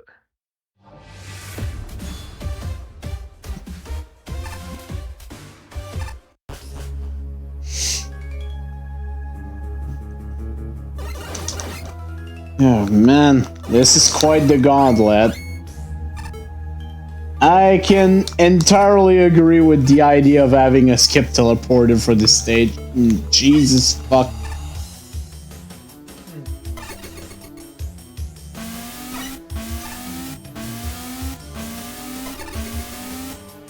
Also, what the hell is that goddamn sea?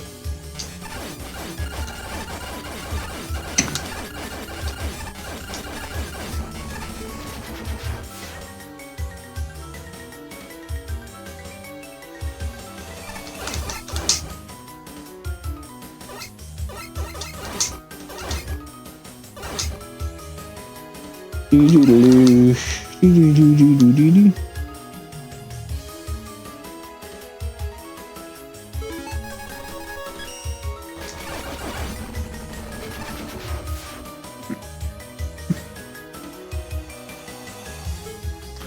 know what? Fuck this.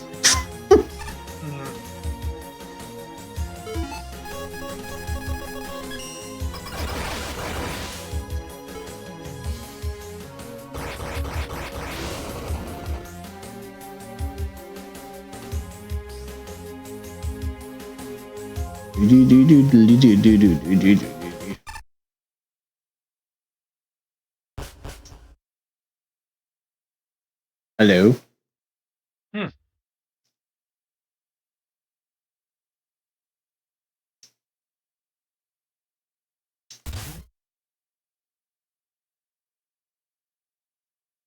Again, you could have just taken something from the dev kit, as some of the judge mentioned, but whatever.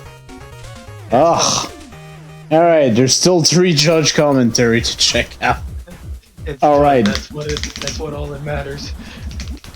There's still gotcha. Item 2. Your plushies cannot beat the eat with unbeatable airtime when they ride this. This. As long as you don't hit the Yoku blocks while riding it. Alright, so we're up to Patchy. Well, his turning point! The stage was built in a way to be something very grand written in the name itself, and to pump up energetic music, but unfortunately the end product just felt flat. Felt very underwhelming, sorry to say. Few issues I have with the stage are regarding its lack of focus. For instance, there isn't a consistent enemy/gimmick roster. Many of the things throughout the stage just come and go. It should have stuck with one gimmick or two and expanded on it, creating gradually more difficult challenges involving them to test the players of their mastery of the gimmicks. Another problem is that a lot of architecture of the stage feels very bare bones and boring. Most of the challenges involve going through a few screens of flat geometry or simple pit jumps, very little variation, and dealing with mini-boss fights and unchanging terrains after each part. The idea of key hunting for a bonus area is neat. However, two particular keys, second and third ones, are very annoying in the way you have to collect them in order due to how screen transitions were set to prevent backtracking. The second key is especially bad for requiring you to make it over a low ceiling gap forward and on the trip back, or else you're forced to redo the stage again just to be able to get where the third key is located. Poor grammar and text formatting with the dialogue boxes aren't helping the stage's case either. The widely archived enemies are really off. They only ever show up at the beginning of the whole stage. They're extremely durable, but also very unthreatening due to their slow speed, thanks to their large health pool. They also contribute to the annoyance of the key hunting due to the aforementioned key obtaining issue, forcing you to start the endeavor over for each failed attempt. Yep. Though I do like the cute little warning signs for whenever you come across pits with ups and downs in it, a nice little heads up for the player to prevent from being cheap shotted. The extra area is not much better, with the problems from the main portion being still prominent. Few screens it offers are simply not very interesting to go through, even after realizing that they are themed around each of the making the series Megaman. Oh, thank you, MC, for the raid. Thank you very much. Anyways, keep going. I'd cry. I'd cry to the extent of the div kid that can provide the second playthrough. Finally, no bosses for both the main and extra portion.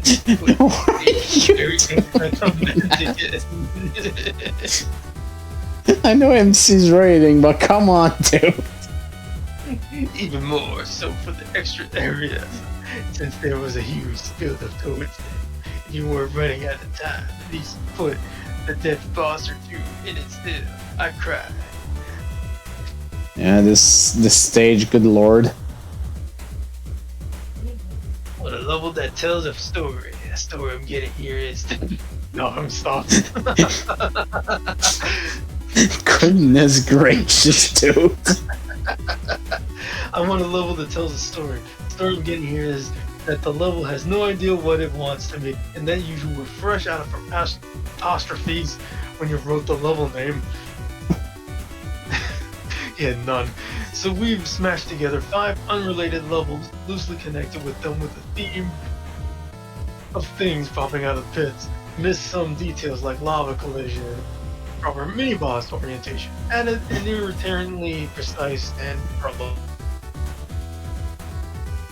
and finished with a big dramatic build-up to nothing, which might be funny if the player understands the level's scattered symmetry. Soundtrack, nice as it may sound, is stylistically all over the place. Enemies and gimmicks are haphazardly introduced and promptly discarded. All screens are totally empty for no reason. The secret area is so far removed from the format of everything else that its mere existence hurts the level. I'm not sure how anything has to do with the redemption, unless the junk areas and recycling center were why the redeemed cans for cash. Look, I know what it's like to have more ideas than will possibly fit into one level. The secret isn't making the level longer, it's exercising the restraint, saving some ideas for later. I'll tell you what, interesting work within each section. Gorgeous. I think I mispronounced that wrong. Cordius. The Cordius warning sign heralding the pit proper. Hints about the key locations, the general concept, if not the execution of finding and carrying multiple keys to the end of the level. The uniqueness of the archive stacked enemy, regardless of its glitchiness and underuse. Flower mini-boss, the frequency of checkpoints and power-up. The fact that most challenges are adequately fair, if not consistently novel or engaging. Well, it made us enraged. And once you know what's going on, scale back, focus, and playtest extensively. Then there'll be some redemption. Oh boy, here's a comic. Oh, this got played way earlier in judging. Why didn't I make any notes? Key quest. Ah, that. I remember this now. Who needs notes? Well, I'm out. Hell, go read Shin's review. He'll have plenty to say. Yeah, pretty fast speaks for. Yeah, this level, honestly, if the creator of the level had stuck with just the main path and having whatever, just put a boss at the end. I don't care if it's a dev kit boss, just put something. But that extra path was entirely unnecessary. Good lord, that was unnecessary.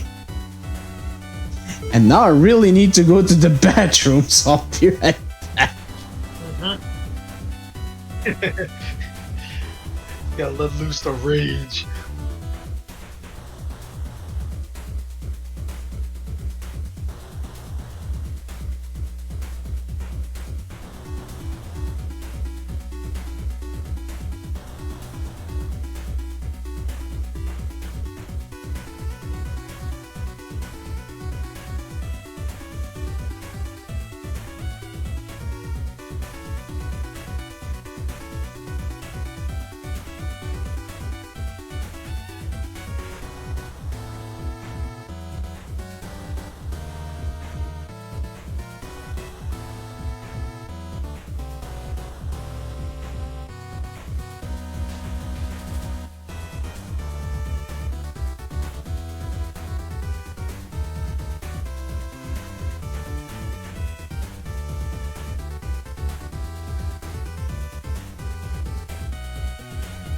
Oh, hi, still.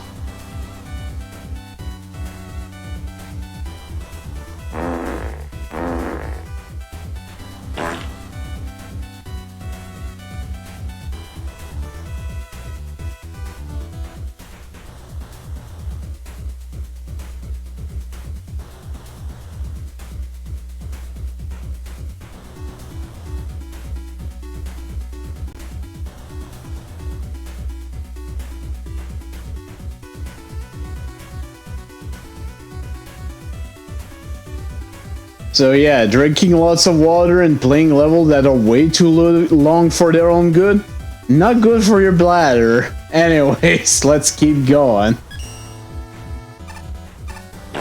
Who are you? Ah, Scrapyards, the graveyard for robots. Pretty morbid to be hanging out there, isn't it?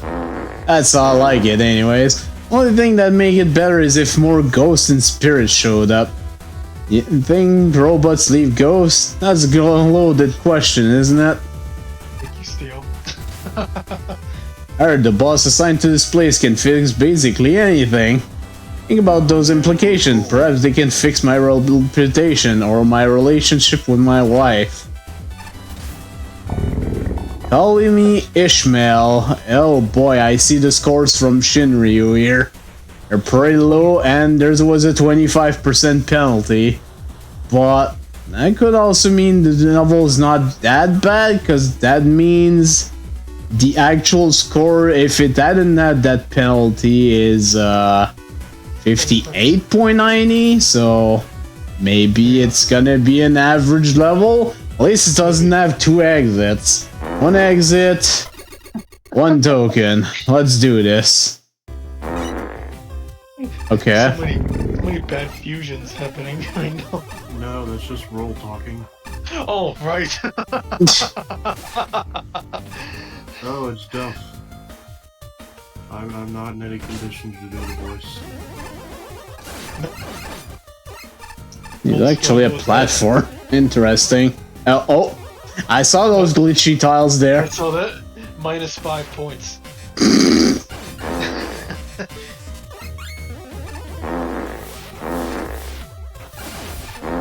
Roll's trying to communicate. That's how it sounds underwater. God damn it. Oops. Oh dear. Someone forgot What? to put water tiling under there. -10 points for that. Oh my god. Look at that. You could do it there, but you couldn't do it on that? Come on, man.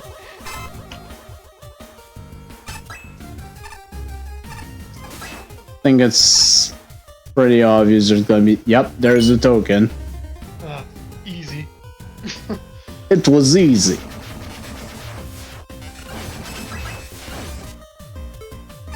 Oh god.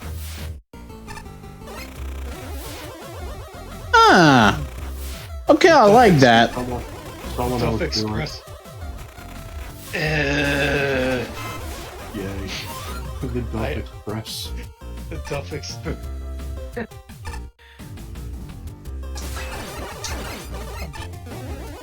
I'd rather not have a sore throat than...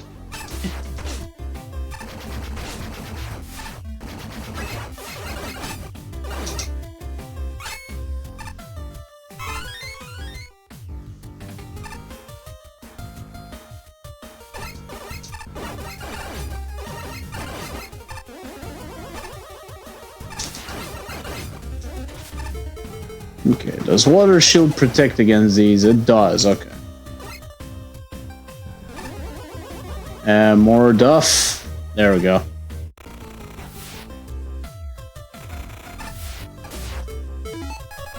Thank you for writing Duff Express.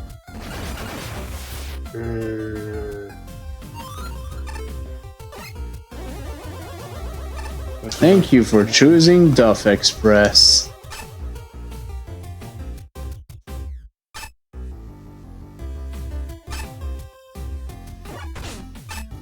Oh boy. God damn it. Woo woo woo woo.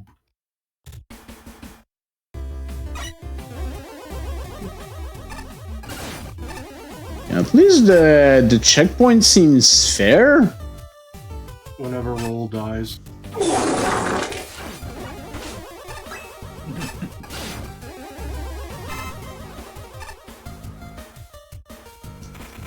More Duff. Thank you for writing Duff Express.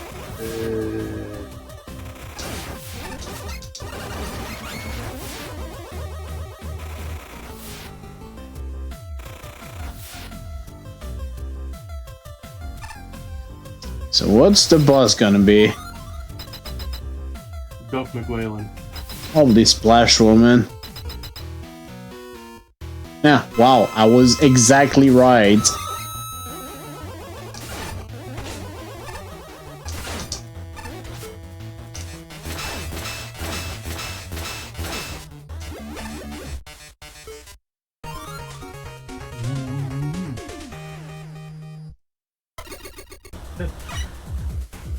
That was a short and sweet level. I kind of enjoyed it, actually.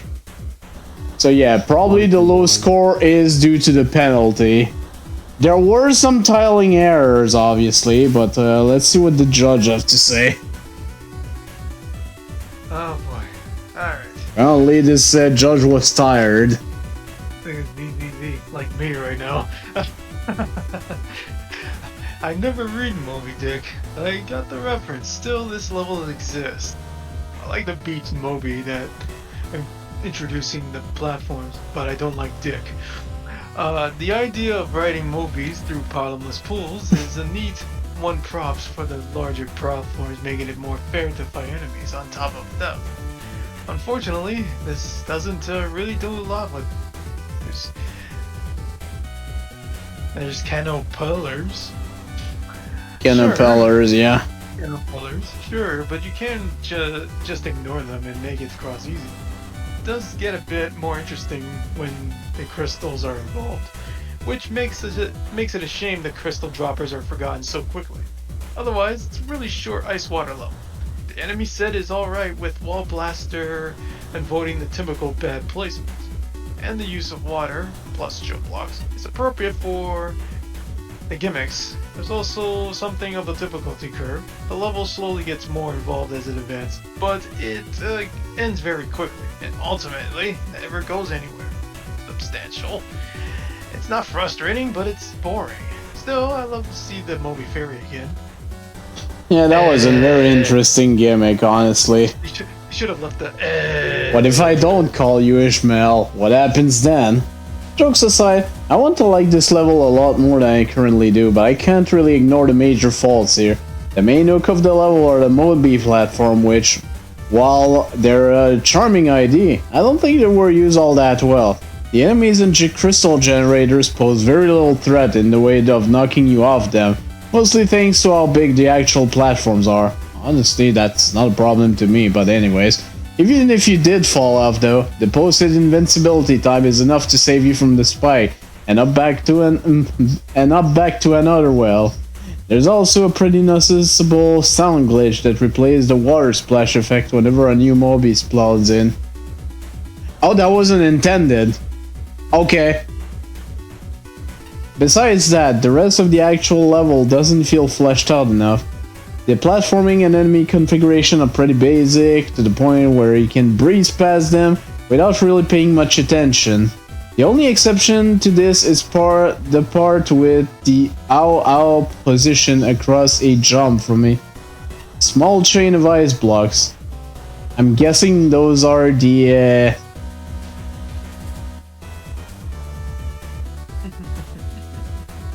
I forget their name, anyways. That segment actually got me a bit more invested, but unfortunately that was about the only really memorable thing I took away from the stage, beyond its main gimmick. For what it's worth, I do think that this has the potential to be a really neat level. It's just that the level design and the Moby platforms need more polish to fully realize that potential. So call me maybe? Call me maybe. Strange name aside, the stage is just kind of out there, a little amateurish to be barren. The whale platforms are a funny, silly idea, even if they don't function any differently than regular moving platforms. Either way, the stage doesn't really do enough with them.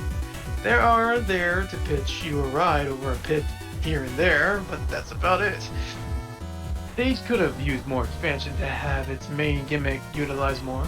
Other mischievous quirks of the stage include weird splashing sound effect when the whales spawn and move into the room from off screen. Some background tiles get cut off, especially with the chill block where the water is missing entirely. Oh, and hi Splash Woman! Splash Woman's here, I guess.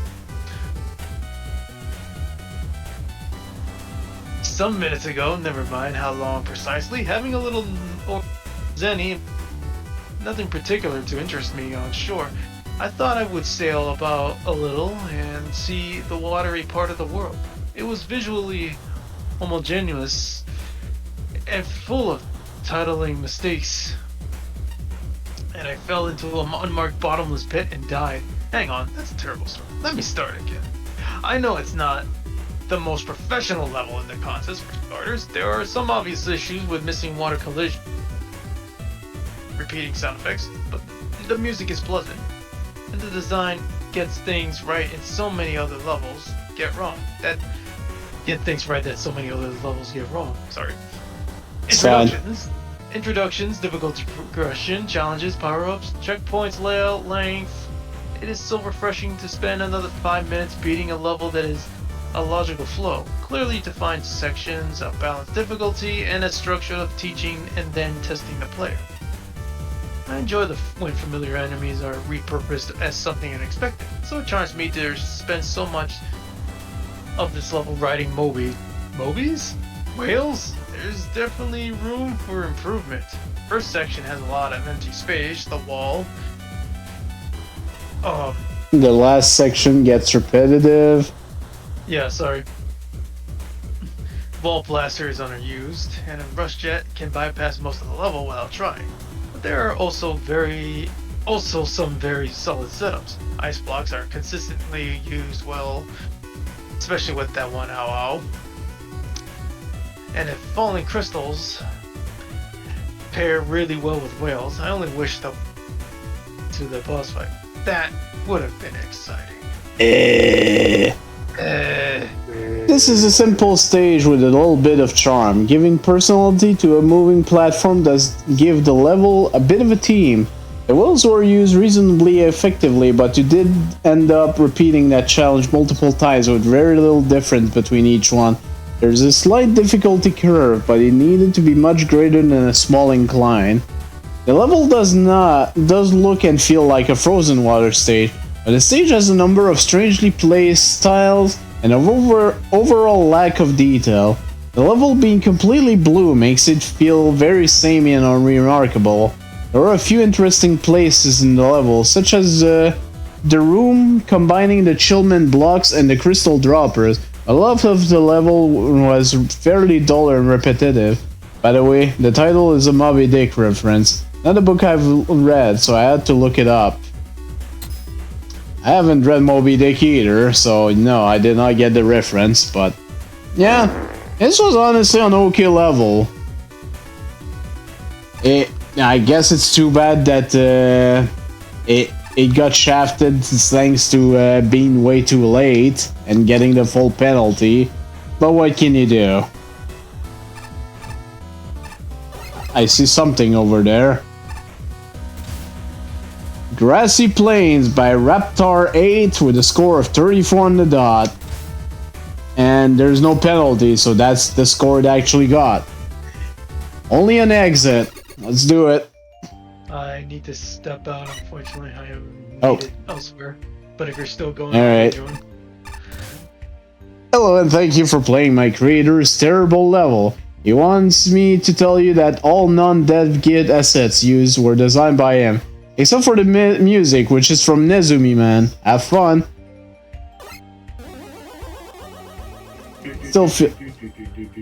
Still feels weird to have slopes here, but anyways. Good. Okay, that's my bad.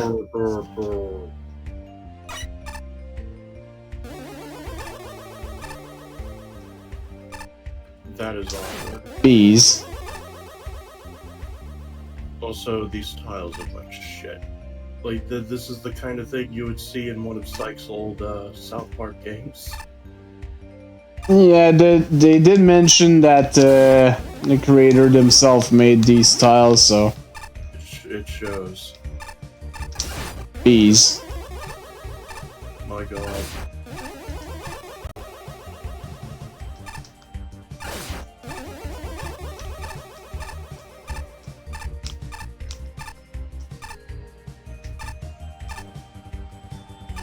God damn it. Okay. Interesting. How forgiving.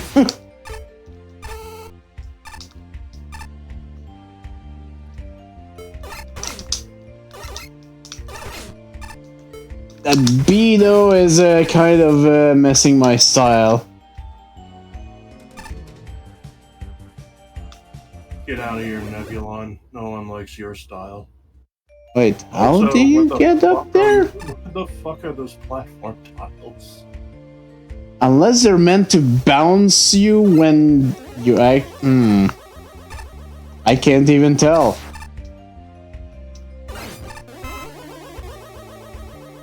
Go home, creator, you're drunk.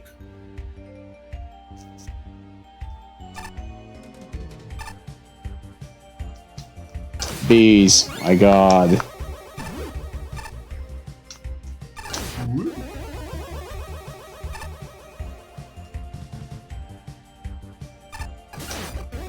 The fuck? How did you not die? I guess they God damn it, that's not what I meant to do. I guess they added wind or something. Fucking fuck. Those bees are arching my style. God, this is Star Road all over again.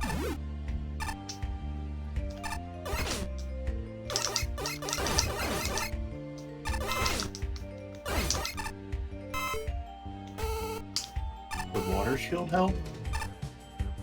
It might. Okay, so that's what it is. Ah. A little weird. Very strange, but I kinda like it. Oh, double NBN.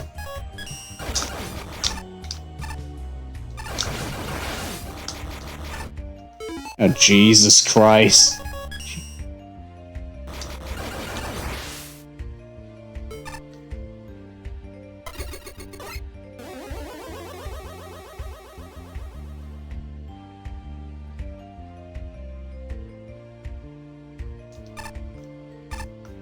This music just feels like something you'd... Okay. This music feels like something you'd hear like in a supermarket. Yeah, this is actually from a fan game called Nezumi Man, which is essentially Megaman, but you play as a mouse. And it's Japanese. Nice. That's about it.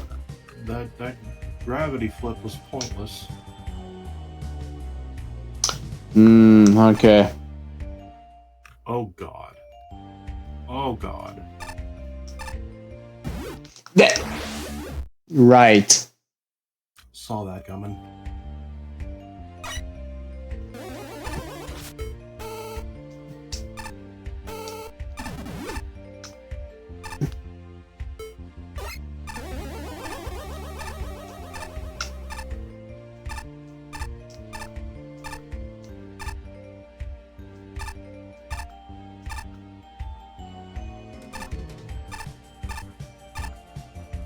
Awkward transitions, go!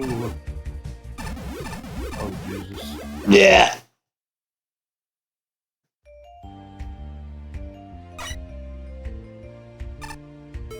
I don't like this level. God damn.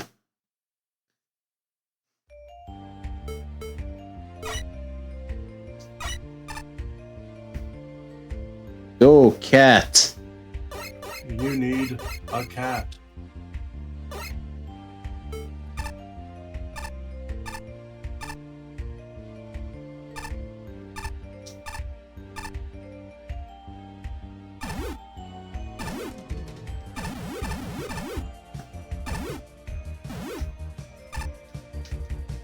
Nanny the fuck?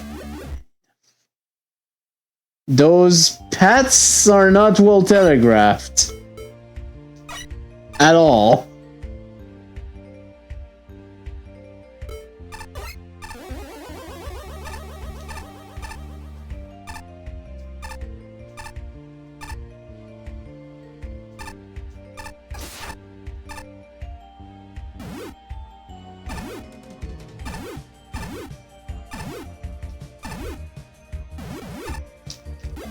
Man.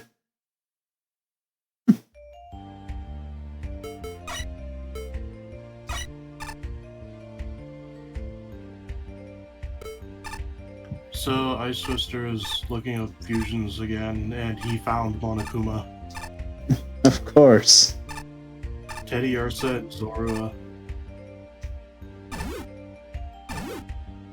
God, those transitions are so awkward. They really do. It's reminding me of the, Super Mario Brothers special on, like, the PC 98.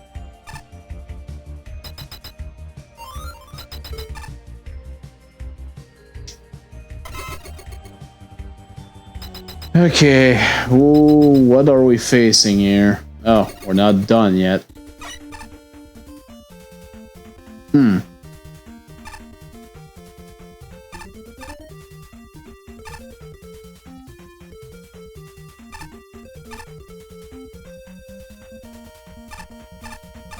Suddenly, actual graphics.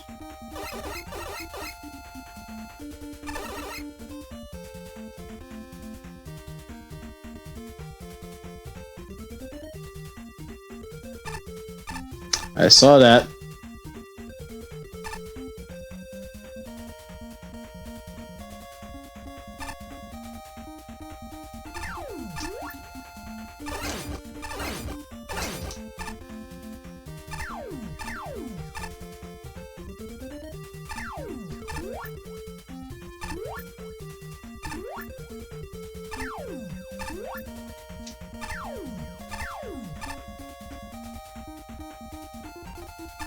Oh god. The fuck? At hands?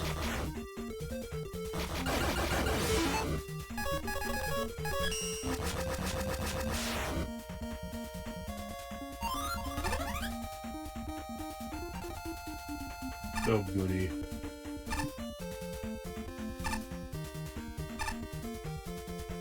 I don't have a key. We'll get one.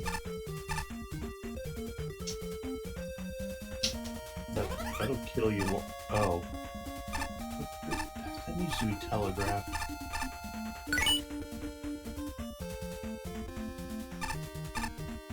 There must be a reason.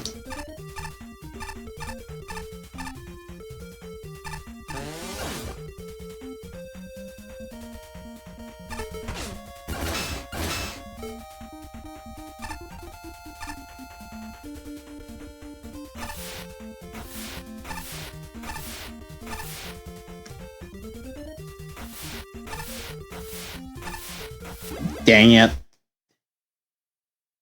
How far back is this bringing me? Okay, this is not too bad.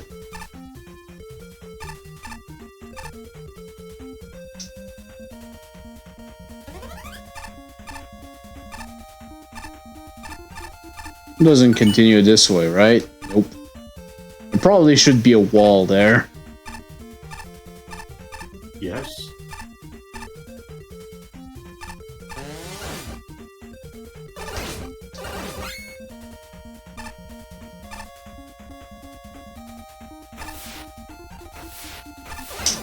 God damn it!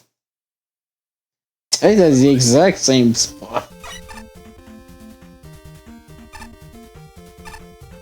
This level is way too long.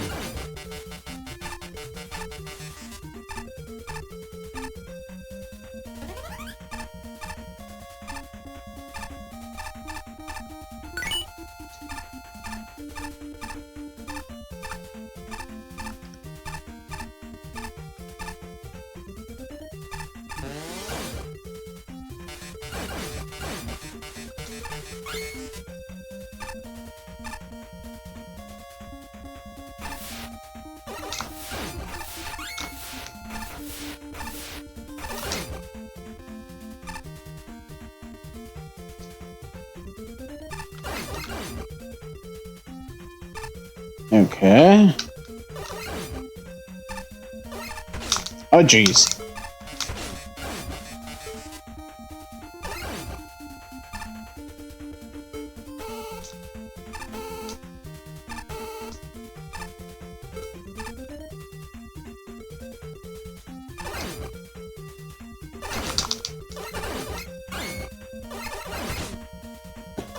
Goddamn bees.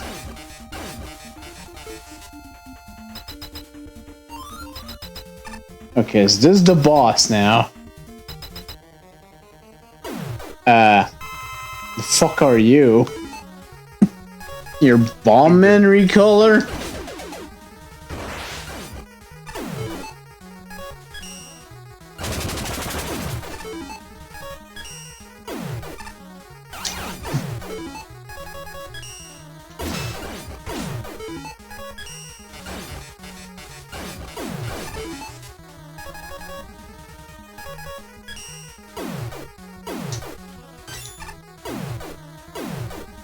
Maybe he's weak to a fire weapon.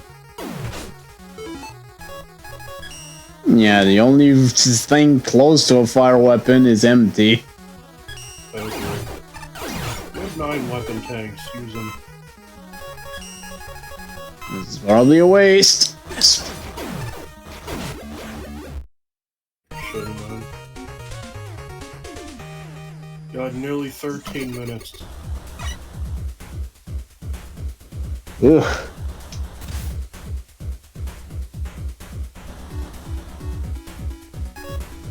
At first this didn't strike me as great, but I was at least intrigued. Not many levels use grassy plainlands for their visual, and that gave the level something unique.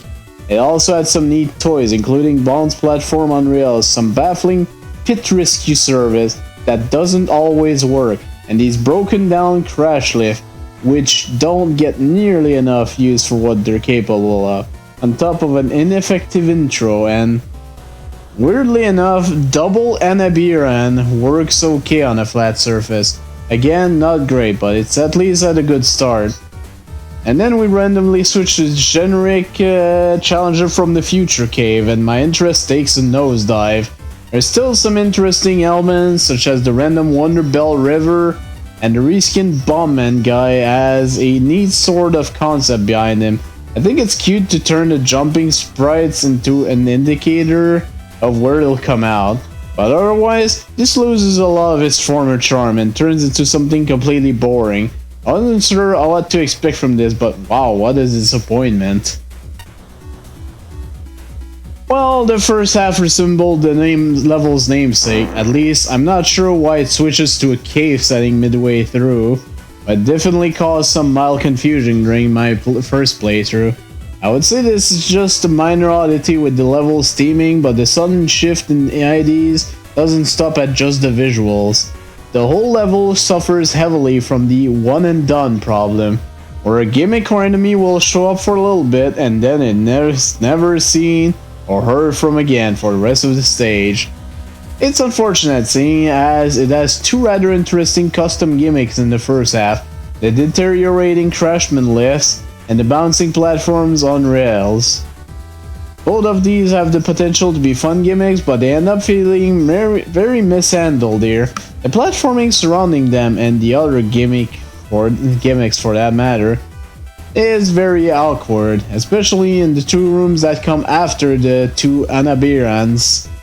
The deteriorating platforms are used as total of 3 times, the first of which you can easily skip interacting with, while the bounce rail segment is made slightly annoying thanks to how easy it is to ricochet off the other spring spheres, especially that first cluster.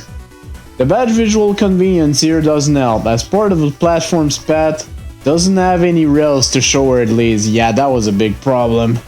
The second half of the stage share most of the same issues as the first half, barring certain things, like the music not looping properly. However, it feels strangely empty by comparison. The room layouts are overly basic, even when doing some more intricate gimmick usage, such as the river's gravity room or the water current segment. Granted, the first half wasn't all that exciting either, but its challenges were at least a little bit more engaging. All in all, it really makes me wish the 2 levels had just focused on its 2 custom gimmicks, rather than shifting between different ones for 2 relatively short halves of a stage. KVKs may be included.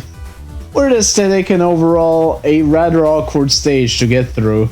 The primary detriment is that the stage often fails to convey what the gimmicks will do or are actively doing to the player. It took me a while to understand why the line-guided bouncy balls sometimes bounce you and sometimes don't. They bounce you if the line is in the off state. Yeah, the fact that the ball graphics don't reflect that and the player was never introduced to it in a more controlled environment was a fairly annoying experience to say the least. Same goes for the weird, almost glitch-looking crashman platforms. The whole concept is they just disappear if you stand on them for too long, but the graphics just don't convey what it's gonna do, like the bouncy balls again. You all love dealing with airborne homing enemies as you stand on a tiny platform. Just don't fall off, forehead. The second half just feels like a completely different entry, coupled with different theming and background music, and none of the gimmicks really carry over, except the random gravity flips. The water current gimmick, again, has no graphics to immediately convey that the water is in fact pushing you. It took an unfair death to realize what was going on initially. Boss is just a bomb man reskin that has somewhat confusing sprites. The arena is smaller to make it a little bit more tricky than his original incarnation, so that's at least something. I want you to play this level like I did, picking apart the details and trying to break everything. The self-deprecating science setting the level up for failure. Take in the unappealingly basic surroundings, but appreciate the graphical flair of the parallax clouds. Enjoy the understated soundtrack, and try not to think about the improper looping and melange of audio styles. Recognize that the rail-guided platform have creative merits. Consider that the crumbling platforms need a proper destruction animation, as well as bits of debris falling off to clearly communicate what's going on. Criticize the bouncy platform trains for their non-existent learning curve, inappropriate use of invisible rails, and failure to look like they belong against a blue background. Wonder why the first level title only refers to the first half. Raise an eyebrow at the drillman switch and the key gate, which waste time and muddy the challenge focus. Lament that most challenges are either empty and dull or egregiously unfair, and that more checkpoints are needed. Marvel at how a body of water can look perfectly still but contain rushing water, and at how the water abruptly disappears when its purpose has been fulfilled. Observe that the only way to determine what's a downward screen transition and what's a bottomless spit is to throw yourself in. Reel at the boss's incomprehensible appearance and inconsistent vulnerability to magnetic shockwave. Replay the level and avoid almost every challenge with Rush Jet. Enter every screen transition with the intent of crashing into something on the other side. Notice the invisible solid object riding around on the moving platform tracks. See what catastrophic nonsense you can achieve with Magnet Beam when gravity is reversed. Hop on Rush Bike and push against the wind for a truly surreal experience. There's a lot of work to work on for next time. Yeah, I pretty much broke through everything that I had any complaints about, honestly. How the springs on wires are thought is so poorly introduced that almost as the dev team, the stage had broken. Given that it's the core mechanic in the opening area, not the best of starts. Still, I can't too hard on this, really. It's clearly a beginner's effort, so I'll just quickly point out what needs fixing for future stages. Several screen transitions straight up kill you if gone through wrong, either by being shunted out from a wall, or just plain not having a floor to stand on. Suddenly invisible wires that you need to know exist, and just say the music looping in the stage was unique. Yeah, this was a level that was not really tested now, was it? And the areas in the final portion of the stage often feel tacked on and are frequently just devoid of any content, or with a gimmick showing up once and never again.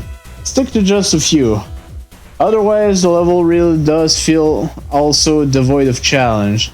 Another recurring issue is the death pits simply aren't labeled as such via graphical changes. Given that the way forward and instant death looks exactly the same, you can see why this is an issue. All that said, I think the idea of water riding springs has potential, and honestly, the water rush at the end of the stage was a fun idea. There was an attempt at the new Robot Master, yeah, you know, it's cute. There's somewhere where a custom object was needed, since he still had an hitbox even when he's supposed to be. A warning, I guess? Yeah, not much else to say really. Learning stage design is a gradual process. My recommendation is try looking at the source games some more. Especially the later ones, see what works, learn from it. I guess given the circumstance that this was a first timer stage. It could have been better, but an attempt was made. It could have been worse. Far worse. The staff as well is working overtime now that this area is being used for the tournament. And that time I found all sorts of odd things lying around. Old machine parts, ripped up documents, highly dangerous toxin, miscellaneous fruits and vegetables. Next thing you know, I will find a child hiding in the scrap. What? Oh boy, and more Quint. Alright. Quint's Met Factory by Store Sold. 35.2. And only one exit. Let's do it. This is certainly a way to start a stage. I guess. It's from Megaman 5 on the Game Boy. Bridge closed. A recent meteor shower has hit the bridge and destroyed it. Sorry for the inconvenience. How inconvenient. The cruel burden of inconvenience. Okay, so we're meant to go in the water. Gotcha. There could have been a neat Easter egg up there just to say, oh wow, you went through, you created your own bridge. Oh my god. You created your own bridge. Now get the fuck in the water, bitch. Also, no background.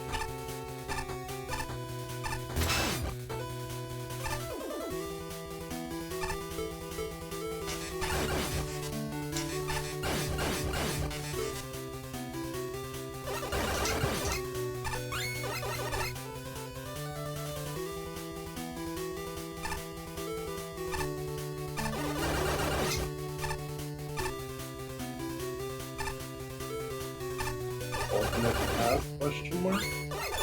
I guess this is where the bridge would have led to, or something.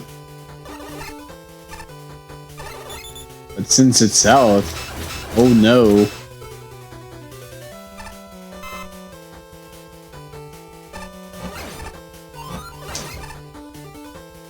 Okay, that's a weird checkpoint placement, but fine.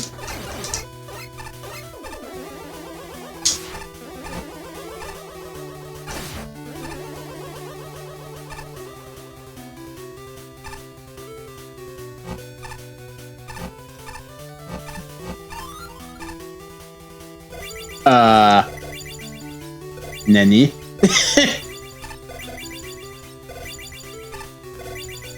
Gravity doesn't work that way.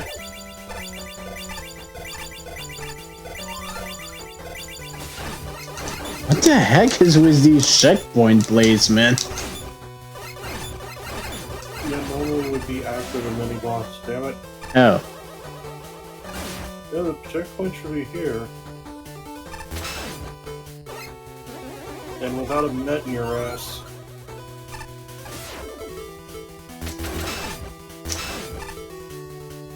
Anyways, Quint is here to challenge you from the future. As Mega Man Shadow. God damn it. Oops.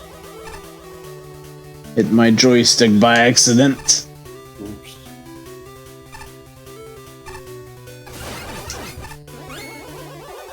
Quint wants to tell you about Loveless.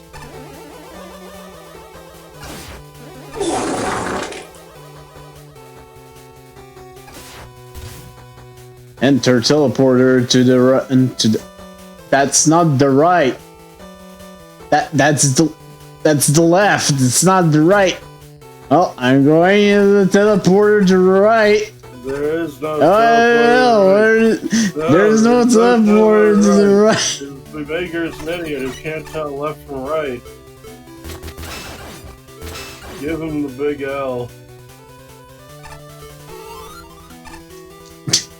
Another weird checkpoint placement. The fuck is with these checkpoints?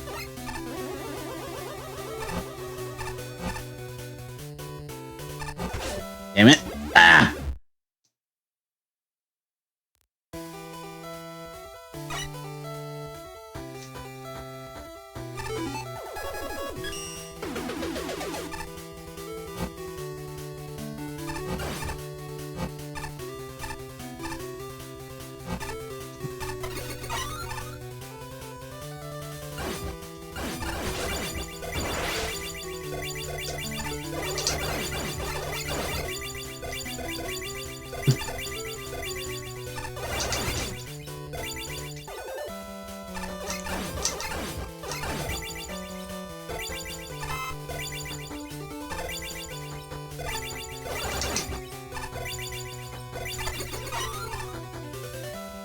Oh my god.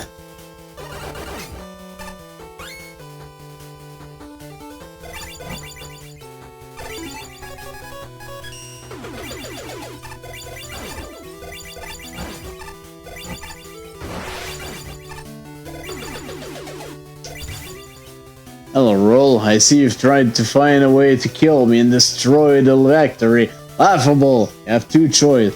Die, or go into the teleporter to the right to go back to the bridge.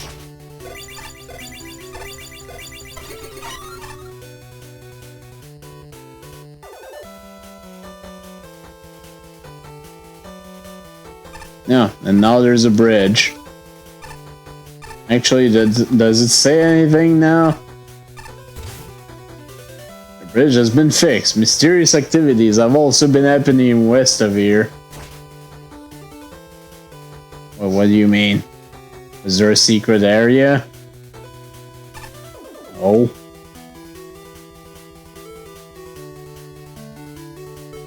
Now I gotta find out. It's the top secret area from Mario World. No, still nothing. Okay.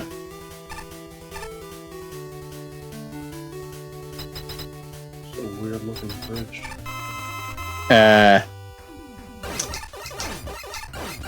Well, here's your mess.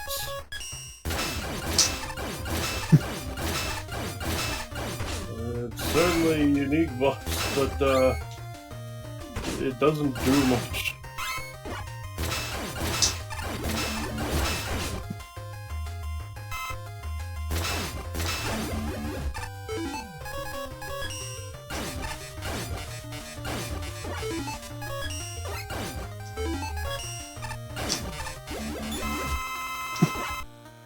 Oh, another phase? Oh, Yoshichi. What the fuck is this music?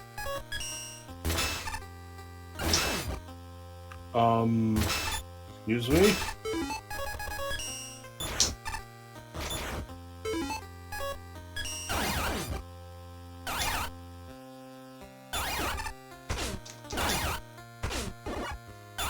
It's not hurting him either.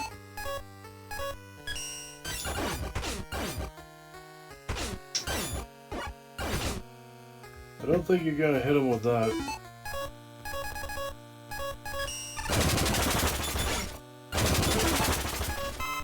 Fuck's sake! No, that doesn't work either.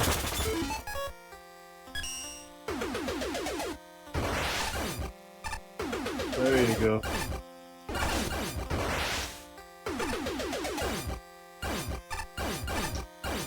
Worst fucking weakness. What if it was top spin? If top spin is in this. Yeah. It's not. What if it was? I think it was in the first Megaman. Well, let's see what's said. Oi, not a whole lot of stuff to talk about here, really. The enemy set is standard fare. A few different mats, wall blaster, and fire tellies. Fire tellies are somewhat effective on conveyor belt, but otherwise the enemies here largely exist to be shot at, nothing else. Gimmicks aren't a whole lot better. The water platforming is nothing we haven't seen before, and outside of the fire telly combination, the conveyor belts are similar standard. Purple acid pool that turn red are a little odd. They're probably the most interesting aspect of the level with their timing challenge. Unfortunately, the most noteworthy aspect of the level would be the broken checkpoints. At least when I was playing it. The checkpoint unlocked at the giant met cannon is for the room below it, allowing you to skip the boss entirely with retry. Oh my god, I could have just done that. More importantly, the checkpoint for the Quint training area is completely busted, taking you out of bounds and forcing you to restart the entire stage. Stumbling on that was not a pleasant experience. I'm guessing that was fixed post-judging. Okay, these have been fixed for the main game, but it really hurt the functionality score with me. Play test your checkpoints, folks. There's also a custom boss here. Unfortunately, the Met machine is basically just the longest, most needless metal put-on fight ever. Also, it flies when it's almost dead. I'm glad when there's something here, but it isn't terribly interesting. Aye, Dragon. There's not really much to discuss with the level, sadly. The aesthetic, room layouts, and enemy placement are all pretty basic, with those last two especially being a problem, since this means you can breeze through most of this stage without even thinking. The segments involving the conveyor belts, acid droplets, and the fire tellies are a step in the right direction, though. I would still consider them a bit on the easy side, but at the very least those sections were a bit more engaging than the rest of the level. That aside, the only really notable thing here is the boss. While I think the concept of a meth-producing machine is pretty sound, the execution leaves a lot to be desired. You can trivialize the first phase by standing in one spot while jumping and spamming the laser trident, while the second phase is basically a much slower moving Wally capsule that only spawns me tools. All of this makes for an unfortunately easy and rather underwhelming end boss. Overall, while there's some ideas here with both the conveyor segment and the boss, they, along with the rest of the stage design, could have done with a lot more refinement. Solo's Patchy Review. Now this is a charming little stage. Definitely has a feeling of being someone's first stage, but there are surprisingly some good design principles in place, like introducing each gimmick, an obstacle in isolation at first, then later on trying to mix and match them. I like the cute little throwback at the end of going back to the first screen. The boss caught me by surprise too. I was fully expecting a standard Quinn fight, but the creator went the extra mile to try and create a new botch, which I appreciate. Overall though, the stage has some rough edges, such as spikes stacking on top of each other, and various screens being too spacious with not much enemy density to fill them up. Stop right there. I'm suspending your level design license. No power-ups? A pile of touch checkpoints instead of one normal checkpoint? Inconsistently labeled bottomless pits? Blank backgrounds and messy repetitive tile work? Teleporters which deposit you in midair, connecting section that easily could have been tied together organically? I know this isn't a professional level design contest, but these elements made the level feel especially slapdash and amateurish. The text leaves me with so many questions. Was Quinn's Meth Factory really too much effort to write? If the bridge was taken out by a meteor shower, where's all the debris? What is the Quinn training unit? And what is it doing in its alleged facility? You mean the teleporter on the left? The fact that the laser trident and rush jet obliterate any sense of difficulty is a sign that the challenge and architecture aren't nearly complex or varied enough. I see the start of some good ideas: conveyor post fire tellies, two direction of acid drops which need a color consistency check, the inconvenience of maneuvering around a broken bridge, but nothing is ever developed into anything novel or satisfying. I get no sense of purpose in the challenge other than to fill time between the bridge gag and the boss. I love what the boss could have been, but crippling weapon vulnerabilities, a dull metal form, a lack of visual polish, ergo Quinn not mashing the controls like Wily and Kazak do, limitless enemy spawning, no protection from enemies while the final form powers up, almost inaudible final music, and the possibility of the final form drifting out of the area forever wrecked the whole thing. At least there's a Yashishi, so I guess that's one power up. Reasonable length, adequate checkpoint frequency, and appropriate music show some potential. If you promise me you'll plan, polish, and place the starter next time, I'll let you have your license back. So the boss could actually... oh god. Glad that didn't happen. The boss is kinda cute, even if the challenge is backwards, since you reduce its attacking option as you whittle it down. Its first phase is incredibly basic. I think you could afford to give it different attack as its lowest part. Overall, it just needed to do, well, more things. Even the second phase amounts to not much more than what the first phase offered. I will say, Fire Tellys and Conveyor do end up providing the more interesting element to the stage. It's unfortunate the only combination of acid in the level and everything else just kinda stands in the way, being a non-threat. Graphically, the stage is hideous. This is the sort of tiling that is used for placeholder stage layout, rather than tiling the level to resemble an actual location. I fully recommend taking the time to see how main stages are tiled. The most notable thing is the bricks. Bricks should be staggered rather than just stacked on top of each other.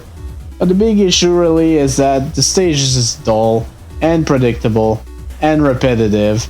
Screens seem to be repeated ad nauseum, or at least any changes are so minor as to be hard to notice, and they end up playing the same.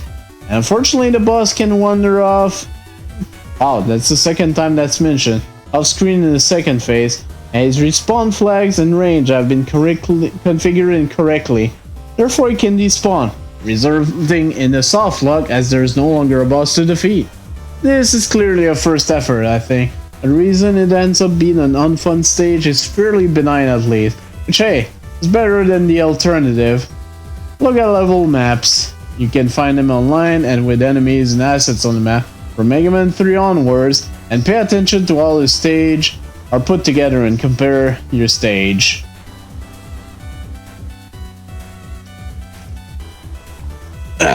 Needed a drink after that. Yeah, this stage was, well, it was there. I honestly have not much to say. I did like the little idea between the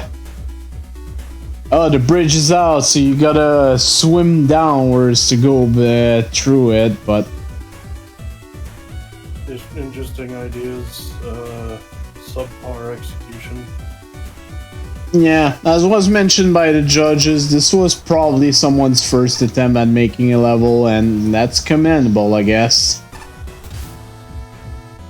Scrapyard, graveyard, hundreds dead beneath me.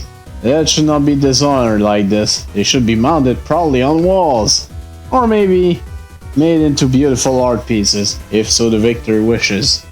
Assuming a violent death, how would you like to be displayed? Roll it, be thoughtful. You heard the latest gossip? I heard there was a big casino in the city that takes this thing called Trickster token as currency. But there are way more tokens in the simulation that you could ever spend. Skip the tough ones, I say.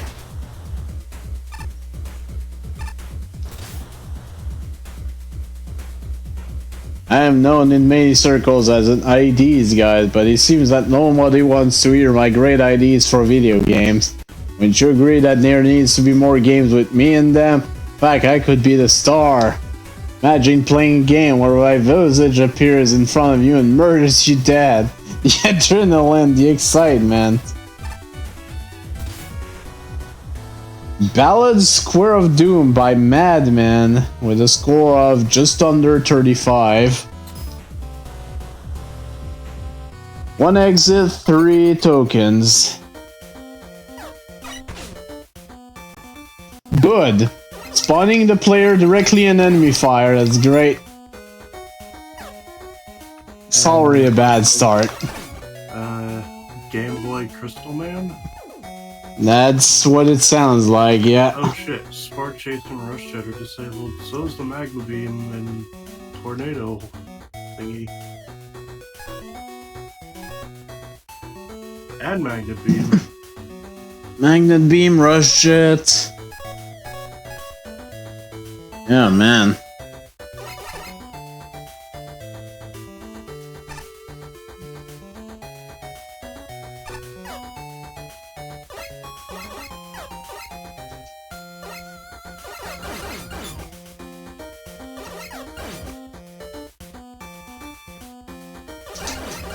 We transition from Tomahawk Man to Woodman.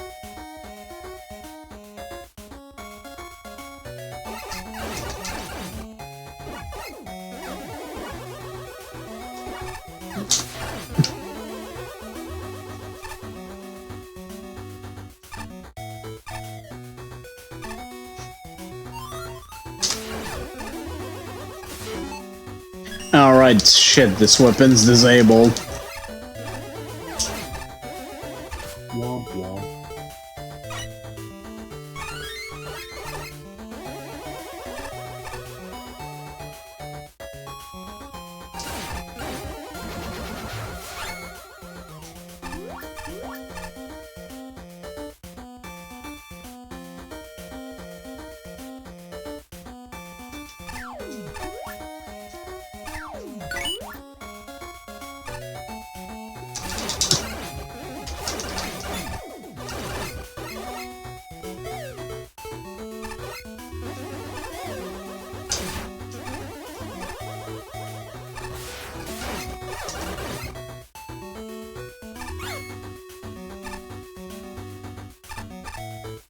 Okay, that was the first token.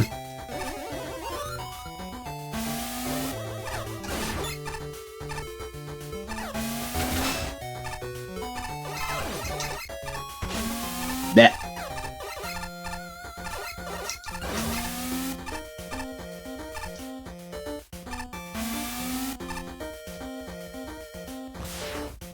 At least it's not a horrible Yoku section as I've seen in previous stage in this tier. Good God. Suddenly we're in 1 to 3.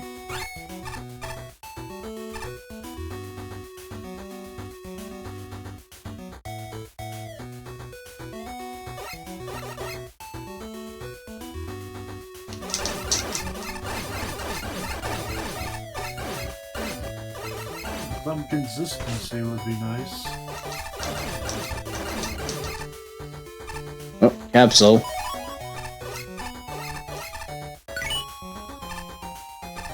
Yeah, so far the tokens are surprisingly easy. Right, weapon is disabled.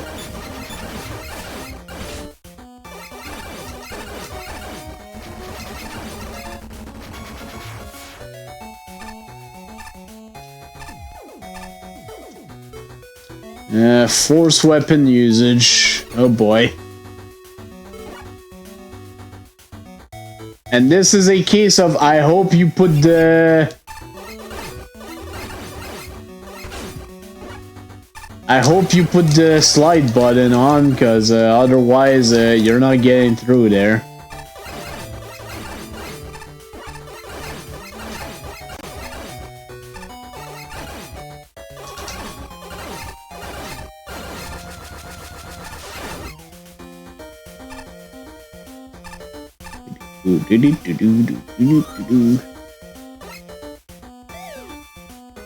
Oh, I know how to get that. Yeah, you use the magnet beam. Oh, wait. Technically, I could have gotten it with coil too, but... meh.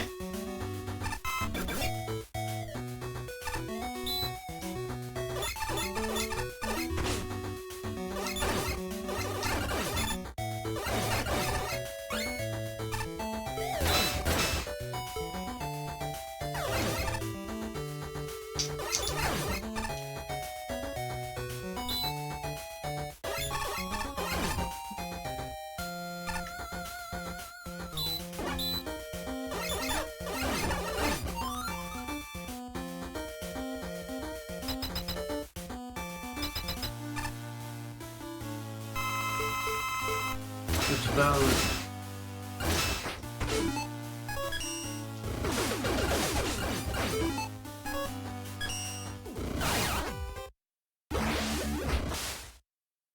Yeah.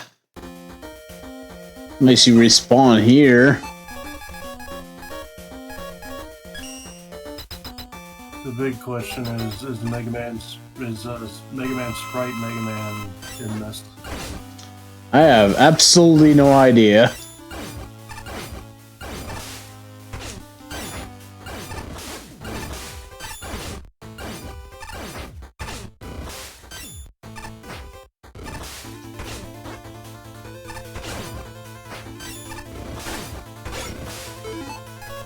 Ah, man, I suck.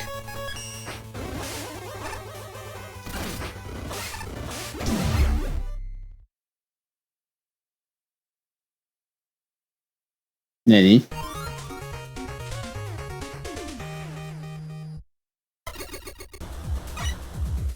Oh, did I get that achievement because I used the freaking tank and turns out I didn't get hit?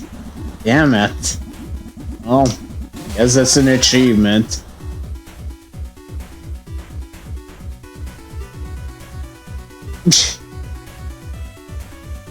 Okay.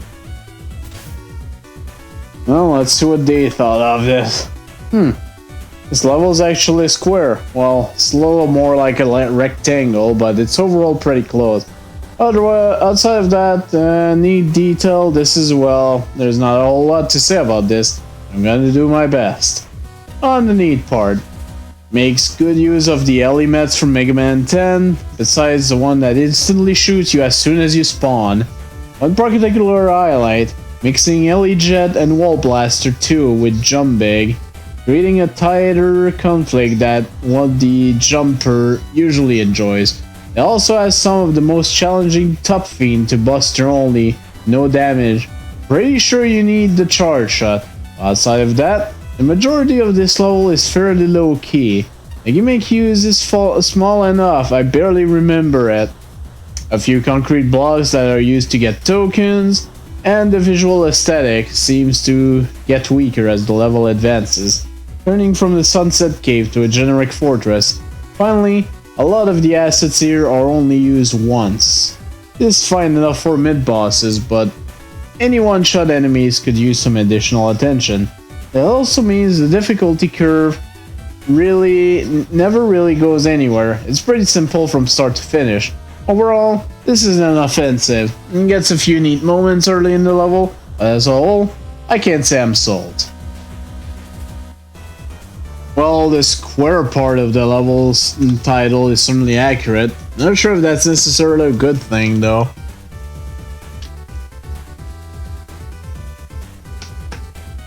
Having everything condensed into such a simple path can hurt your stage in a number of ways. For one, the actual level structure and progression can end up being pretty boring, as the case here. Vertical section followed by an horizontal section, repeat once again, then the boss. Also, if it ends up being too short like with this level, it basically gives you no room to evolve your platforming and enemy challenge. It's unfortunate since I can tell there was at least a bit of thought put into certain things here. The first and last token, along with the Komasaburo room, have some sound ideas behind them, which makes it all the more frustrating to see that they're confined to such a tiny level with no room to flesh things out.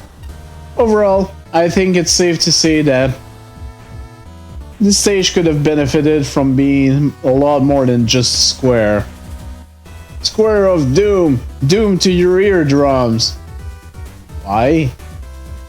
Otherwise, it's a really rather unremarkable level with somewhat uninspired level layouts. There isn't any clear theming with the enemies or gimmick chosen. Most of them just come and go. There's just this one spot where it forces rush coil usage after the mini-boss fight with the frog, since the ladder is too high to reach. It's not a rule that a level must strictly be beatable with Buster only, but it is weird that this one jump alone invalidates Buster only runs for leaderboards entirely. Then there's just a bog standard ballad fight at the end. Can't say I'm too impressed overall. And the most creative aspect of your level is that it's purposely shaped like a square. It's time to rethink what you're doing for this contest. Every level should have something that meaningfully and memorably sets it apart from others. I've seen projectile spam. I've seen rising, falling platforms over bottomless pits. I've seen enemy rosters full of shielded enemies that fall easily to laser trident.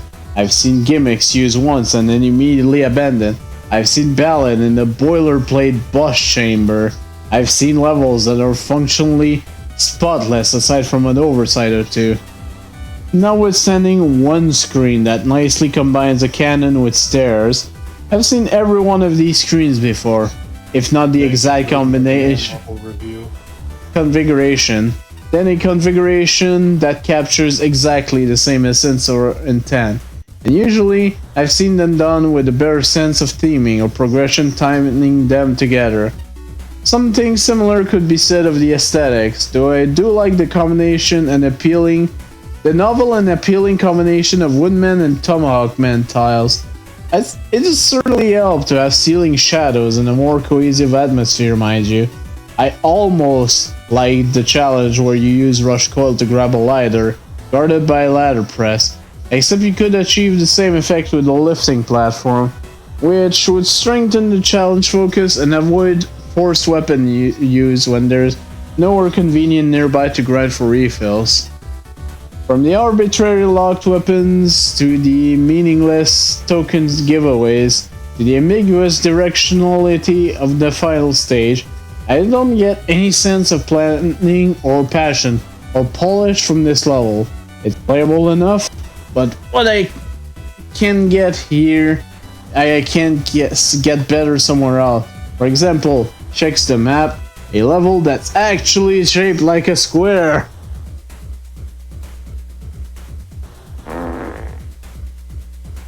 So I guess this level was not actually quite a square then.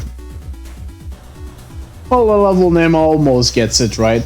It's certainly square and there's certainly a ballad, or ballade, but Doom, not so much. First token was neat. Everything else seems like a hodgepodge of random ideas thrown together without rhyme or reason. It's pretty non-threatening. The fact that the artist part of the stage is the beta program, Ballad himself, is rather telling. It's also a shame that the level just devolved graphically very quickly. Tomahawkman has such a nice background and aesthetic, and suddenly, out of nowhere, random odd garbage Wily Castle tile that look utterly hideous. Seriously, the Wily tiles are resulting in some really ugly looking levels in this contest. And also, I gotta ask, Ballad is the boss, right? Why in the name of Quinn does the stage use Crystal Man's theme? That's just weird, dude. That's kinda true when you think about it. It could have used music from the Wily stages from Megaman 4 Game Boy. But yeah, this level was pretty much nothing. It was rather easy, honestly. Get a load of this, why don't you? Apparently that Ernest Will set some rules saying there were no explosives allowed in the gauntlet areas. Too many explosion robot master for you? Where's the booms and bangs? Oh, that's poking a fun at Megaman Maker recent update that added I think it was Blastman from Megaman 11. And people were complaining there were too many explosion bosses. Okay, Gravaquatuo. Gravaquatuo? I don't know. Clash Crash, 36 on the dot. One exit, one token. Let's do this. And then the level takes... well, I picked up something at the start of the stage. And then the level takes less time to complete than it does to actually read the reviews of it.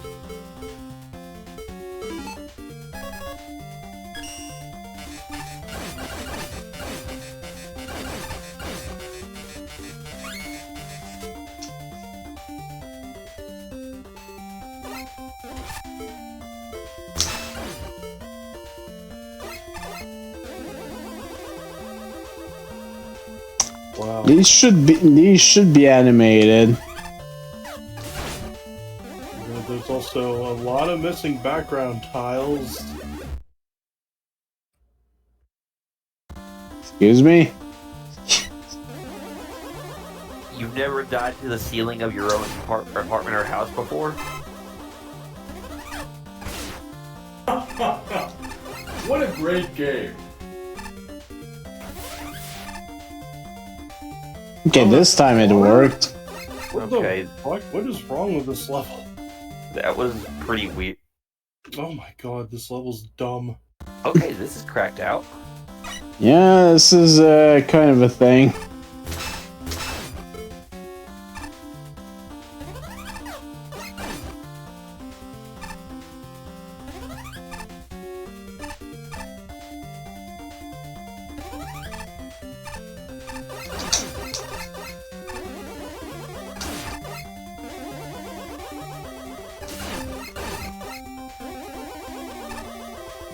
Nope.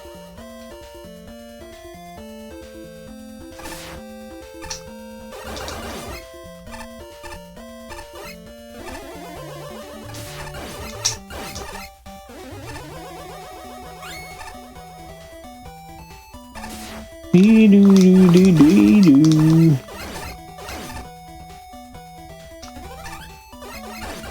This is using the completely wrong music. If you're gonna steal from Gravity Man, at least have the right music.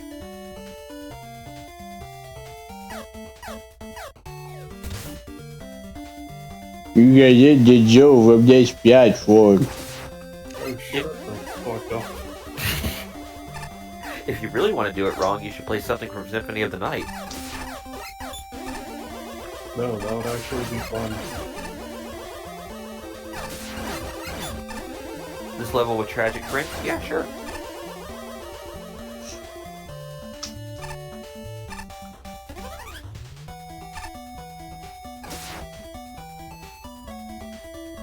Okay.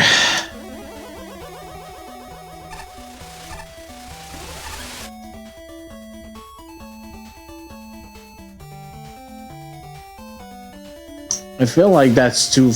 Oh, that's water. Okay. Water. This level is so ugly. Oh my god. This level is kind of all over the place. Also, I haven't found the token yet. Hi, Gravity Man.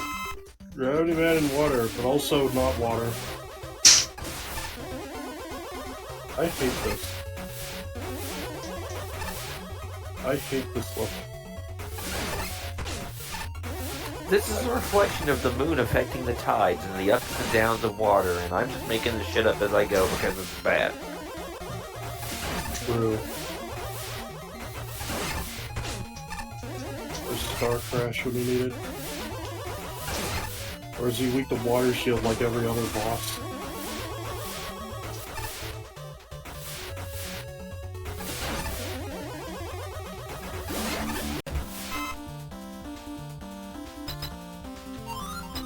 Can we just go back to the old day where everyone died Oh with a metal blade? boy.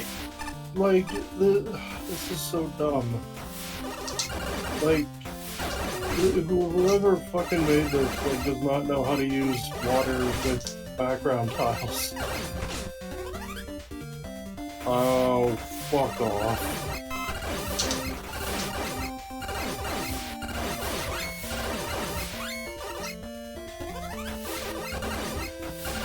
Oh. And it's done. What the heck is going on with this Oh level? my god, what the fuck? Whoa, what the hell?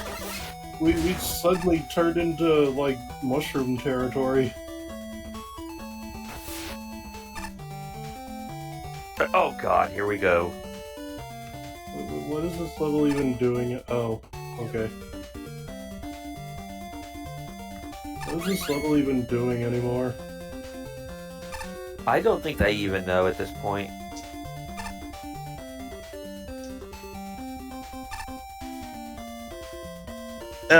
God. Woo, woo, woo, woo. Hmm. Loy. No, see, he's got the he's using the death sound from the DOS games for some reason. Oh god. On purpose. Yeah, so why not? I hope DOS Megaman is a playable character then. That would change the game a bit.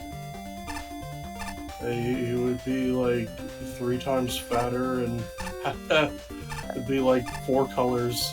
Yeah, actually, I want to see a level that's just pink, blue, another I shade of assure blue and you, black. there is wrong over there. That's the wrong there, but whatever.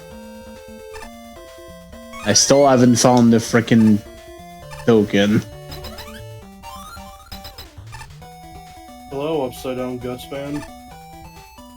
Wily's Gutsman fetish. What was even the point of that? Oh my god, this level's gonna still go, because there's ladders. and suddenly we're underwater with a background. The background almost looks like Super Nintendo-ish. I'm pretty sure. Huh? Okay. Anyway, you beat Splash Woman. Here's $10 in gambling chips. Go to the casino. Next. Okay, I gotta know, what the fuck is this? What?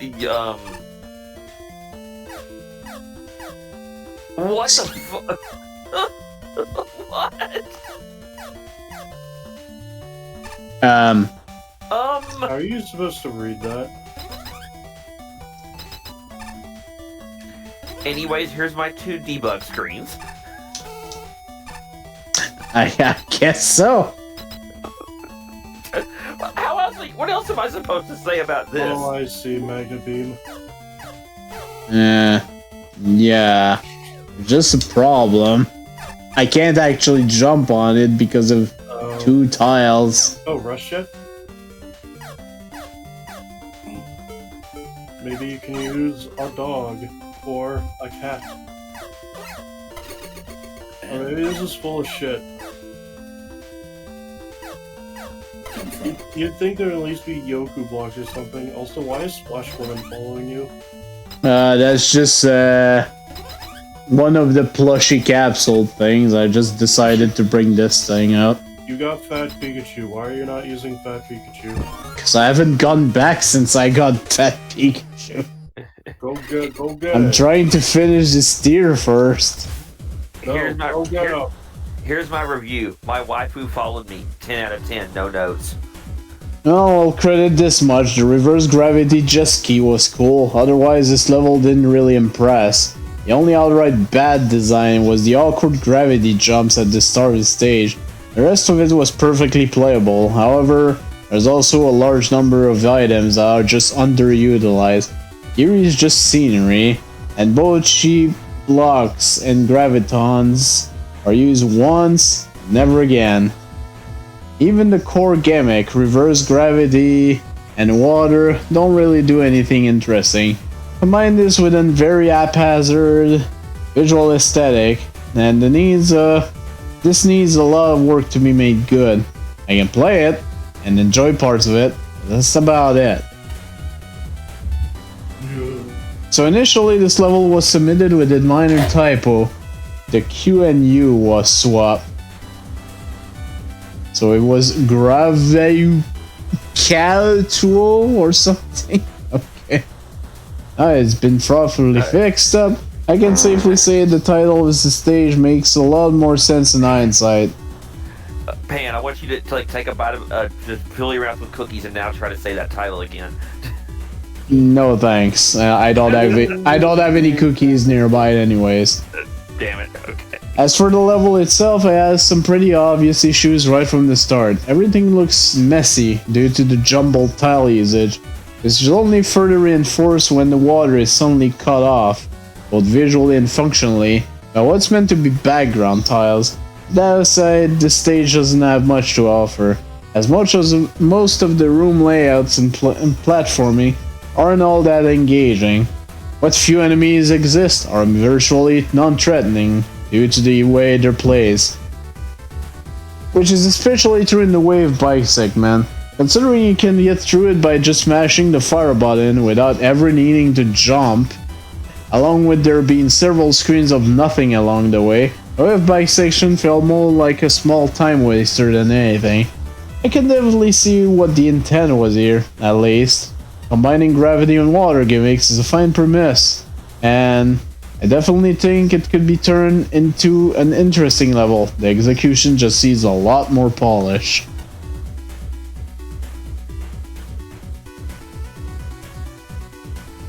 Something the title. Actually, I don't understand the title. This is a cute stage, although the stage is obviously quite amateurishly made. You can still feel that the creator had a lot of fun when making their possibly very first Megaman level, and it's quite a charming sight to see, but alas, I only go easy with the score, in the spirit of judging. The most prominent problem with the stage is styling. The exact place where gravity flipping occurs is unclear. The water has no top or bottom sprite. When water ceases to exist upon reaching spot with non-watery battleground tiles. There's also this weird thunder beam pickup at the initial start point that might have been left there by mistake. Oh, so that's what that was. Yeah, but most of at the beginning.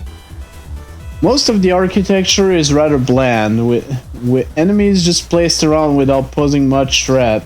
A lot of the enemies also seem to just show up once ever, making the roster feel arbitrary. I like the jet ski section where you go upside down. While it doesn't really change how it plays out, if it had been right side up, it was still a pretty fun take. While Gravity Man has the addition of water physics to change up the fight, albeit not by much, Splash Woman is just standard underwater Splash Woman. Level design are a lot like writing.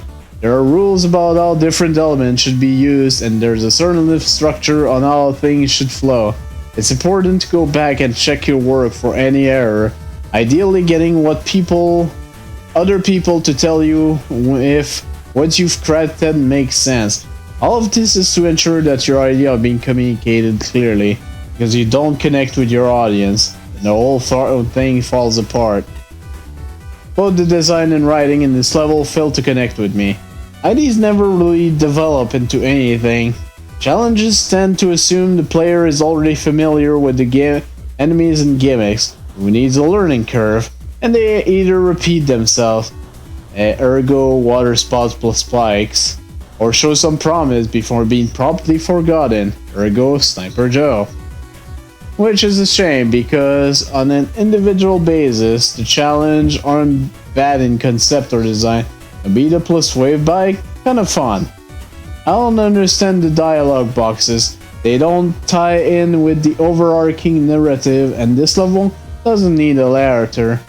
The silly secret would actually be funnier without the dialogue box, and the text is so riddled with spelling grammar problems that the whole level feels less professional by association. Even the level title looks like a typo. Other observation, the graphic lacks any style, but they're functional. Save for background arrows, they don't precisely flip up where the gravity flips occur. Checkpoint placement is acceptable. Hiding a token in front of the energy element is pointless. Make me work for it. The level allows for so much needless backtracking that I once played it in reverse, and that was more satisfying than progressing forward. Really? I did not notice you could go back. This level could have been a topsy-turvy collision of water gimmicks with Gravity Man asset and gravity gimmicks with Splash Woman asset. As it stands, it's more like a playable brainstorming session. The ideas behind combining these two Robot Master stages was one with a lot of potential, but the end result is a watered down version of both stages, pun not intended.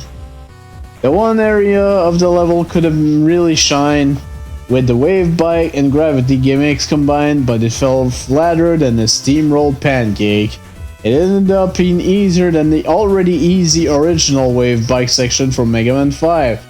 And a few gravity flip changed nothing about the gameplay whatsoever, aside from making the fish enemy completely useless. Throughout the level, there were a lot of empty screens filled with enemy that only served as decoration. The few enemies and gimmicks that ended up in the player's way only really showed up once and were never introduced well. One exception was a repeating water geyser, which was an identical challenge throughout the whole room. The wave bike and gravity gimmicks are not challenges themselves, but instead need proper enemy and architecture layout to complement them. The level rarely did all of this at all, leading to a stage that could be played on autopilot. Failing to reuse any ideas meant the level felt completely unfocused, even though you were constantly reusing the gravity and water feature. The graphics aren't badly tiled, but the transition between Water and non-water feature were non-existent, made a few of the challenges quite confusing to look at. It also had odd holes in the water with very out-of-place background.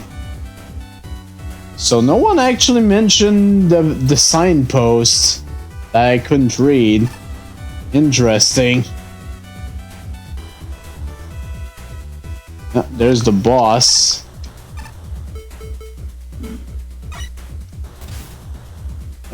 Where is it? Where is it?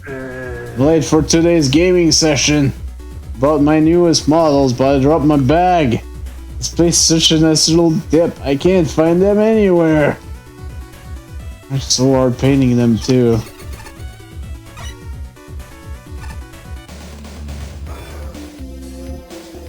Okay. What? We're at a scrap workshop.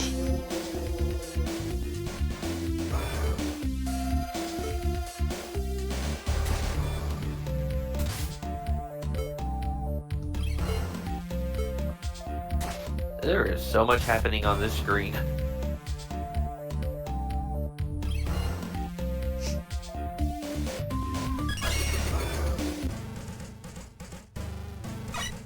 What's this all about?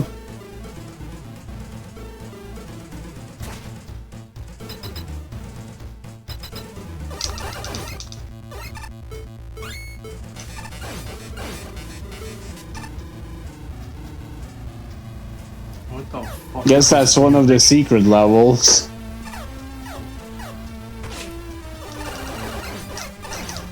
This sounds like something from the Commodore 64. This is giving me vibes.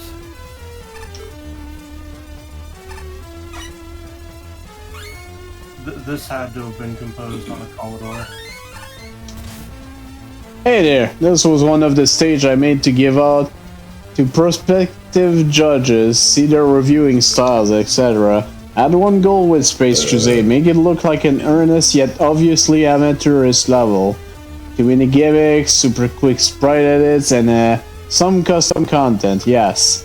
It also doubles as a reference stage, Warhammer 40k to be precise. Isn't a one-to-one port of the stage the judges received though. Made a few edits to make it a smidge smoother to play hopefully. Oh, knowing all this, how do you judge it? Well, I haven't played the full thing yet, so I don't know.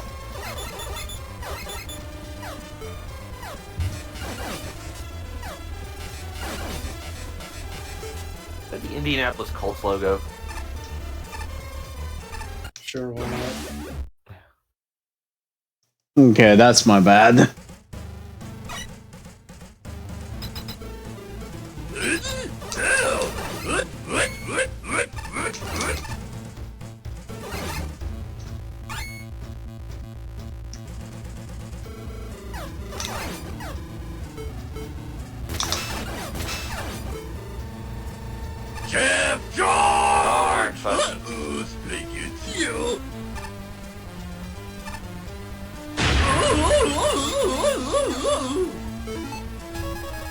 The Indianapolis Colts logo apparently can stop bullets.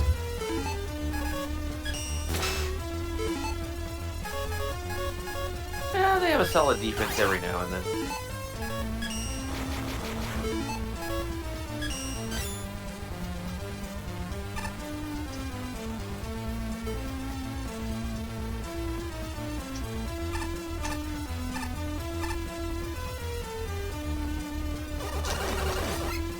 Yes, we got. Oh.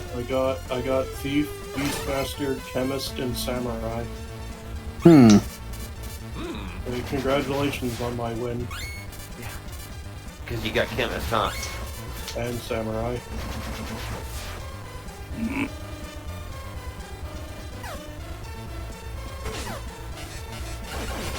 So I know chemist breaks it. How does samurai break it? Samurai is just really hard to die. Really hard for it to die, and it has that kill everything attack. Yeah, Yainuki. That's it. Does it work on bosses? Some bosses are vulnerable to it. Nice. I think any Anyway. boss that are not heavy. Yeah. Well, By the Emperor, we have detected a dreadnought. Be on your guard. X-Death was a twig, so he's not that heavy.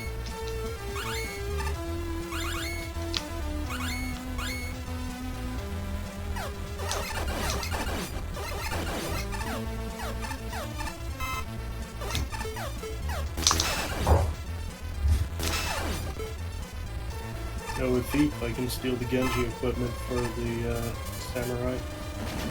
That's great, actually. And Beastmaster can... Yes. No. Beastmaster exists. Beastmaster's just there to just enjoy the view, hang out, and drink a couple of whiskeys. You know, have some fun. Beastmaster works best to be out of Blue Mage. I have Thief, 2 Sword, and Berserker.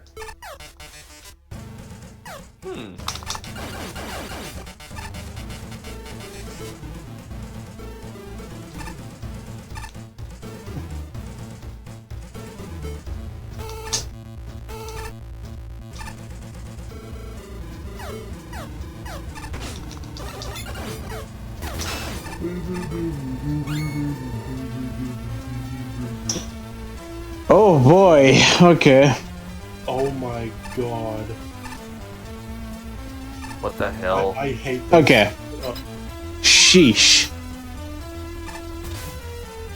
Open of chaos beyond that door. Good luck, soldier. Do your Emperor proud. No.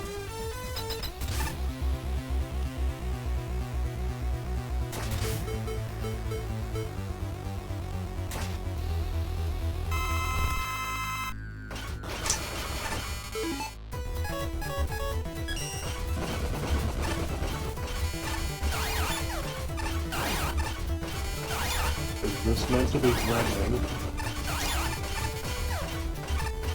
Are you threatening me?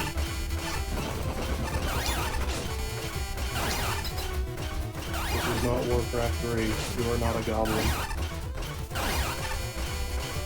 In a Zeppelin. That's alright, I did get that reference.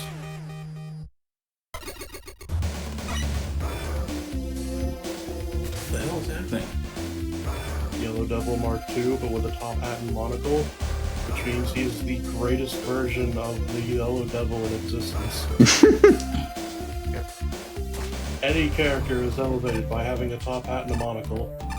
What's the kind of... Excuse me. For example, Knuckles here.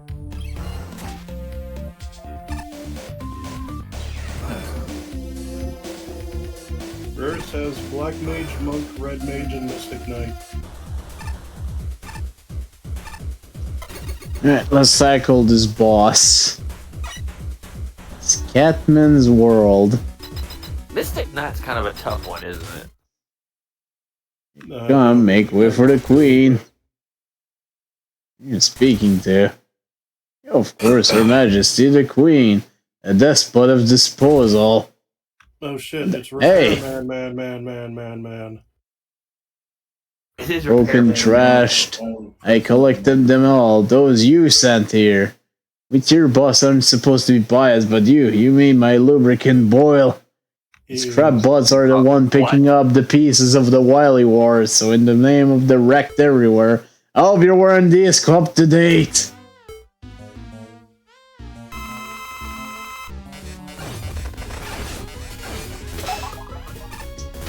I'm gonna go walk up to my wife tomorrow and say, you make my lubricant boil and see how that goes.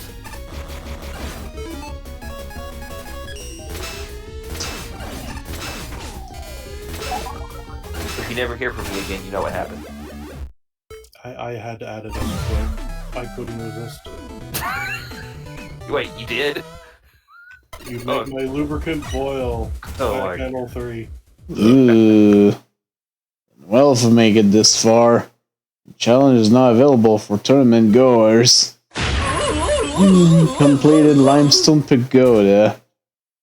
It's a human equivalent of Lubricant.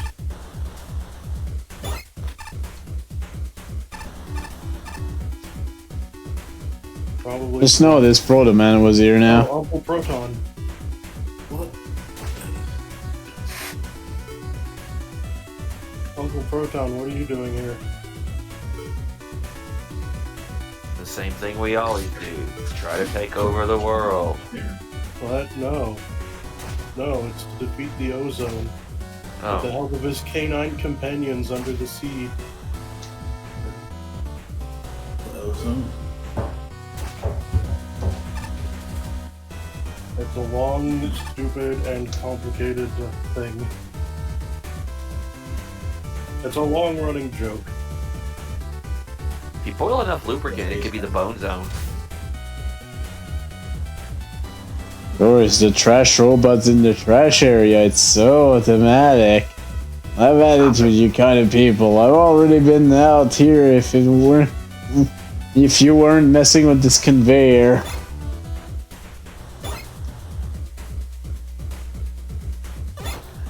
I'm the trash man. Skibidi-bidi-up-up-up-up.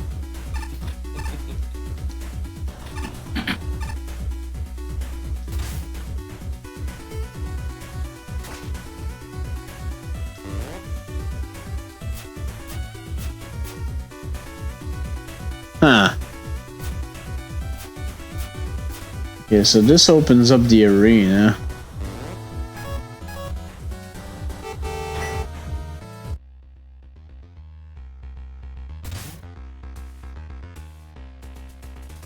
Bus comes up. Your imagination, I didn't see a bus. Oh shit.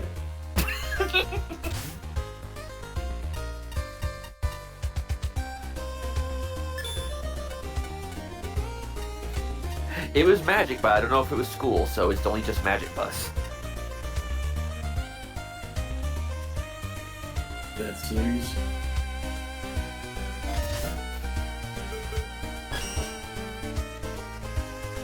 Oh yeah, this is even better. Oh my god, that Pikachu is so fat.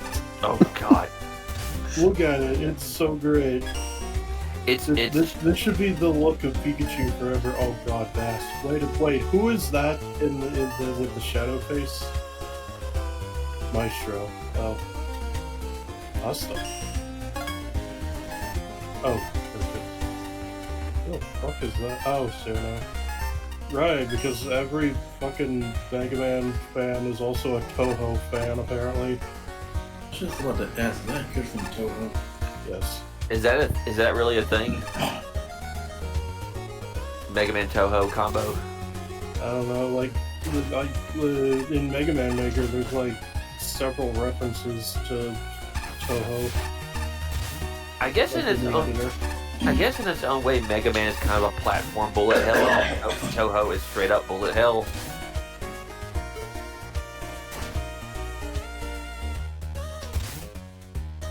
That's the only thing I can think of.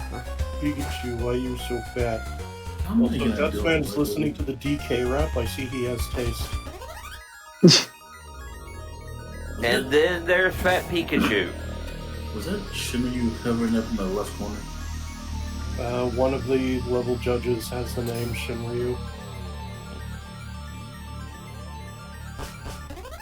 Yeah, he was also the winner of Magmammal 2. And the icon form is just Shinryu, but with like a metal helmet or something.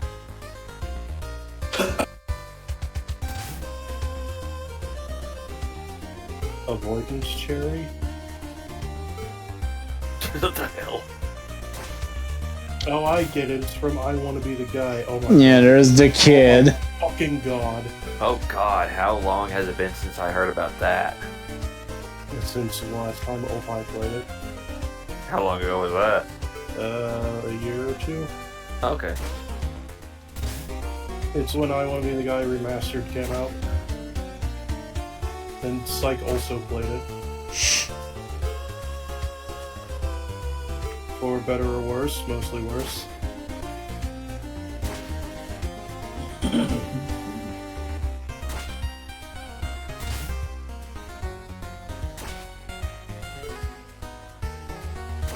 I think I played more as the kid in Super Meat Boy than I have actual I Want to Be the Guy. I couldn't even unlock the kid in Meat Boy.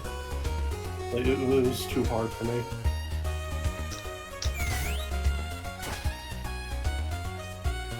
Beat.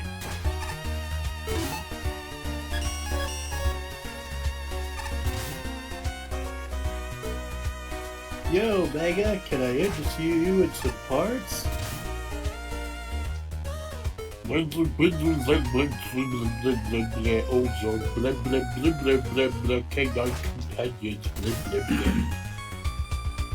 Hunter woman? That looks like no woman to me. Looks like a dude in dreads. You know, first one. No, it's all in. Awesome. I know Russian people.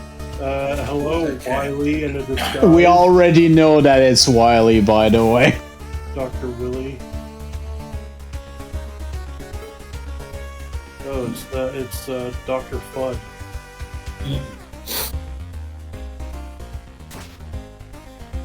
That's obviously Guy Incognito.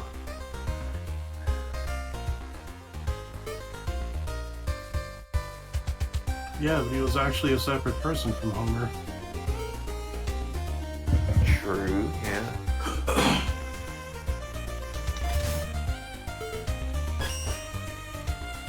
Which one? I'm curious. Did they unlock the final thing here? Not yet.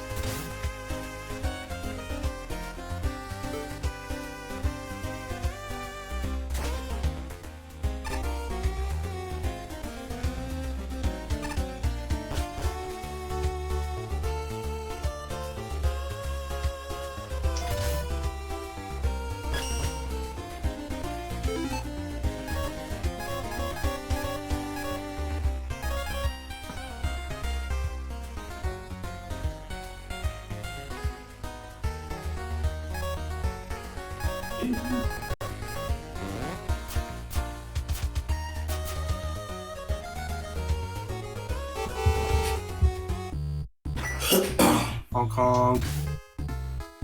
I love to use the bus as fast travel. I'm impressed Pikachu can fit in the bus.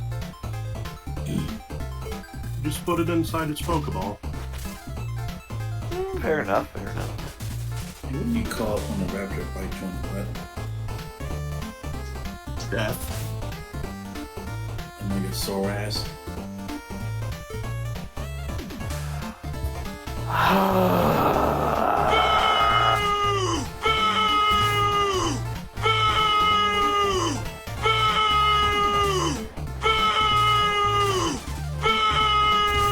Well, I'm not wrong. Wouldn't be a major sore ass. You would have no ass. Well, if you're You lucky, would minus an ass. It would just be like a bloody stump where your cheeks used to be. He'd be no ass PH. There'd be nothing there. Exactly. Or no ass JC. Or Jim and A. no ass Twister. Or no ass Anning. No ass Anning. Or no ass man 100.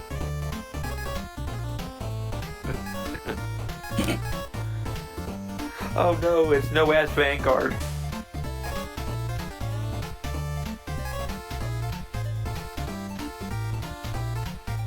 No ass of Rohan. It's Charizard, but no ass. No ass Charizard Flame. Also with Fat Pikachu.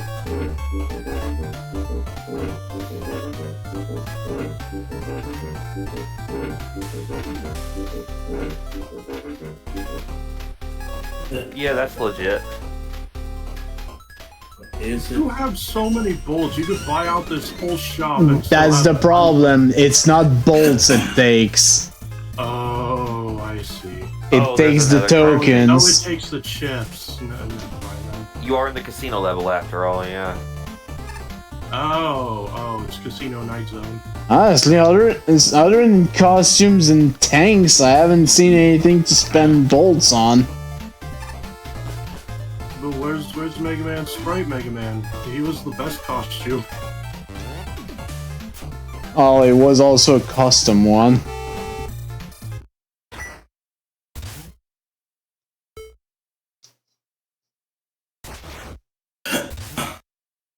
How can I name a skill anyway?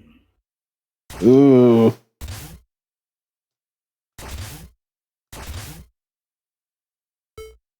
Ghost Woman. Opie's not here. But suddenly his neurons are active. It just suddenly got slightly perverted in here. He can feel it in his hand. And is Meanwhile, Gemini's feeling it in his throat.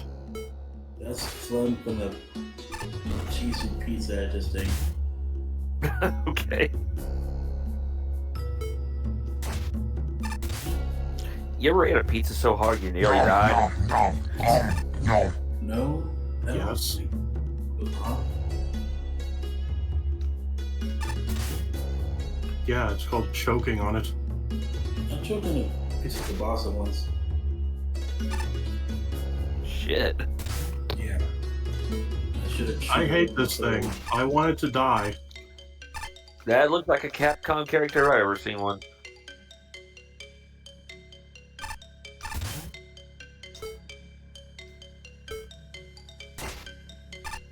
Except for a stab Eric.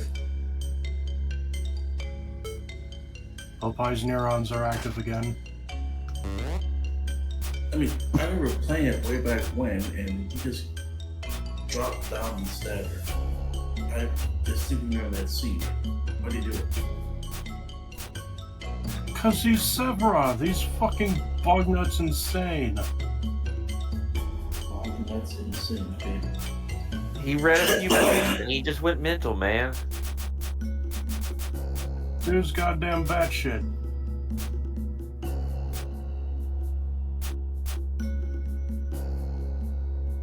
We were legally obligated to have a sewer tier.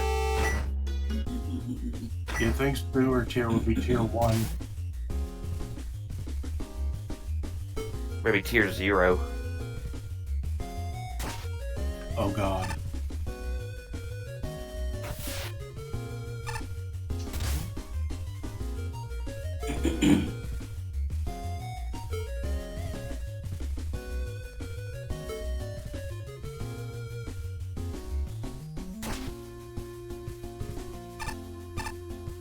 Probably not starting the tier yet, but I might as well like, check it out. It's pumped to be here.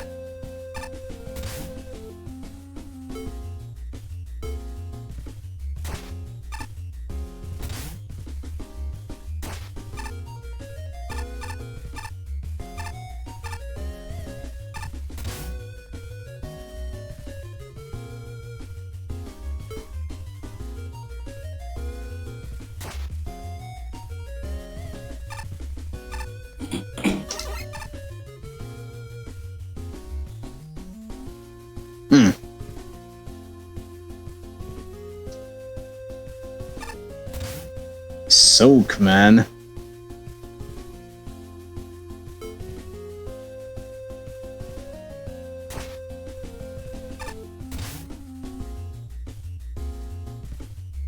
Say something still?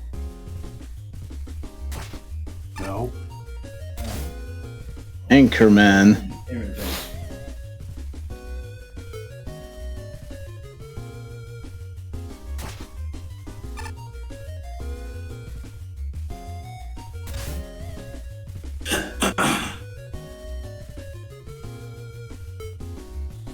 Consider push to talk.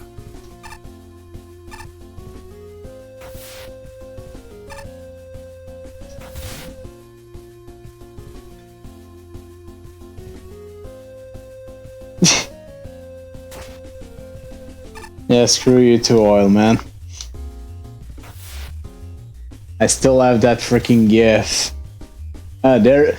Oh shit! This is DOS Megaman 3 oil man. Oh, look at the idiot who claims to be the real oil man. You know what? I would take this oil man over the other one. Everyone knows real oil doesn't flow on water; it floats on air. Yeah, I'd gladly take that guy over the oil man we got and powered up. Shark man. Oh, from Mega Man 3 DOS. The rat on my shark boomerang. That Psyche cannot possibly dodge. How many DOS Megamans were there? 2. Actually, no, there were 3. I was about to say. Mega Man 3, and Mega Man X. There was no Mega Man 2. What the fuck? You serious? Yes. What the fuck?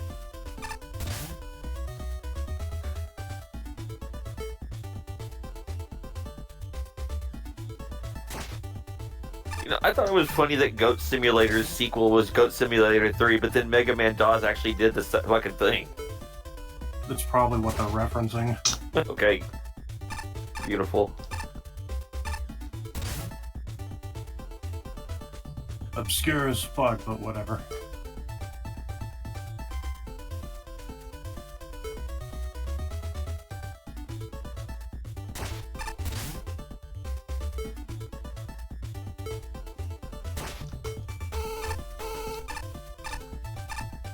I can't talk to that.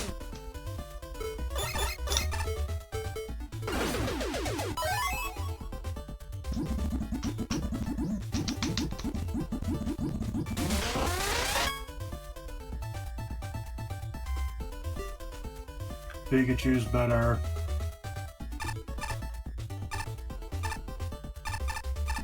Okay, so that's actually one of the secret levels.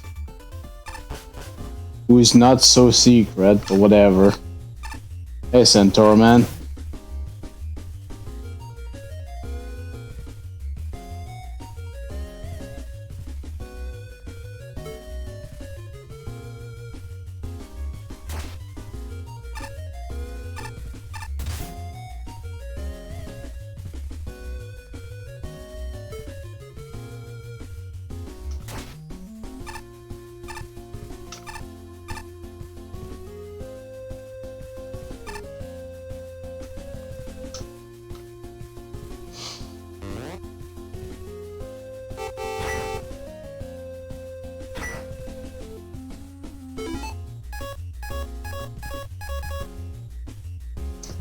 Alright, we're gonna call it here.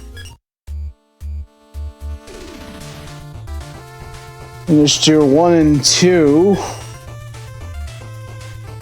And according to this, apparently I have 10% complete. Oh my god.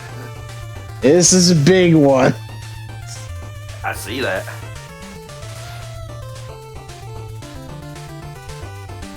Alright, have a good one everyone. Let's see where I can send you to.